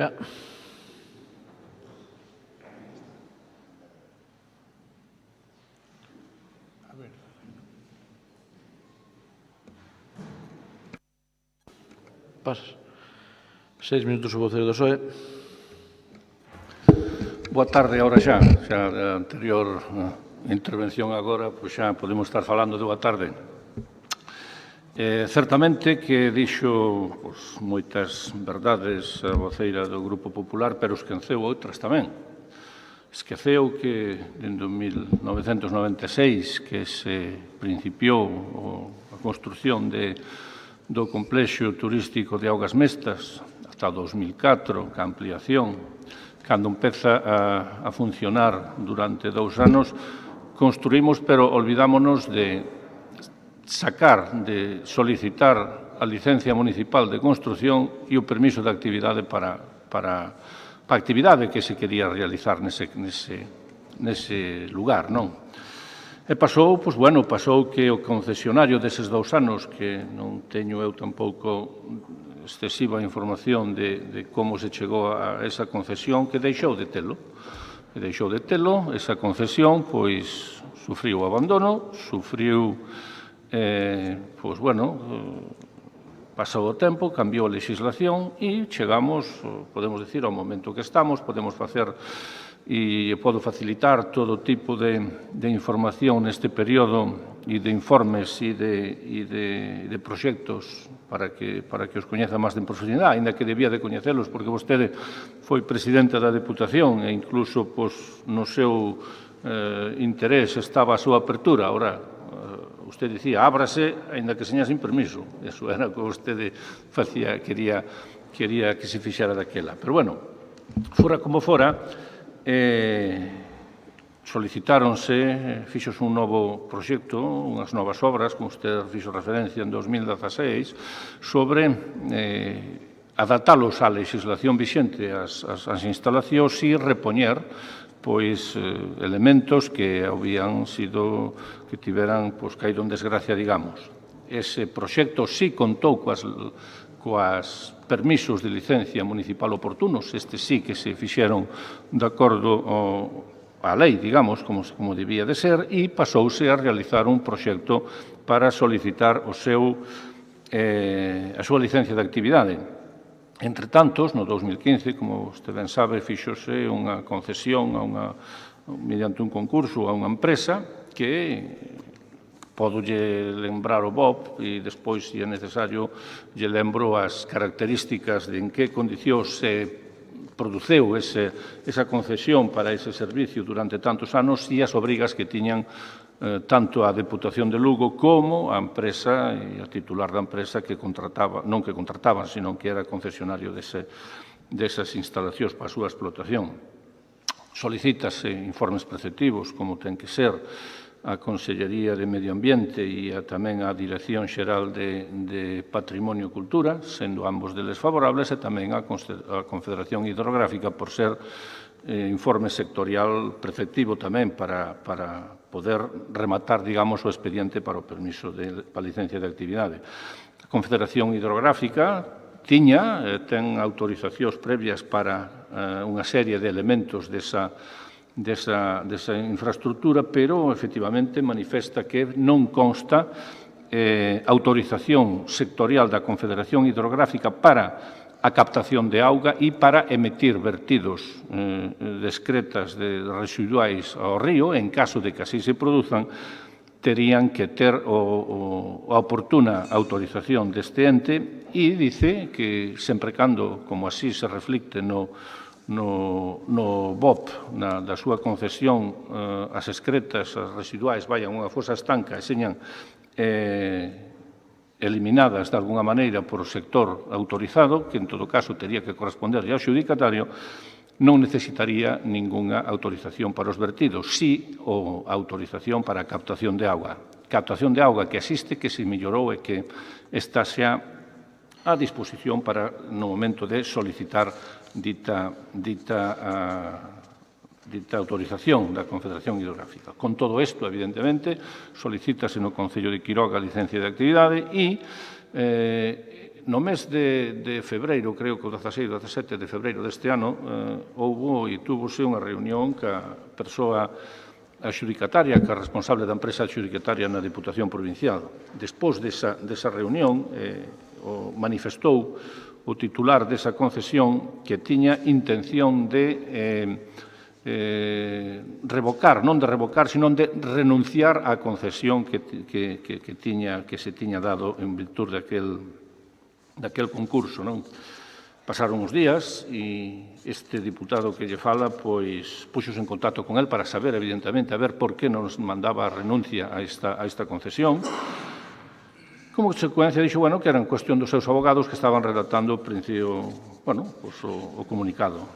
Ata, casualmente, eu en política non creo nas casualidades e vostede creo que tampouco, pero se deu uns días antes de que vostede registraran a moción, pois que o concesionario que levou de execución quixo, chamou outra vez por teléfono a este diputado que lle fala, dixo, quero volver a falar con vosotros, quero unha nova reunión para tratar do tema da apertura do complexo. Por lo tanto, nin estamos parados, nin caeu en desgracia, porque está sin usarse, evidentemente, as fotos que vostede manifesta hoxe, que evidentemente son así, e non ten un mantenimiento, nin ten unha situación periódica esas infraestructuras, pero o que sí, pois, bueno, despois lle poderé manifestar e están a súa disposición tanto os informes como as prerrogativas da concesión deste inmoble, desta infraestructura, para que poida, pois, bueno, cando menos,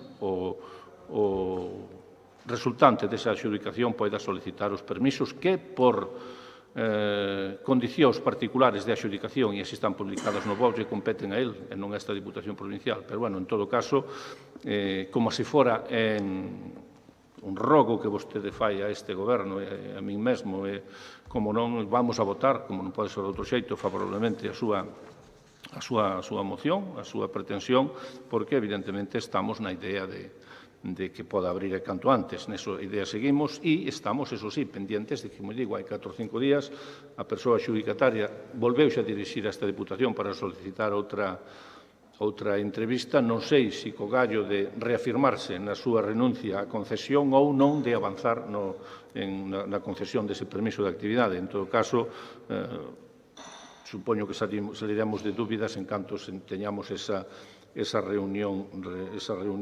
pois, bueno, para tratar o tema.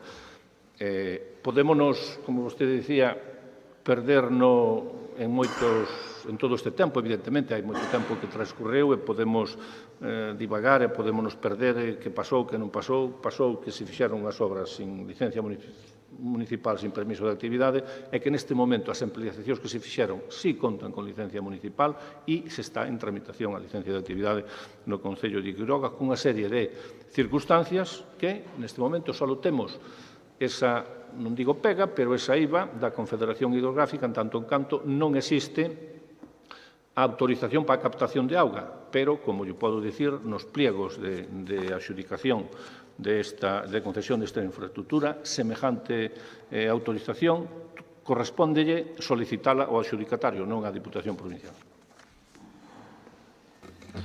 6 minutos o deputado non escrito. Simplemente para anunciar o meu voto a favor. 3 minutos o vocero do Partido Popular. Probablemente me esquecera de moitas cousas. É indudable que os antecedentes do ano 96 poden servir para contextualizar, pero 12 anos despois probablemente non señan os responsables da situación de agora, non? Omitín tamén o proceso de desmantelamento que sufriron as instalacións despois do 2008, non foi un caso aillado, foron varios os edificios desta institución, un deles ubicado no meu concello, que sufriron un auténtico abandono e despreocupación por parte da institución e que acabaron sendo absolutamente pasto de actos vandálicos e tamén descapitalización, se me permite o termo, do propio edificio, levando todo aquilo que podía ser de valor ou que polo menos podía ser transportado, non? Incurrindo, por suposto, a institución nunha clara responsabilidade e que corremos incluso o risco agora de que volva a producirse.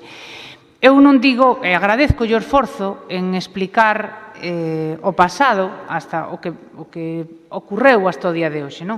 Permítame que interprete, ten que ter unha parte de subxectividade, pero eu creo que con datos bastante obxectivos, que demostre bastante pouco interés, non? Do que vostede me dixo, sobre todo de futuro.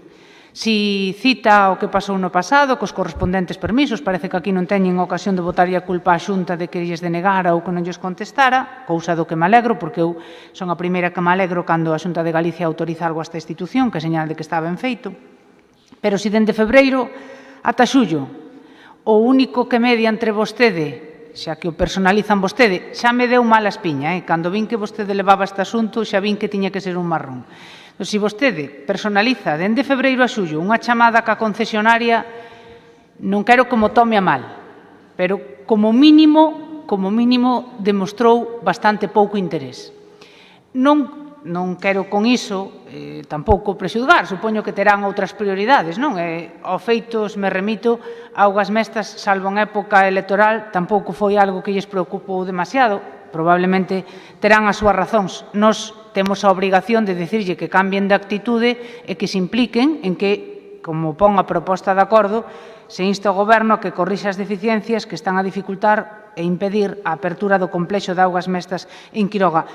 É sen dúbida, unha obligación deste grupo, pero é unha obligación da Deputación que invirteu ali un diñeiro e que, como decía, se comprometeu en repetidas ocasións cos veciños da zona. Incluso nunha zona, pois, en Ribeira Sacra, en donde tan importante, pois, todas as iniciativas públicas ou privadas que se poñen en marcha para contribuir á oferta turística, porque a ninguén se nos escapa que é unha das zonas da que os lucenses temos que sentirnos máis orgullosos por ese traballo coordinado e por ese traballo en positivo. Esta proposta ven con esa intención, non? Que abandonen os brazos caídos con augas mestas, que se reúnan ca concesionaria, que lle axuden, se é posible legalmente, que eu creo que sí, en asesorala nos permisos que teña que presentar, que seguramente ca infraestructura que ten esta institución lle será máis doado, e que cumplan, primeiro, cos veciños de Quiroga, que cumplan co principio de responsabilidades desta importante inversión, pero tamén que cumplan con vostedes mesmos, porque aquí citamos responsables dos dous partidos políticos que tiveron no goberno durante tantos anos, moitos titulares, evidentemente moitas promesas, pero os feitos son, pois isto, esta piscina absolutamente sucia e abandonada e un traballo que con unha desbrozadora e con un mínimo personal se podía ter polo menos cunha mínima imaxe de limpieza e non de abandono, pois polo menos que iso se apuren e o faigan agora que estamos nunha temporada na que o número de turistas e visitantes se multiplica. Si todo isto, si esta moción, e que lle agradezco ademais o voto favorable, sirve para iso, pois nos agradeceremos non só que voten a favor, senón que efectivamente se impliquen en poñer isto en marcha canto antes. 3 minutos. Nada, moi breve, simplemente compartindo a necesidade de que calquer actividade ou calquer iniciativa que mellore a actividade económica do sur da provincia é imprescindible. O que se propón é bastante lóxico, bastante coherente, co cal non vai ser o BNG quen vai romper a unanimidade que parece que se vai aprobar esta moción e votaremos a favor. 3 minutos o voceiro do PSOE. Bueno, pois así entendemos a súa proposta e así entendemos a tomar ou seguir de alguma maneira impulsando dunha maneira, se pode ser máis rápida, pois que os atrancos que haxa ou pode haber se subsanen e, como non, pois que con ese convenio, con esa obriga que temos de manter ese enclave en unhas condicións óptimas, pois así o faremos xa de inmediato para que polo menos non dé esa sensación de abandono, que evidentemente que as fotografías que vostede enseña así está. Hai unha entidade encargada de facer eses traballos que neste momento non está a facer, pero habrá que exixirlle que o faiga porque así está establecido. Moitas gracias. Tres minutos, o diputado. Un minuto para rematar.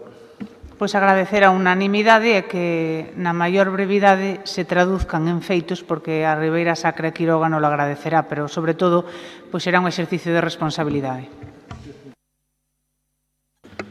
Seguinte punto, 11º punto.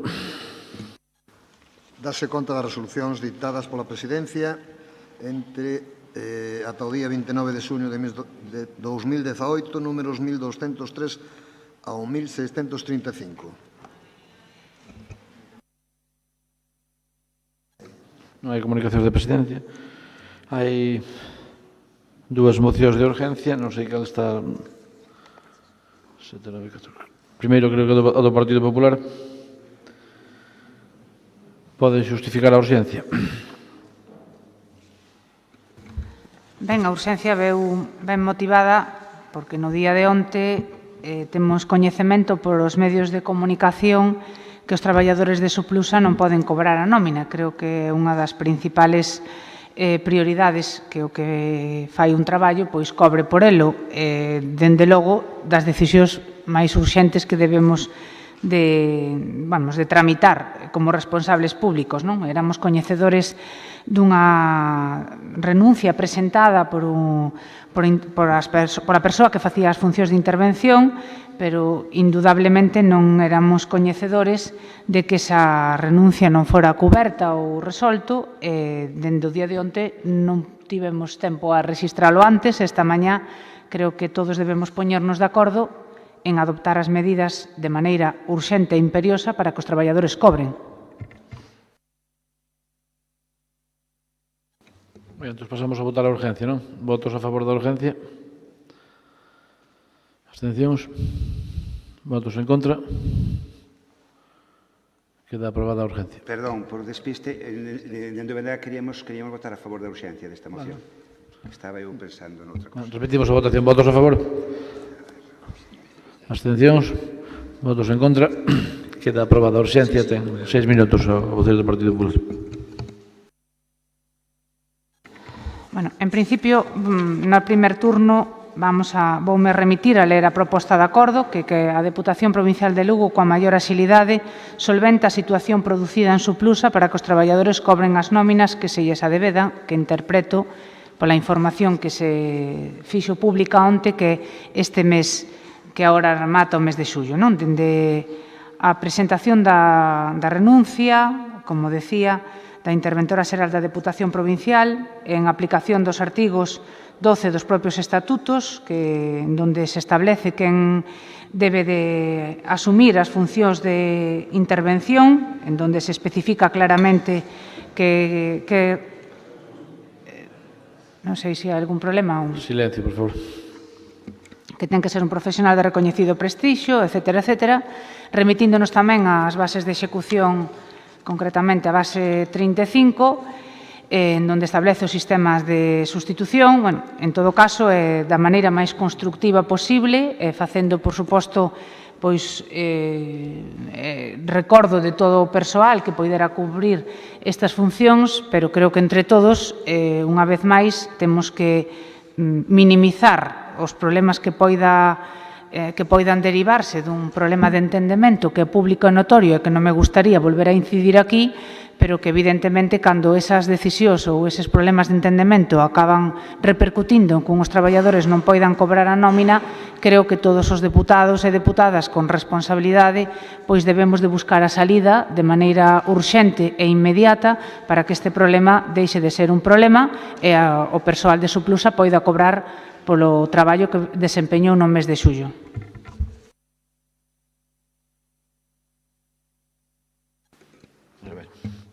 Seis minutos o deputado non escrito.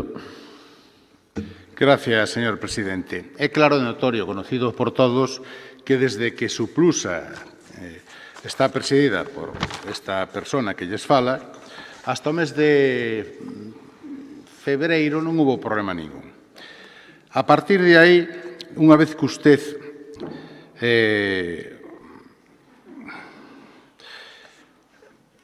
mentiu e faltou a súa palabra do comprometido no Consello de Suplusa cos veciños da provincia en Castroverde, que consta en acta, non mova a cabeza. Todo o que vou a dicir, obviamente, é un tema político, non é un tema personal, pero, claro, a realidade está aí. Igual cando dicen que usted está reprobado, pois é Darío o primeiro reprobado. Que lle vamos a facer? Está en acta. Aquí pasa o mismo. Usted comprometeuse no Consello de Castroverde a traer a ordenanza e o precio público aquí xa. Estamos esperando a cofaga. Pero a partir de aí, non sei por qué, usted terá que explicalo, porque eu non o sei, nin o entendo, nin o sigo entendendo, iniciouse unha operación de acoso e derribo a Suplusa. Eu tamén entendo que, como usted se considera presidente e que usted é a Diputación, se coada pensa que Suplusa é o presidente Manolo Martínez. E non lle é así.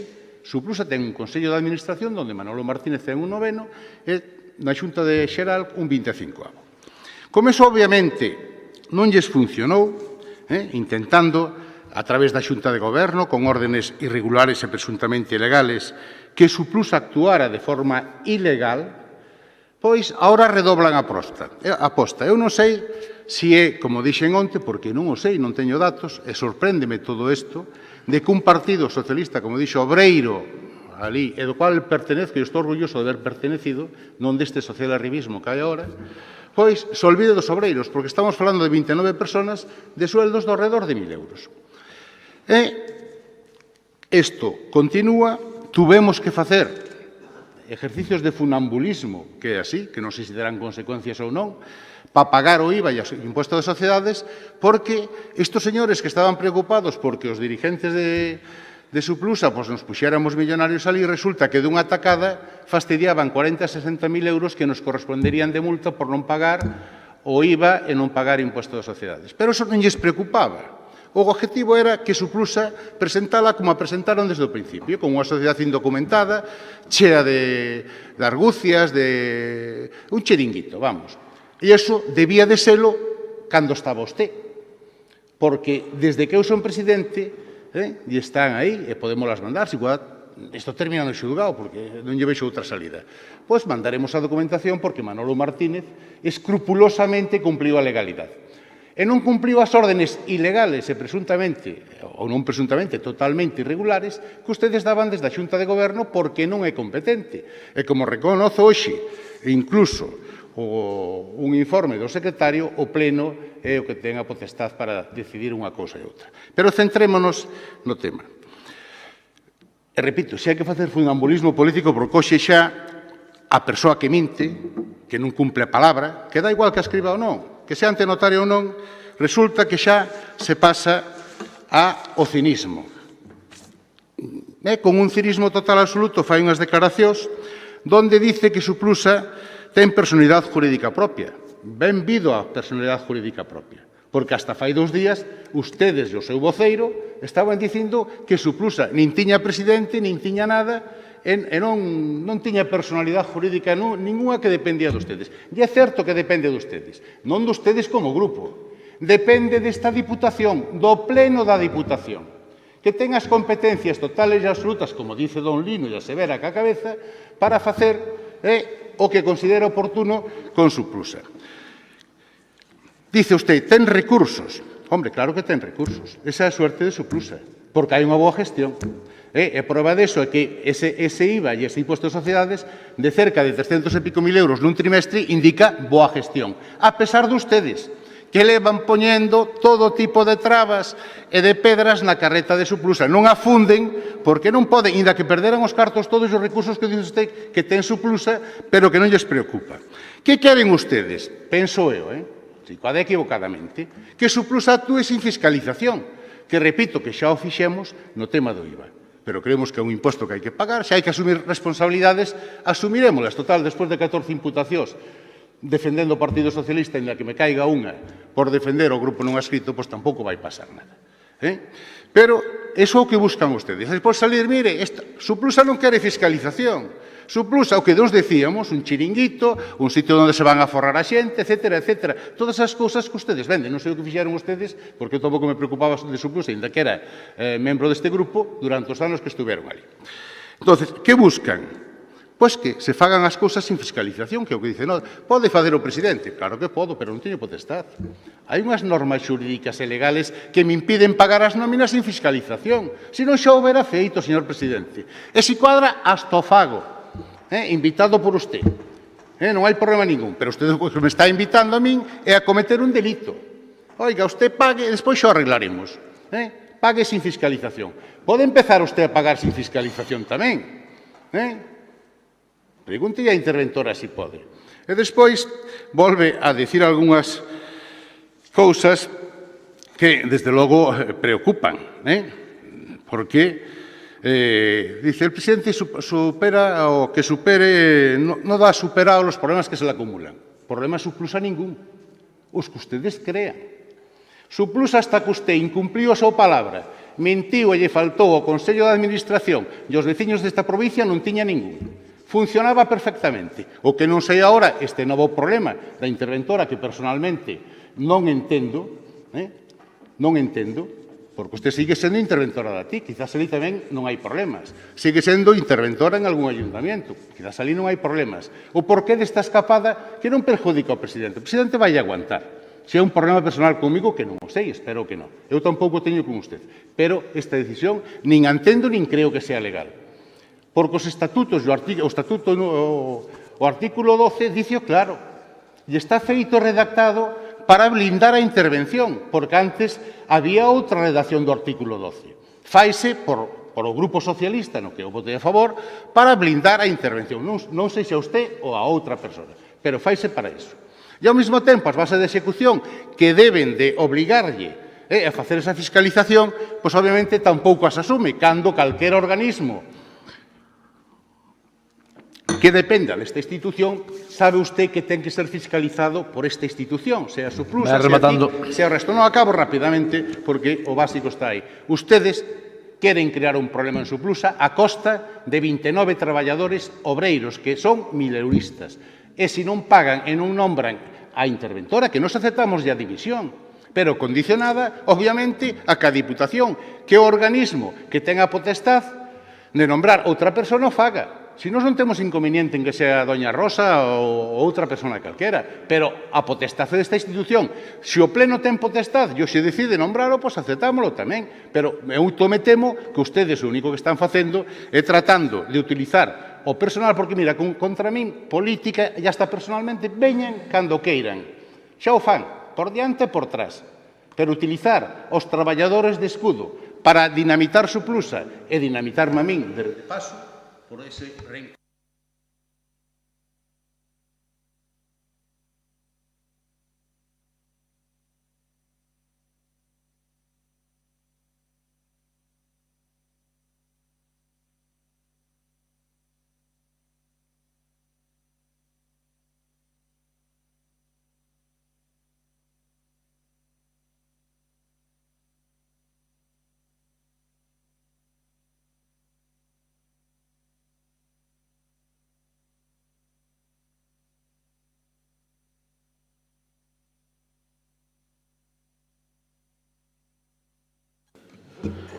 Seis minutos o vocero do BNG.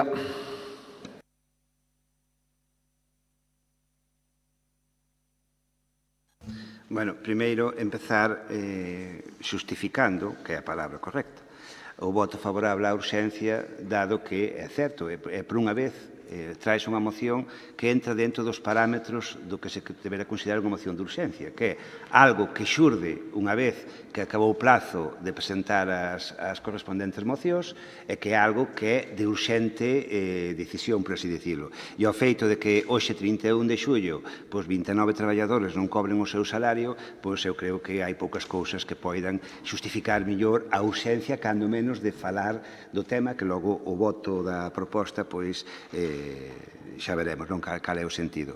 En primeiro lugar, analizando isto así dunha forma rápida, como non hai outro remedio dada como foi presentada a moción, primeiro lamentar o protagonismo que nunha batalla política sin cuartel, como se está vendo, toman, pois, tanto os 29 traballadores de Suplusa, como neste caso unha funcionaria da Diputación, que todo señor dito de paso, cando menos persoalmente, e creo que desde o conxunto do grupo do BNG, mostramos, cando menos, non só a comprensión, senón que eu pareceme que é a mellor postura que puido tomar dado a deriva que está acollendo todo este enfrentamento entre Suplusa e a Diputación. A ver, eu non sei cal é a solución neste caso. Eu, por os propios escritos que presenta a interventora, creo que había fórmulas de solucionar o problema dende hai 2 meses que presentou a súa dimisión. Desde novamentos accidentales, mentras que non se fai un novamento definitivo, outra serie de alternativas se quixeran facer. Non se fixo desde o Consello de Administración de Suplusa. Non teño nin idea de cal foi o motivo, porque neste momento, como ben sabido, o BNG non está nese órgano. Cal é o mecanismo que a Diputación puidera ter para corrixir o erro? Sinceramente, tampouco sei. Eu que si creo que non é moi procedente é que a Diputación paga as nóminas. Penso que tampouco se pretende con esta proposta, non? O que si é certo, o que non podemos consentir é que nesta batalla, que é unha batalla política, non hai ningún xénero de dúbidas, quen pague os platos rotos, quen pague as consecuencias, señan traballadores, e aí estamos de acordo perfectamente co que dicía o señor Martínez, que de término medio andan rondando os 1.000 euros. Non son precisamente traballadores de élite que poidan irse de vacacións igual, ainda que non cobren o mes de xullo. É imprescindible solucionalo, pero insisto, eu sinceramente nin temos os coñecementos técnicos, nin houbo tempo a estudiar cal sería a fórmula de solución. Home, o mellor unha solución era proceder que este pleno, que recoller a proposta do señor Martínez, que supoño que ele votaría en contra, bueno, supoño, non sei, pero ir á desolución de Suplusa e ao mesmo tempo aprobar a absorción ou subrogación do seu persoal para a Diputación. Iso ao mellor era a solución a todo este berenxenal para que non volvera a pasar e cando se construía algo similar, construíla cunha base sólida para que poida funcionar en condicións. É igual, non sei, eu sinceramente nós non temos a medida que hai que tomar para solucionalo, pero o que sí ten que haber é unha solución ao problema. Unha solución ao problema. Creo que se puido ter feito, intuyo, non vou facer aseveracións sin estar fundamentadas, non, intuyo que se prevera desde o primeiro momento isto podía estar solucionado, non se fixo, amañouse o tema do IBE, cousa que ten a súa gravedade, é dicir, si se conseguiu solucionar como fose o tema do IBE, pero, sin embargo, non se consigue solucionar o tema do salario dos traballadores. Non? Tamén me parece, cando menos, unha agravio comparativa bastante importante. Como nun caso hai unha multa, solucionase, no caso dos traballadores, bueno, pois é unha medida de presión máis, non se soluciona. Seña Calseña, por favor, amañémolo e que esta xente poida cobrar o seu salario a poder ser esta mesma semana. 6 minutos o vocero do Partido Socialista. Moitas gracias, señor presidente. Primeiro vou xustificar porque non votamos a favor da urxencia. É urxente que cobren os traballadores de Suplusa. Iso é diferente que sea urxente en que o Pleno da Corporación, que non é o órgano competente para resolver a situación creada polos propoñentes desta moción, sea quen de resolverlo. Poden facer no Consello de Administración de Suplusa, onde vostedes son a maioría, onde gobernan vostedes. Eso sábeno se teñen toda a información de Suplusa, onde teñen a maioría e, polo tanto, tamén os medios ao seu alcance para telo. Agora, é moi fácil tratar de desprenderse das responsabilidades que un ten, levando o debate ao órgano que non ten absolutamente nada que ver con esa situación. O artigo 12 dos Estatutos de Suplusa establece que as funcións de intervención se realizarán por un profesional de recoñecido prestixio que pertenza ou teña pertencido á escala de habilitación estatal. Subescala de intervención tesourería, categoría superior, con máis de 10 anos de exercicio profesional en dita categoría, designado e removido previa proposta da Presidencia polo Consello de Administración, quen será sustituído nos supostos de vacante, ausencia, enfermidade ou impedimento legal de acordo co previsto nas bases de execución do presuposto da Deputación. E é onde vamos a base 35ª do orzamento da Deputación que podemos aplicar en estes supostos. Pero a base 35 dinos que para estes efectos a interventora xeral pode ser sustituída nos casos de ausencia ou enfermidade sen máis trámite en calquera caso e órganos polo interventor adxunto, o xefe de servicio de fiscalización, etc. Nos casos de ausencia ou enfermidade estamos nun suposto de vacante. Nun suposto de vacante, que é moi diferente. E no suposto de vacante, vostedes, que teñen maioría, vostedes que din que mandan en Suplusa, que anhelaron e hoxe gobernan Suplusa, evidentemente, ten na súa man resolver que cobren os traballadores de Suplusa e deixar de utilizalos contra a arma arroxadiza contra este goberno. Porque no que teñen convertido a Suplusa dende que vostedes a gobernan. Eso non só o pode ler calquera, senón que está nun informe que está en poder da Sociedade Urbanística Provincial de Lugo e que lles pode facilitar. Que, por certo, conclúe que, polo exposto, a parte destas cuestións, a sociedade poderá proceder á modificación dos estatutos sociais segundo manifestado anteriormente. Noutro caso, ou ao nomeamento dun interventor conforme o establecido nos seus estatutos e transitoriamente por razóns de urxencia cun nomeamento accidental. Co cal, poden modificar os estatutos para nomear interventor por outro procedimento. Poden facer un nomeamento accidental ou simplemente, a través dos estatutos actuais, cubrir esa vacante que se ten producido.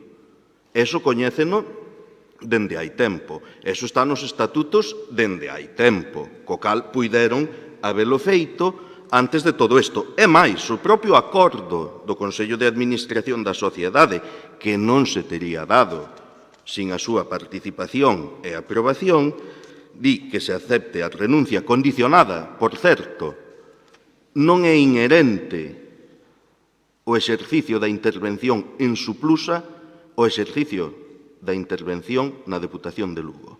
Unha cousa é que a Deputación teña que fiscalizar as contas de Suplusa e outra cousa é que a interventora ou interventor da Deputación teña que ser tamén quen fiscalice as contas dentro de Suplusa. É moi diferente. É moi diferente.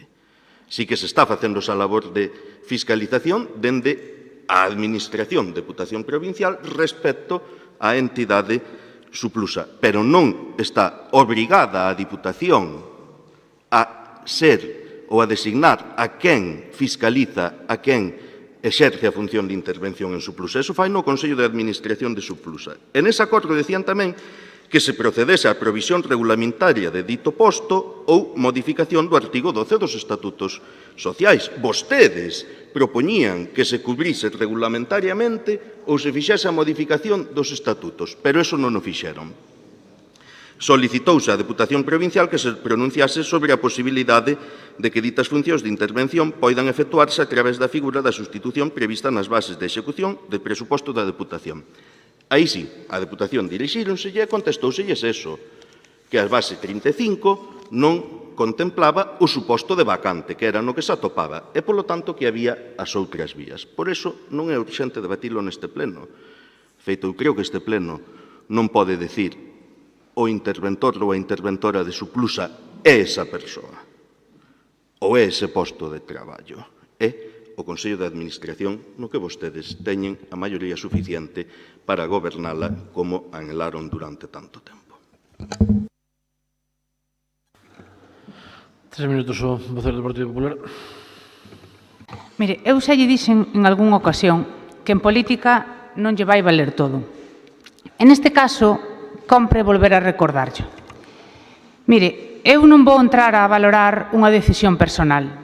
Vostede, como lle recordou o meu compañeiro Ulla, non ten moita responsabilidade de goberno, porque incluso o que fai aquí o fai con bastante irresponsabilidade. Pero gustaríame que se vira na situación de que de repente o seu secretario ou o seu interventor, e todos os que estamos aquí que somos alcaldes, de repente, de hoxe pa mañá, deixara, por decisións persoais que temos que respetar, o seu cargo. As funcións de Secretaría e Intervención, que esta institución o sabe, porque non en vano normalmente colabora cos concellos para aqueles concellos que día a día suelen aflorar estes problemas, porque, aínda que se puxeron en marcha algunhas medidas que poden corrixir esta carencia de secretarios e interventores, esas listas provisionales supoño que o intentarán paliar, pero sí que é verdade que é un problema real que ocorre moitas veces. As funcións de Secretaría e Intervención, neste caso as funcións de intervención de Suplusa, toda vez que as contas de Suplusa teñen que ser aprobadas por o propio Pleno da Corporación, e de feito desde a súa posta en marcha non houbo ningunha diferencia. En todo caso, esta institución debe de implicarse. Eu xa sei, e non basta máis que escoitalo, que non lle preocupa demasiado esos 29 traballadores. Tampouco lles preocuparon os que lles prometeron traballo e despois non lle deron. É curioso, porque fai 10 minutos o seu compañeiro, e non sei se o señor Lino quere tomar a palabra ou está nervioso. Quere puntualizarlle vostede algo máis? Por favor, silencio, deixe de falar a... Sabe que por menos expulsaron algún compañeiro deste pleno, Lino, por favor, deixe de falar a... Dito iso... Por favor, Lino. Siga. Dito isto, fai escasos minutos o seu compañeiro dirixíase ao deputado non adscrito e dicíalle que tiña que ir rozar augas mestas, que para iso tiñan comenda de xestión. É dicir, vostedes contan con Suplusa para traballar, pero resulta que non lle queren pagar. A marxen de peleas e do nerviosismo que imperan don Lino cada vez que falamos deste tema, hai un problema que vai máis alá da dicotomía Manolo Martínez, Partido Socialista. Hai 29 persoas que neste momento non saben cando van a cobrar a súa nómina.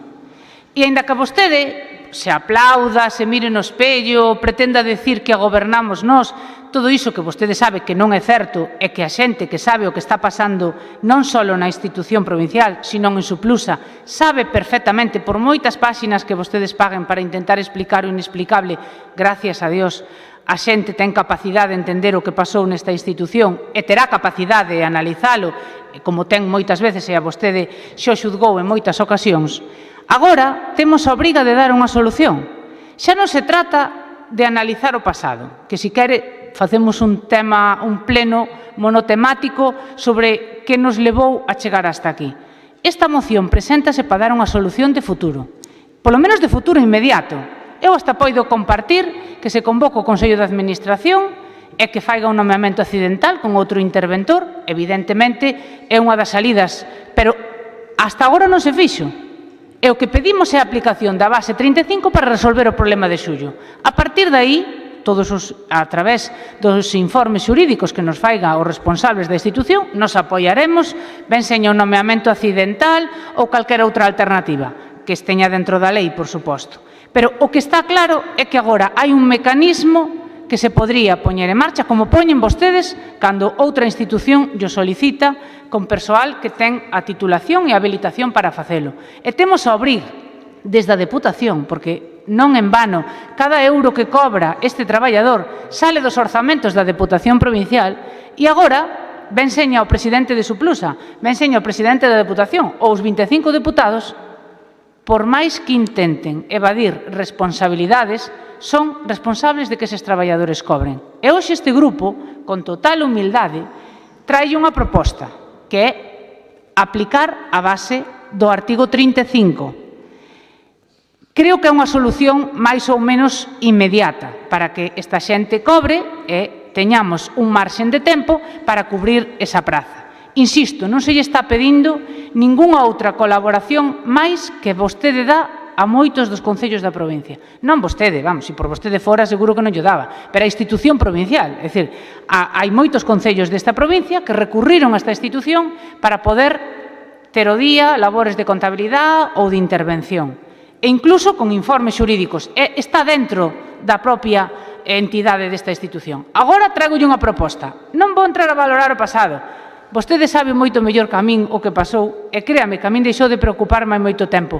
O que é importante agora é resolver este problema. E hai 29 persoas que non están cobrando a súa nómina. E na Deputación Provincial goberna o Partido Socialista. E a Sociedade Provincial Lucense, tanto na súa Xunta Xeral, ten deputados do Partido Socialista. Preside o deputado non adscrito, por certo, co voto tamén de vostede.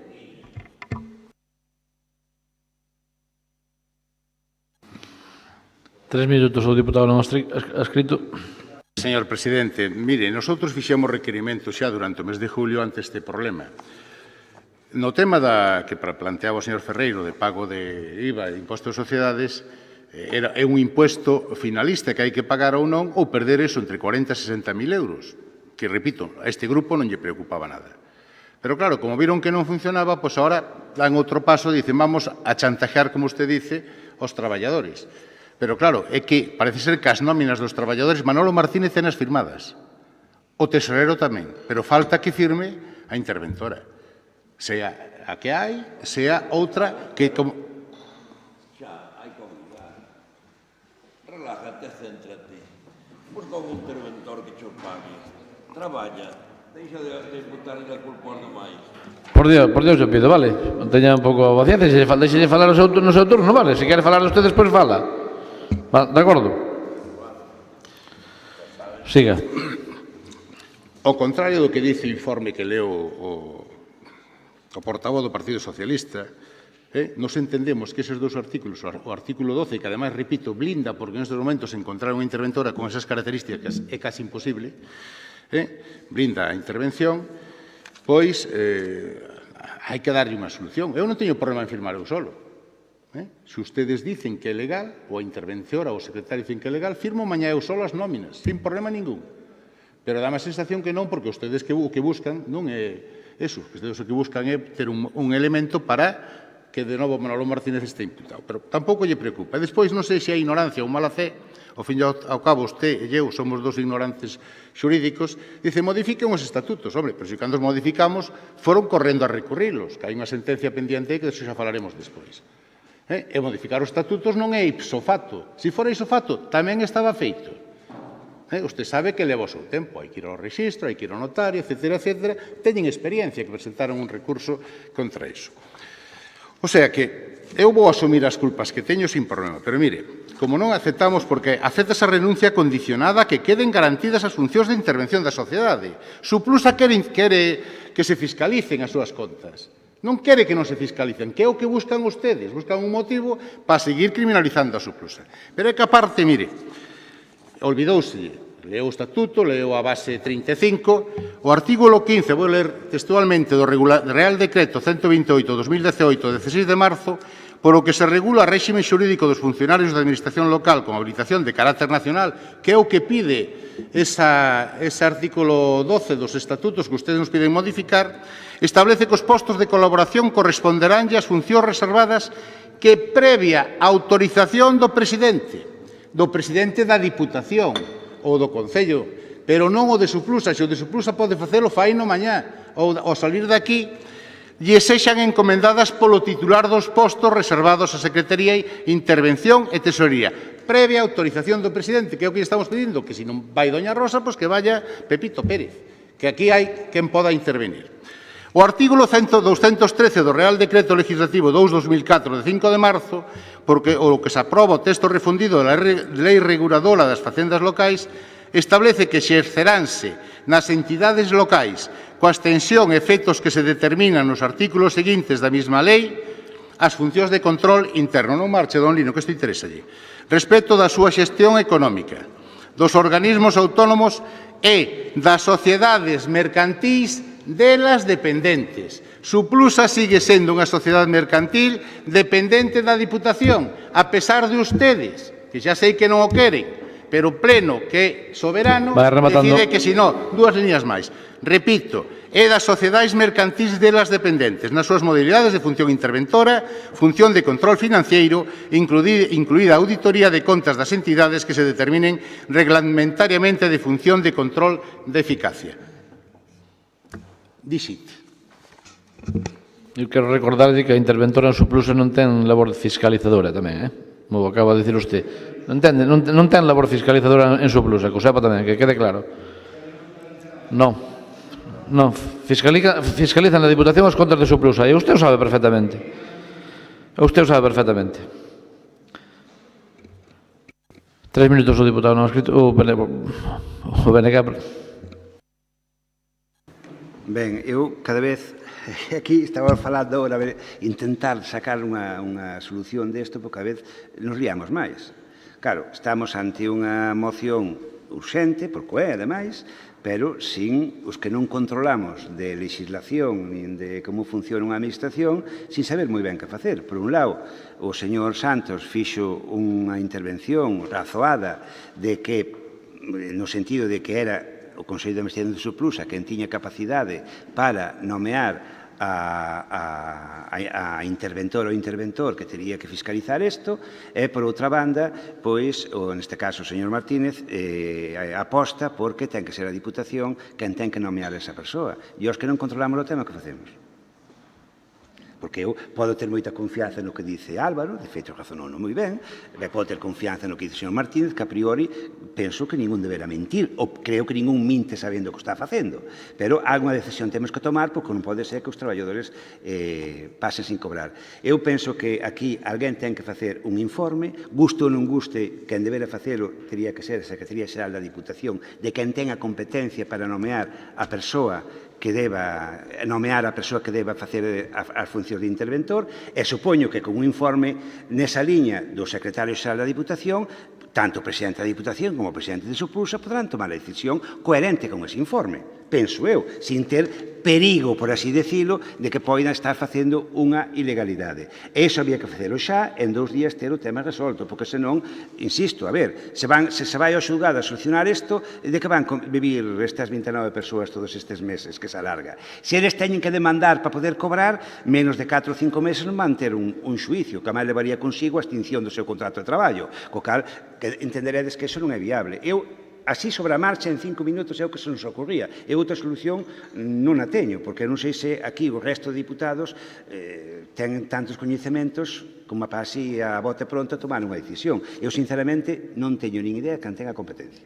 Se é Suplusa ou é a Diputación. Co cal, que o diga ou que informe o señor secretario, que teña a competencia que nome unha persoa para salir do apuro primeiro e logo, de forma definitiva, nas próximas semanas, se é que sigue existindo aí na entidade.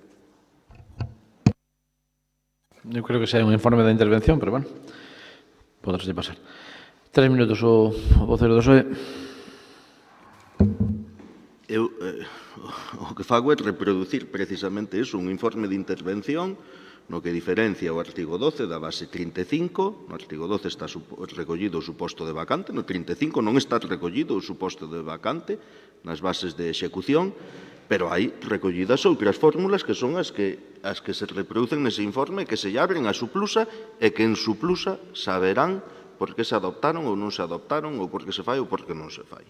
Dende logo, teñen tamén número suficiente para pedir, teñen feito en outras ocasións, Xunta Extraordinaria de Suplusa e Consello de Administración de Suplusa, pero é que teñen a capacidade de facelo e de resolvelo por esa vía.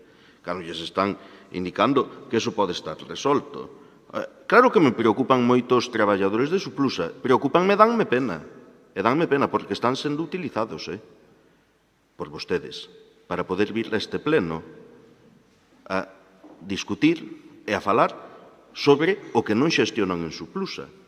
Teñen a capacidade de decidir sobre Suplusa, sábeno perfectamente, ansiárono e conseguírono. Nada lles impide nomear un interventor, un accidental, mañán, para pagar as nóminas pasado mañán. Podeno facer? Supónse, non? Eu que deduzco deste informe. A xente sabe perfectamente que o disparate se mantén en Suplusa gracias ao Partido Popular, que sen o Partido Popular non estaría en esa situación a Sociedade Urbanística Provincial de Lugo. Situación que é moi clara e que é moi concisa e que non admite discusión. En eso sí que coincide todo o mundo. Nin fai polígonos, nin abre as residencias e agora non paga o persoal. Esa é a situación de Suplusa. É a situación a que vostedes, sin vostedes non houvese sido posible. Vostedes, os que propoñen esta moción, levaron a Suplusa e na súa man que crearon o problema teñen solucionalo, porque Suplusa non paga aos traballadores porque non adoptan as decisións que poden adoptar, porque lles interesa máis tratar de trasladar o debate e tratar de responsabilizar a quen non goberna Suplusa, que non é o Grupo Socialista quen goberna Suplusa. Non é. Sábeo vostede moi ben. Non hai tanto tempo que presumía de poder facer o que quixese e de que iso iba a ser magnífico para a sociedade. Os traballadores está sendo sensacional que vostedes poidan facelo. Polo tanto, nós non podemos votar a favor dunha proposta que di que solvente a situación un órgano, unha institución, que non ten que resolver esa situación. A situación teñen que creala, que resolvela onde a crearon, nos órganos de dirección de Suplusa. Agora, se non teñen quen lles queira fiscalizar as contas de Suplusa, se non teñen quen queira poñer ali o seu nome ou a súa responsabilidade, bueno, pensen o que está pasando. Pensen o que está pasando. Ahora non veñen aquí a dicir, no. A Deputación sí que fiscaliza as contas de Suplusa. Non é quen de nomear a persoa que fiscaliza as contas en Suplusa. Vostedes non están pedindo que o presidente autorice a alguén a fiscalizar. Están pedindo que nomee a alguén que vaya a fiscalizar, que obrigue a alguén a ir a fiscalizar, que é moi diferente. O que queira, se funcionario da Diputación terá que contar coa autorización do presidente. Ahora, eso non é o mismo que a que o presidente colla e obrigue a alguén a ir fiscalizar esas contas, sexan cales sexan. Polo tanto, máis alá da demagoxia que queiran facer, máis alá da perversión que pretendan facer do noso sentido do voto, insistindo en que creemos que non só o Pleno non é o órgano que resolva a situación de vacante, o Pleno da Diputación non é o órgano que resolva a situación de vacante de intervención na Sociedade Urbanística Provincial de Lugo e ante ou coas reservas de que o pronunciamento incluso poida ser irregular, non vamos a votar a favor desa proposta. Un minuto para rematar. O que creo que ningún cidadán da provincia lle cabe ningunha dúbida que esta situación se chegou non dende logo pola irresponsabilidade do Partido Popular, sino polas loitas internas e polo odio absolutamente inexplicable que teñen entre vostedes e que acabaron incluso pagando precios con persoas que foran seleccionadas en procesos que, por certo, postos a preguntarlle a xente o que opinen, gustaríame que escoitara o que opinan de vostede as representantes das traballadoras do proceso de selección das residencias. Dito ao paso, que tamén se enlaza con isto, o que tampouco creo que lle quede ningunha dúbida despois de ler os artigos, é que vostede hoxe tiña a posibilidade de colaborar e resolver esta situación, como fai con moitos concellos da provincia cando por unha ou outra razón se encontran con vacantes de intervención. Vostede tiña a posibilidade de solucionalo. E volvolle a decir que non procede, e cada vez que o facemos, ademais, é malo para a imaxe da institución, volver a recordar en que situación nos levou hasta aquí. Pero sí que tamén lle quero recordar que o que preside neste momento o Suplusa foi co voto de vostede. Vostede estaba de acordo na votación do cambio de presidente. E dito seña de paso, sendo absolutamente responsables todos desta situación, xa non só do pasado, que a medida que pasa o tempo e non se colle o toro polos cornos, os problemas son máis grandes. Ao mellor hasta poido estar de acordo co Bloque Nacionalista Galego. Ao mellor hai que falar dunha integración de Suplusa na Deputación, chegado a este punto, porque o que está claro é que os traballadores ben señan os que tiñan unha aspiración para traballar nas residencias. Ben señan os que hoxe están traballando que non cobraron o traballo de xullo, en cambio vostedes si contan con eles para facerlles traballar en agosto, e cito o Daumas Mestas. Si alguén está utilizando os traballadores de Suplusa non foi o Partido Popular, que non goberna Suplusa, como vostede ben sabe, dende o ano 2007. Hoxe tiña unha ocasión de colaborar e dende os medios e recursos humanos que ten a institución, poñer a disposición de Suplusa, dito seña de paso, para un gasto corrente absolutamente previsible e que non estamos facendo ningún investimento que poidera ocasionar ningún risco, que son as nóminas dos traballadores. Non lle pediría esta implicación se fora o proxecto da iniciativa que parece ser que se rexistra por urxencia despois, que iso xa sería outro tema. Estamos a falar dunhas nóminas que están presupuestadas, presuposto aprobado por esta institución da Deputación Provincial de Lugo e que estaba absolutamente previsto no día a día da institución, un gasto corrente sin ningunha excepcionalidade. Vostedes teñen a posibilidade de colaborar con esta institución, non por facerlle un favor ao deputado non adscrito, nin tampouco por facerlle ningún favor a este grupo, que dito seña de paso, trouxemos esta iniciativa tan pronto nos enteramos. Evidentemente non será a única. Habrá que convocar unha xunta xeral e habrá que convocar o Consello de Administración. Pero igual que modificar os estatutos, pois ao mellor tamén hai que facelo. Pero non vamos a ter os traballadores 4 meses sen cobrar. O que se lle pedía neste momento é unha solución inmediata e que creemos que xurídicamente estamos perfectamente ben asesorados para pedirlle que a institución podía colaborar. Si non o quere facer, pois alá cada unha é a súa responsabilidade. Creo sinceramente que se vostede se alegra de que 29 persoas neste momento non ingresen a súa nómina, como mínimo dice moi pouco de vostede. Bueno, debatida a moción, tamén dicir que hai un habilitado máis nacional en Suplusa que podía firmar perfectamente as nóminas. Eu creo que isto é unha disculpa de mal pagador. Ya las firmó, ese señor ya las firmó. Perdón, non vamos a entrar en isto. No digo usted non é habilitado nacional. El presidente y el tesorero ya las firmaron. Falta la firma de intervención. Pasamos á votación. Votos a favor da proposta. Abstencións? Votos en contra? Queda aprobada a proposta.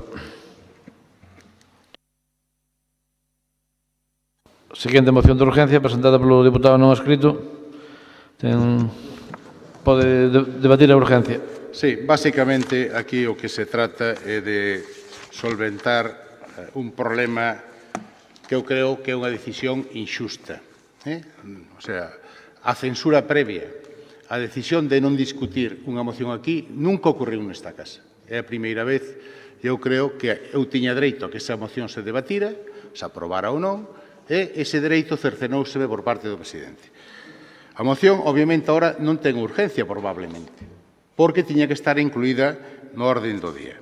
Entón, eu que pido que, dado que se permitiu e se conculcaron os dereitos constitucionales deste diputado, esa moción que tiña que debatirse antes se debata ahora.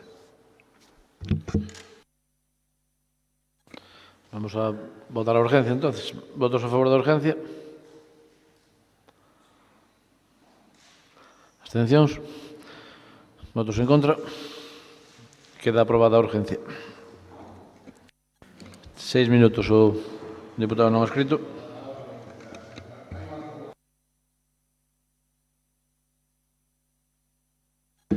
Como dixen antes, a decisión do secretario parece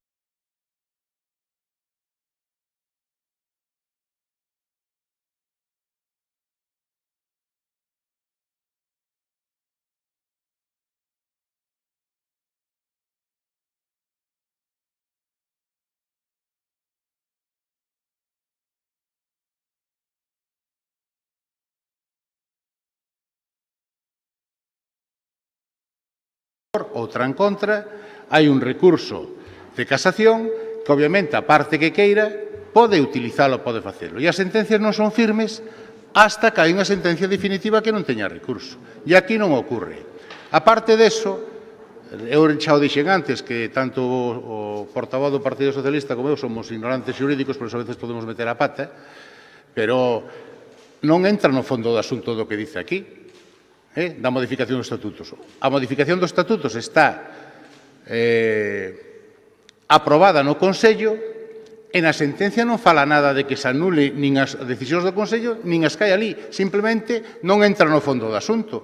Co cual, esta argumentación non me parece de recibo. As outras podo asumilas, que a lei diga ou deixe de decir, pero tamén ten que entender que despois de ver que mocións similares a estas se discutiron en centos de concellos deste país, por exemplo, de Avilés, en Navarra, en Cádiz, Barcelona, sin que os habilitados nacionales dixeran nada da súa ilegalidade ou incluso da súa grosería, pois tamén me parece temerario que aquí non se deixe debatir. Que busca esta moción? Pois, basicamente, busca, dentro da Diputación e de Suplusa e dos organismos dependentes, incluso extendida aos propios concellos no posterior, eliminar a figura do comercializador. Co faga a entidade Suplusa, que está preparada para elo, e serviría basicamente para reducir o coste nos alumbraos ou na comercialización de enerxía eléctrica non 20%, afectaría os edificios públicos da Diputación, a propia Diputación, ayuntamentos da provincia, alumbrados públicos, etc.,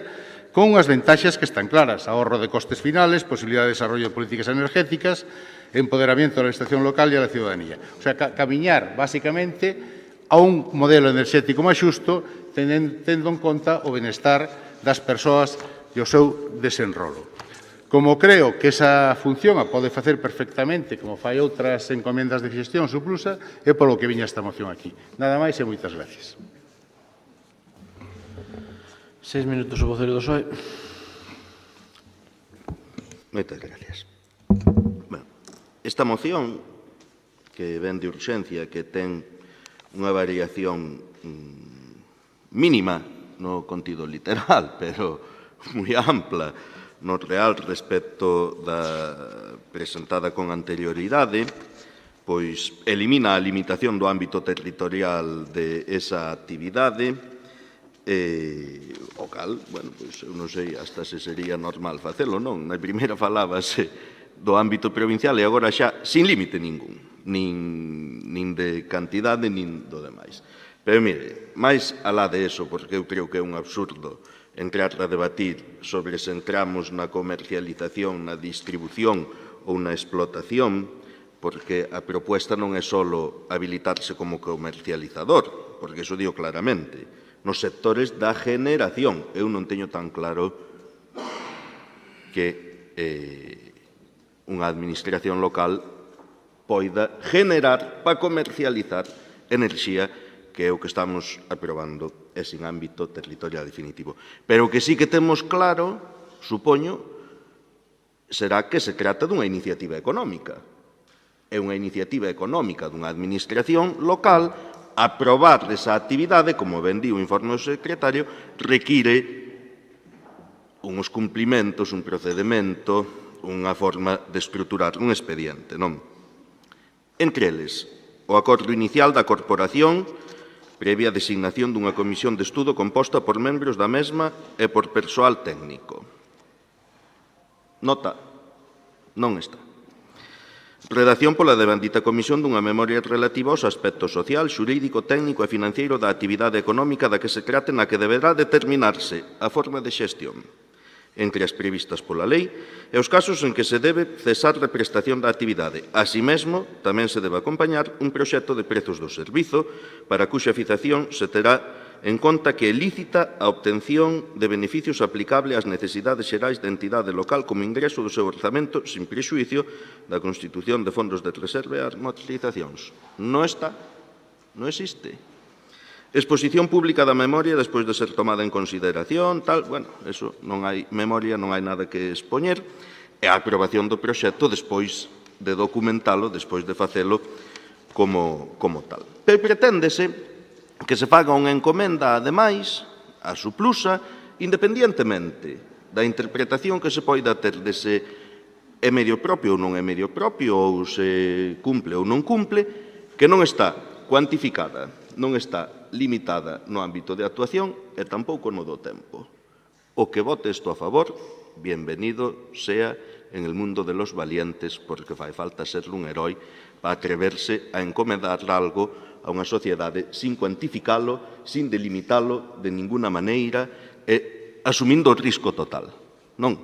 É verdade que hai na proposta un chamativo a que vai haber un impacto medioambiental impresionante, supoño que será que se consumirá menos, ou que realmente vamos á generación de enerxía mediante outras alternativas e non nos quedamos na comercialización, que é o que se puxo. Eu creo que isto está inconcreto, que estamos aprobando, se así se entende, unha encomenda de xestión a unha entidade sobre a que polo menos pesa a dúda de se podemos encomendarlle algo, por terlo ou non a condición de medio propio, a nosa interpretación é que non o ten, porque así se ten dito, pero ainda aceptando esa dúda, sin cuantificalo, sin limitalo, sin tan siquiera haber cumplido o procedimento para a aprobación da iniciativa económica e posterior da aprobación, de verdade. Isto, as cousas, ainda podendo coincidir no obxectivo de ofrecer un novo servicio aos concellos, eu creo que hai que facelo con un pouco de seriedade e rigurosidade. Eu creo que nos termos en que se presenta non pode ser votado a favor, non se pode aprobar, porque eu creo que incurrimos incluso en riscos para nós como cidadáns e como políticos. 6 minutos o vocero do Partido Popular. Ben, moi brevemente, porque xa van dar as 4 da tarde. Bueno, é certo que no plantexamento en algunhas... É que se fan así, eu tampouco poido rematar. Sí que é certo que poido coincidir en algunha valoración co voceiro do Partido Socialista, indudablemente a mesma crítica que fixe no punto 1, que faltaba memoria económica, etcétera, pois poido reproducila aquí, non? Ben, é certo que sí que non vin o informe que se fixo para deixar fora de orden do día esta moción, sí que vin algún caso, concretamente o Concello de Barcelona, unha administración local que se puxo en marcha cunha iniciativa similar, pero creo que a única posibilidade que poidera ter o respaldo deste grupo é que se aceptara emendala na proposta de acordo, en donde se quede dunha maneira clara que se siga o procedimento legalmente establecido e con todos os informes pertinentes e precisos para poder estudiarse este novo servicio prestado por esta entidade. Non? Si flexibiliza a proposta de acordo e queda explícitamente claro que se seguirán os procedementos legalmente establecidos, que lle adianto que non traigo estudiado, porque ao non ir na orden do día entrou por urxencia, pois non temos ningún inconvinte en que se poida explorar este novo servicio para a provincia. Non? Sen dúbida, o custo de enerxía é un grave problema para as administracións e para familias e para iniciativas privadas. Se hai algunha fórmula de que seña máis económica, non vamos ser nosotros que impide que se estudie, non? Pero, en todo caso, sin saltar o procedimento legal. 6 minutos, o Bénega. Bueno, tamén, como no caso anterior, primeiro, decir sobre o tema da ausencia, non? Aquí había un sentimento contradictorio, por así decirlo, porque se noutros ámbitos, no nivel municipal, por exemplo, pois nos enfadamos, entre comillas, ou protestamos cando algunha moción non nos foi tratada ou foi pasada a rogo, etc., lóxicamente, por pura coherencia, cando eso tamén se fai noutro ámbito, pois tampouco nos pode parecer ben. Outra cousa é o contido da moción ou que incluso de aprobarse, porque fora manifestamente ilegal a súa aprobación, non se lle fixera ningún tipo de caso. Esa é outra cuestión. Ahora, si é certo que a priori sacala do orden do día parecenos cando menos un poquinho forte, por así decirlo, e sobre todo pois por falar, a verdad que nunca fai dano, non? En todo caso, peor efecto ten o de que non se debata, non? Outra cousa é que unha cuestión deste calado se poida tratar nunha moción de urxencia, que por eso foi o sentido do noso voto da abstención, porque tamén é certo que é algo que ten tal calado, que é completamente imposible poder posicionarse sin un debate profundo, sin un estudio concienciudo, porque é unha proposta forte, que ten unhas implicacións económicas e sociais moi importantes, non? E deixando claro que, a priori, é algo para estudar. É dicir, sobre todo a parte comercializadora, por así decirlo, o resto xa me parece casi un poquinho ahora vamos cometer aquí unha hidroeléctrica, non? Pero, bueno, a parte de comercialización, sí é certo que é, cando menos, unha idea para estudiar. E incluso para poder plantearse nun futuro que unha institución como a Diputación pudera ofertar este servizo ao conxunto de concellos da provincia. Eu penso que tamén saliros do ámbito provincial sería cando menos un poquinho, non me atrevería a cualificalo, non? Pero claro, eso ten que ser, teríase que facer nunha situación política e institucional que nada ten que ver ca actual, que sería unha auténtica temeridade, non? Neste momento, cando ainda non sabe moi ben se os actuales estatutos van ser eliminados ou, aceptados ou non se sabe moi ben se dentro dunhos meses non entrará o antigo Consello de Administración a ser o que leva a sociedade, non sabe moi ben que pasará en todos e cada un dos aspectos do funcionamento de Suplusa, non se sabe moi ben se dentro dunhos meses existirá a propia Suplusa, como ben dixo tamén a voceira do Partido Popular, non terá que a Diputación absorber as funcións da entidade xunto co seu persoal. Para nós non nos parece nin serio, nin responsable, nin normal meterse neste momento neste tipo de aventuras. É verdad que con esa matiz, que é algo bastante máis que un matiz, que propoñía a señora Candia de estudiarase, xa suaviza bastante a proposta, porque unha cousa é aprobar e emprender un camiño e outra cousa é que se estudiará se se emprende ese camiño. Inda así, sinceramente, que a situación política e institucional que temos neste momento sería completamente temerario emprender este proxecto ou calquera outro que non se sabe como vai acabar dentro de uns meses. 3 minutos, o diputado non escrito. Gracias, señor presidente. O de inconcreto divaga e da memoria económica foi unha pena que non aplicara no punto 3 de orden do día de hoxe, referido a TIC. Pasa que, que ustedes utilizan unha cousa e outra según lles convén tamén, pero antes de nada quixera felicitar ao Grupo Socialista porque a verdade que están contentos do pleno, estánse rindo, mostrando unha falta de educación total e absoluta, pero, tampouco se pode esperar moito máis. Mire, isto é riguroso a serio.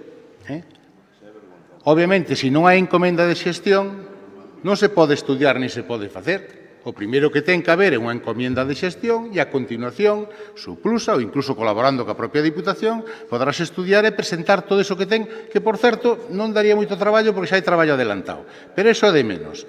E despois, a dúda que pon a portavoz do Partido Popular, perdone que non me ofendo, pero é decir que o procedimento sea todo completamente legal, eu hasta ahora aquí non trouxe ninguna proposta que non se podera meter dentro da legalidade. Ahora ríe o presidente.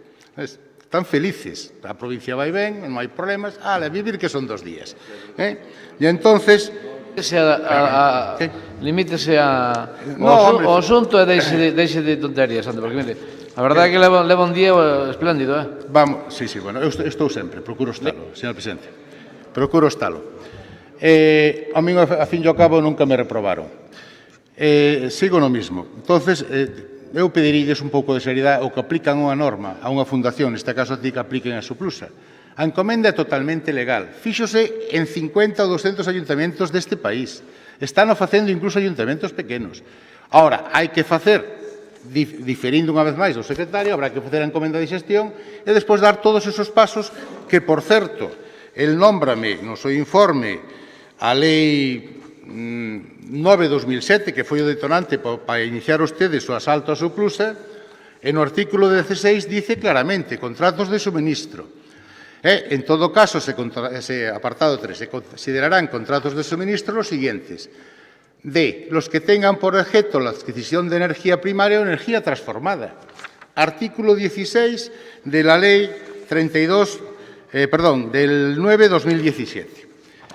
El artículo 32, que me lo cita el señor secretario como un inconveniente para poder hacer este encargo a Subplusa, pues lo dice claramente también. En el primer apartado dice, valiéndose de otra persona jurídica distinta a ellos, ya sea de derecho público o de derecho privado, que sería Subplusa, previo encargo a esta. Non o vou ler todo, porque non teño tempo. Tendrán a consideración de medio propio personificado respecto una única entidad concreta del sector público, aquellas personas jurídicas de derecho público o de derecho privado que cumplan todos y cada uno de los requisitos que se establecen a continuación. Que el poder adjudicador, que es uno de los temas, sería capitales, que pueda conferirle encargos, ejerza sobre el ente destinatario de los mismos un control directo e indirecto. Esta Diputación, les guste o no les guste, tiene control no solo directo o indirecto, más bien directo, sobre Subplusa. Pero no es ustedes, el Grupo Socialista, el que tiene el control, que ya lo quisieran. Lo tiene el Pleno. Y eso es lo que les molesta.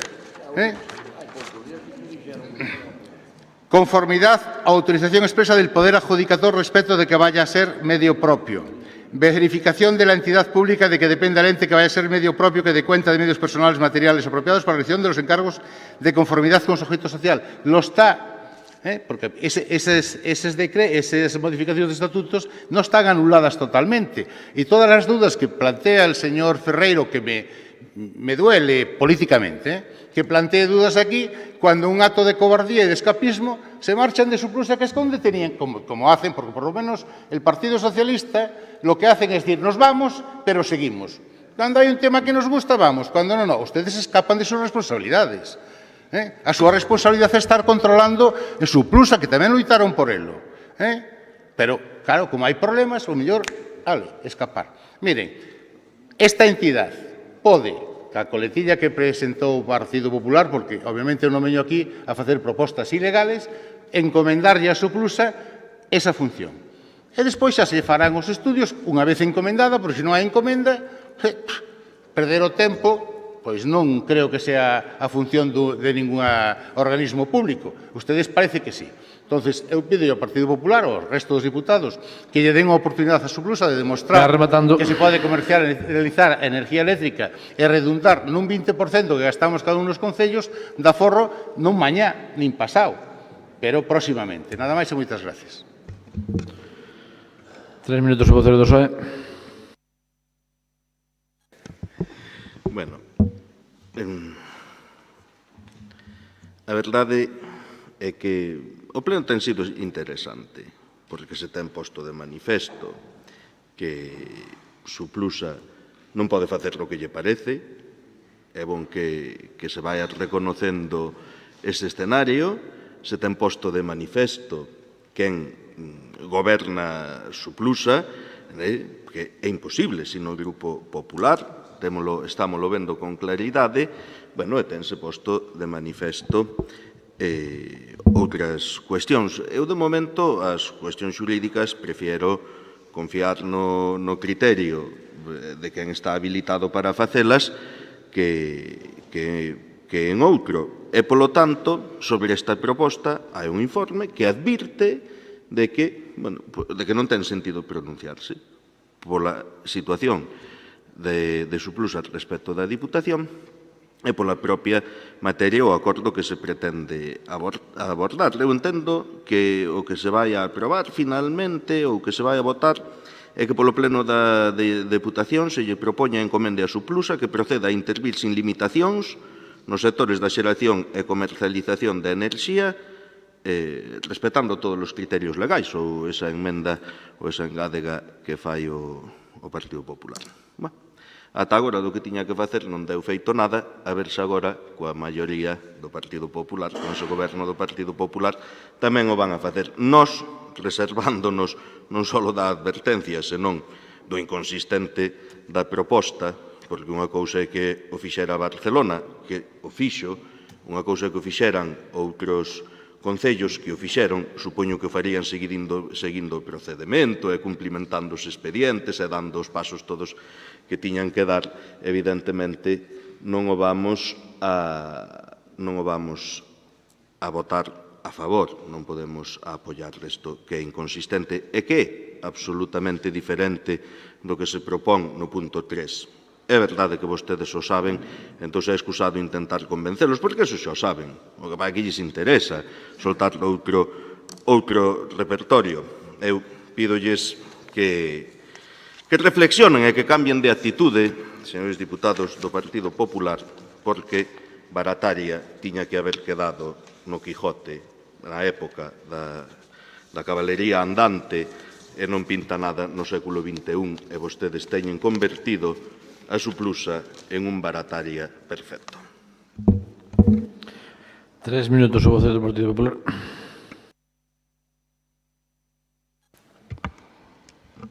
O principal exercicio que debe de facer vostede cando se levanta debe ser analizar o que foi esta legislatura dentro do ano 2015. Especialmente no que convertiron esta institución, por extensión, Suplusa. Vostedes dixeron que asinaban unha moción de censura para restablecer a normalidade democrática nesta institución. E nin se ganou en democracia, e hoxe temos un claro exemplo, que é a primeira vez que unha moción registrada en tempo e forma non se incluye na orden do día para ser votada, poderá ser a favor ou en contra, é a primeira vez que eu, polo menos dentro do tempo que estou aquí, nin se ganou en normalidade. Mais ben, non sei por que se remite ao Quijote, eu máis ben iría a Valle Inclán e poucos esperpentos houbo nas institucións locais dende que temos época democrática.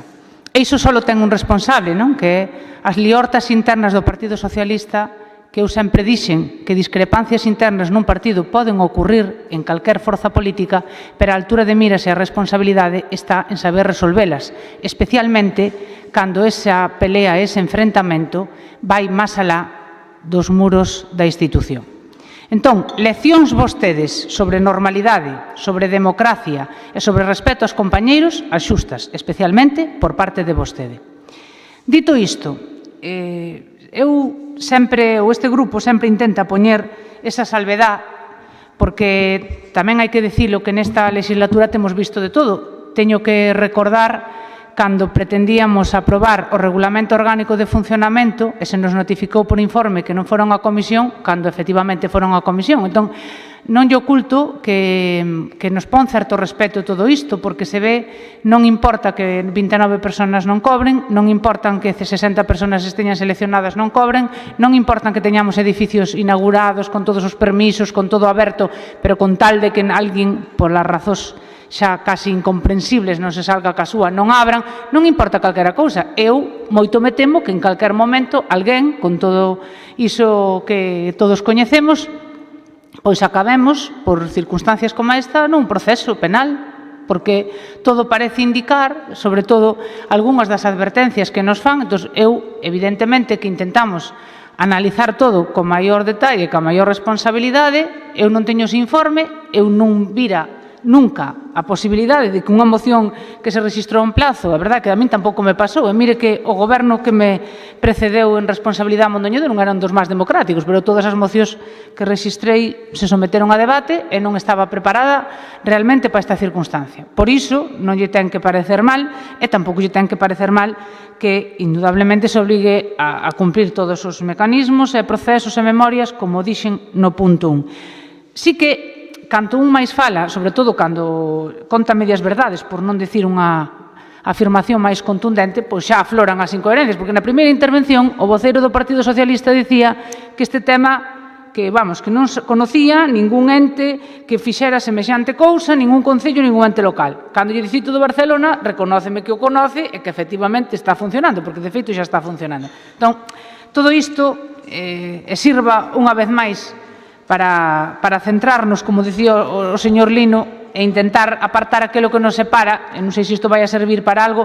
Dende logo, nós non podemos renunciar a que Suplusa faiga as súas funcións, ten un orzamento público, ten unhos traballadores, temos a obligación de que seña un ente, que é un ente adscrito da Deputación, unha sociedade pública da Deputación eficiente e eficaz, porque non nos guste ou porque nos guste menos que no preside, nós temos a obligación de rentabilizalo ao máximo, e eu nesta legislatura non estou disposta a renunciar a que Suplusa siga cumplindo con Cospeito, que ten 15 solicitudes de empresarios para poñer en marcha un polígono, siga, si efectivamente Castro Verde, que agora nos contestarán se lle van ceder ou non o edificio, parece ser que manifestou vontade de que se xestione con Suplusa que o faiga, non vamos a renunciar a eso, non debemos renunciar a eso.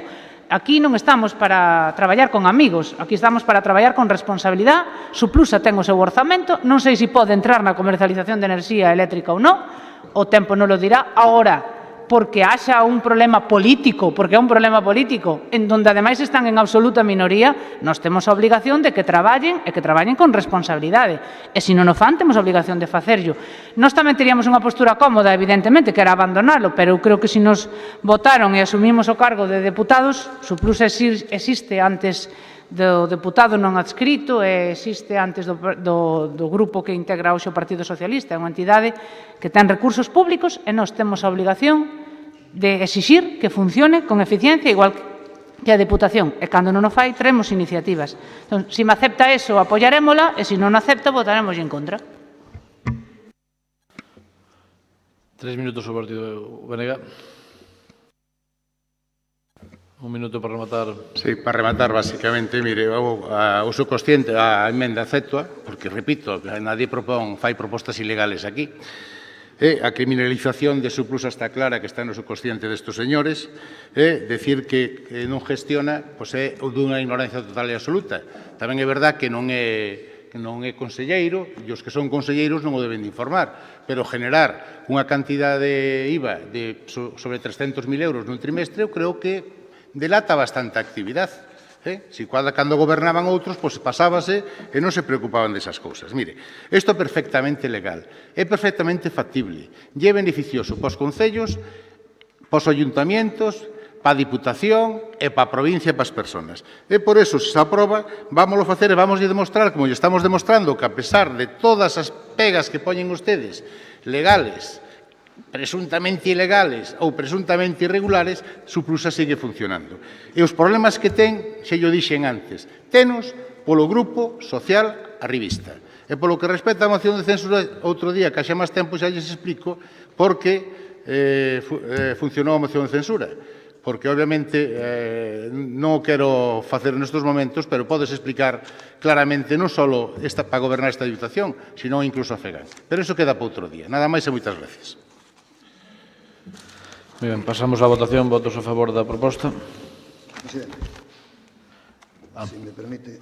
Sí, quere falar o señor secretario. Eu somente, vendo que a proposta que se plantexa non modifica ninguna, eu, pola miña responsabilidade, teño que facer clara advertencia de legalidade da proposta nos términos que se plantexa. Pois habrá que levantar o reparo, para que non pase como outra vez que se votou e despois, como non se había levantado o reparo, pois había problemas. Podría repetir o señor secretario? Podría repetir? Digo que pola responsabilidade que corresponde teño que dicir que nos términos que se plantese a proposta que se presente é manifestamente legal.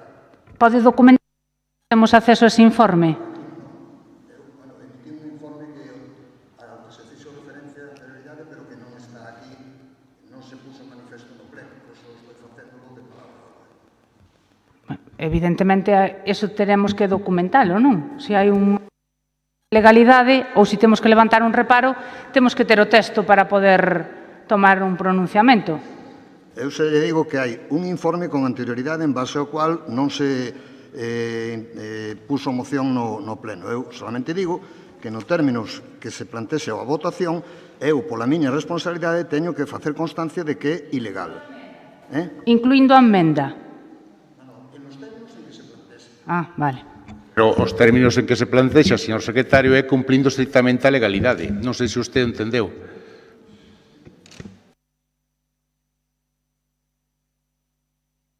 No, primeiro habrá que levantar o reparo, entendo eu. A levantar un reparo que non temos. Non podemos votar algo que non temos. Aí. Se lo dice, lo vamos a creer. Temos a moción tal e como está. Ahora, Non, perdón, coa emenda que se aceptou. Bueno, non sei, eso terá que decirlo que se vota a emenda ca coletilla esta de que si é legal, todo vale. Aquí estamos acostumbrados a eso, si é legal, todo vale e listo. Verdad, doña Elena? A vostede se lle acaba a amenaza de que é ilegal. Si é legal, todo vale. Todo vale non, pero vale mellor. Si é legal, vale mellor. Esa é a coletilla que podemos ser, pero si é legal...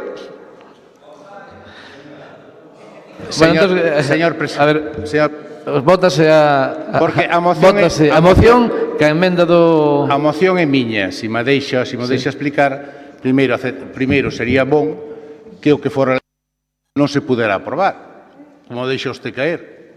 Eu creo que se expresou mal.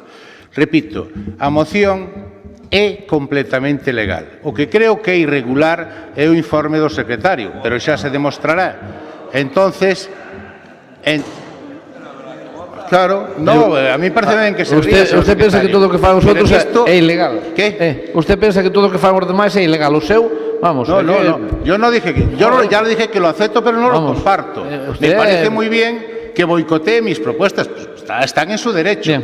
Pero lo que pide ahí que es que la Diputación le encomienda a su plusa, cumpliendo la legalidad vigente, la comercialización de energía eléctrica, si é ilegal, veña Dios o vexo. Pero bueno, xa o veremos no outro lado, me imagino. Nada máis, moitas gracias. Procedamos a votación, pero non me veñan despois que non se pode cumprir a moción porque non se levantou o reparo. Pero que reparo? Nin que houve algún reparo aquí de alguén?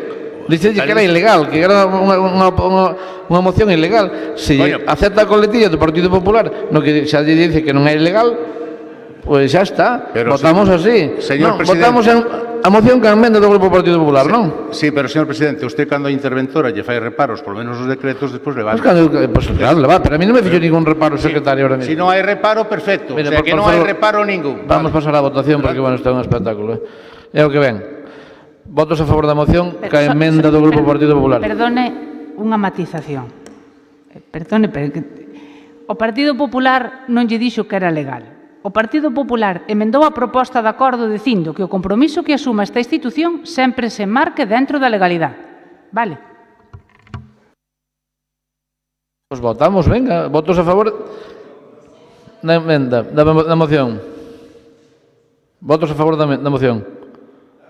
Votos a favor da moción, que a emenda.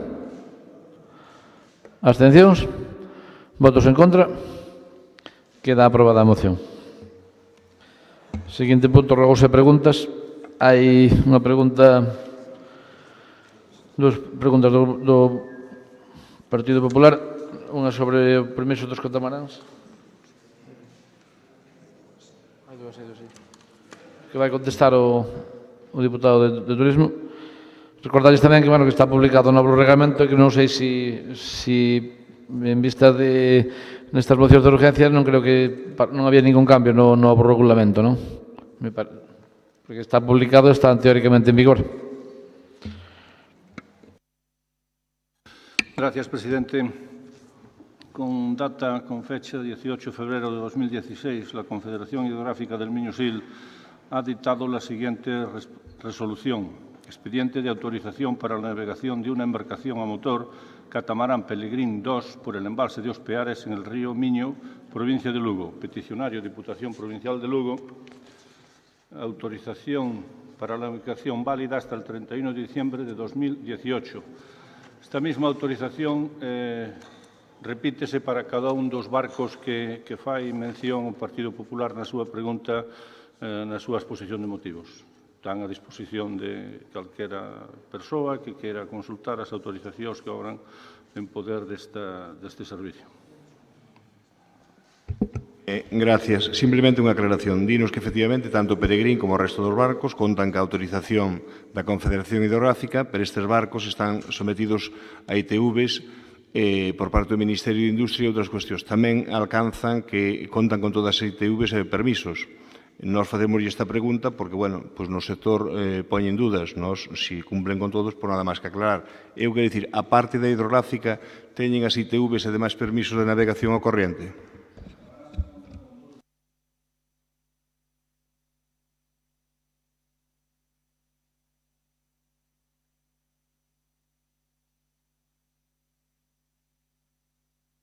Áreas emitida polo Ministerio de Agricultura, Alimentación e Medio Ambiente no seu nome a Confederación Hidrográfica en data 28 de febreiro de 2016, que é a entidade que autoriza ou denega a navegabilidade das embarcacións. Presente autorización vigente hasta o 31 de diciembre de 2018. Están todas na mesma circunstancia. Hai outra pregunta sobre a residencia de Castro Verde. Cando se vai ceder, é dicir, porque a petición creo que entrou a semana pasada, de todos modos non a vin, e eu xa teño falado co alcalde que non habría problema en cederlle a residencia ou, bueno, fazer o convenio como teñemos planeado cos outros concellos. E se non hai máis preguntas, nin máis levantamos a sesión.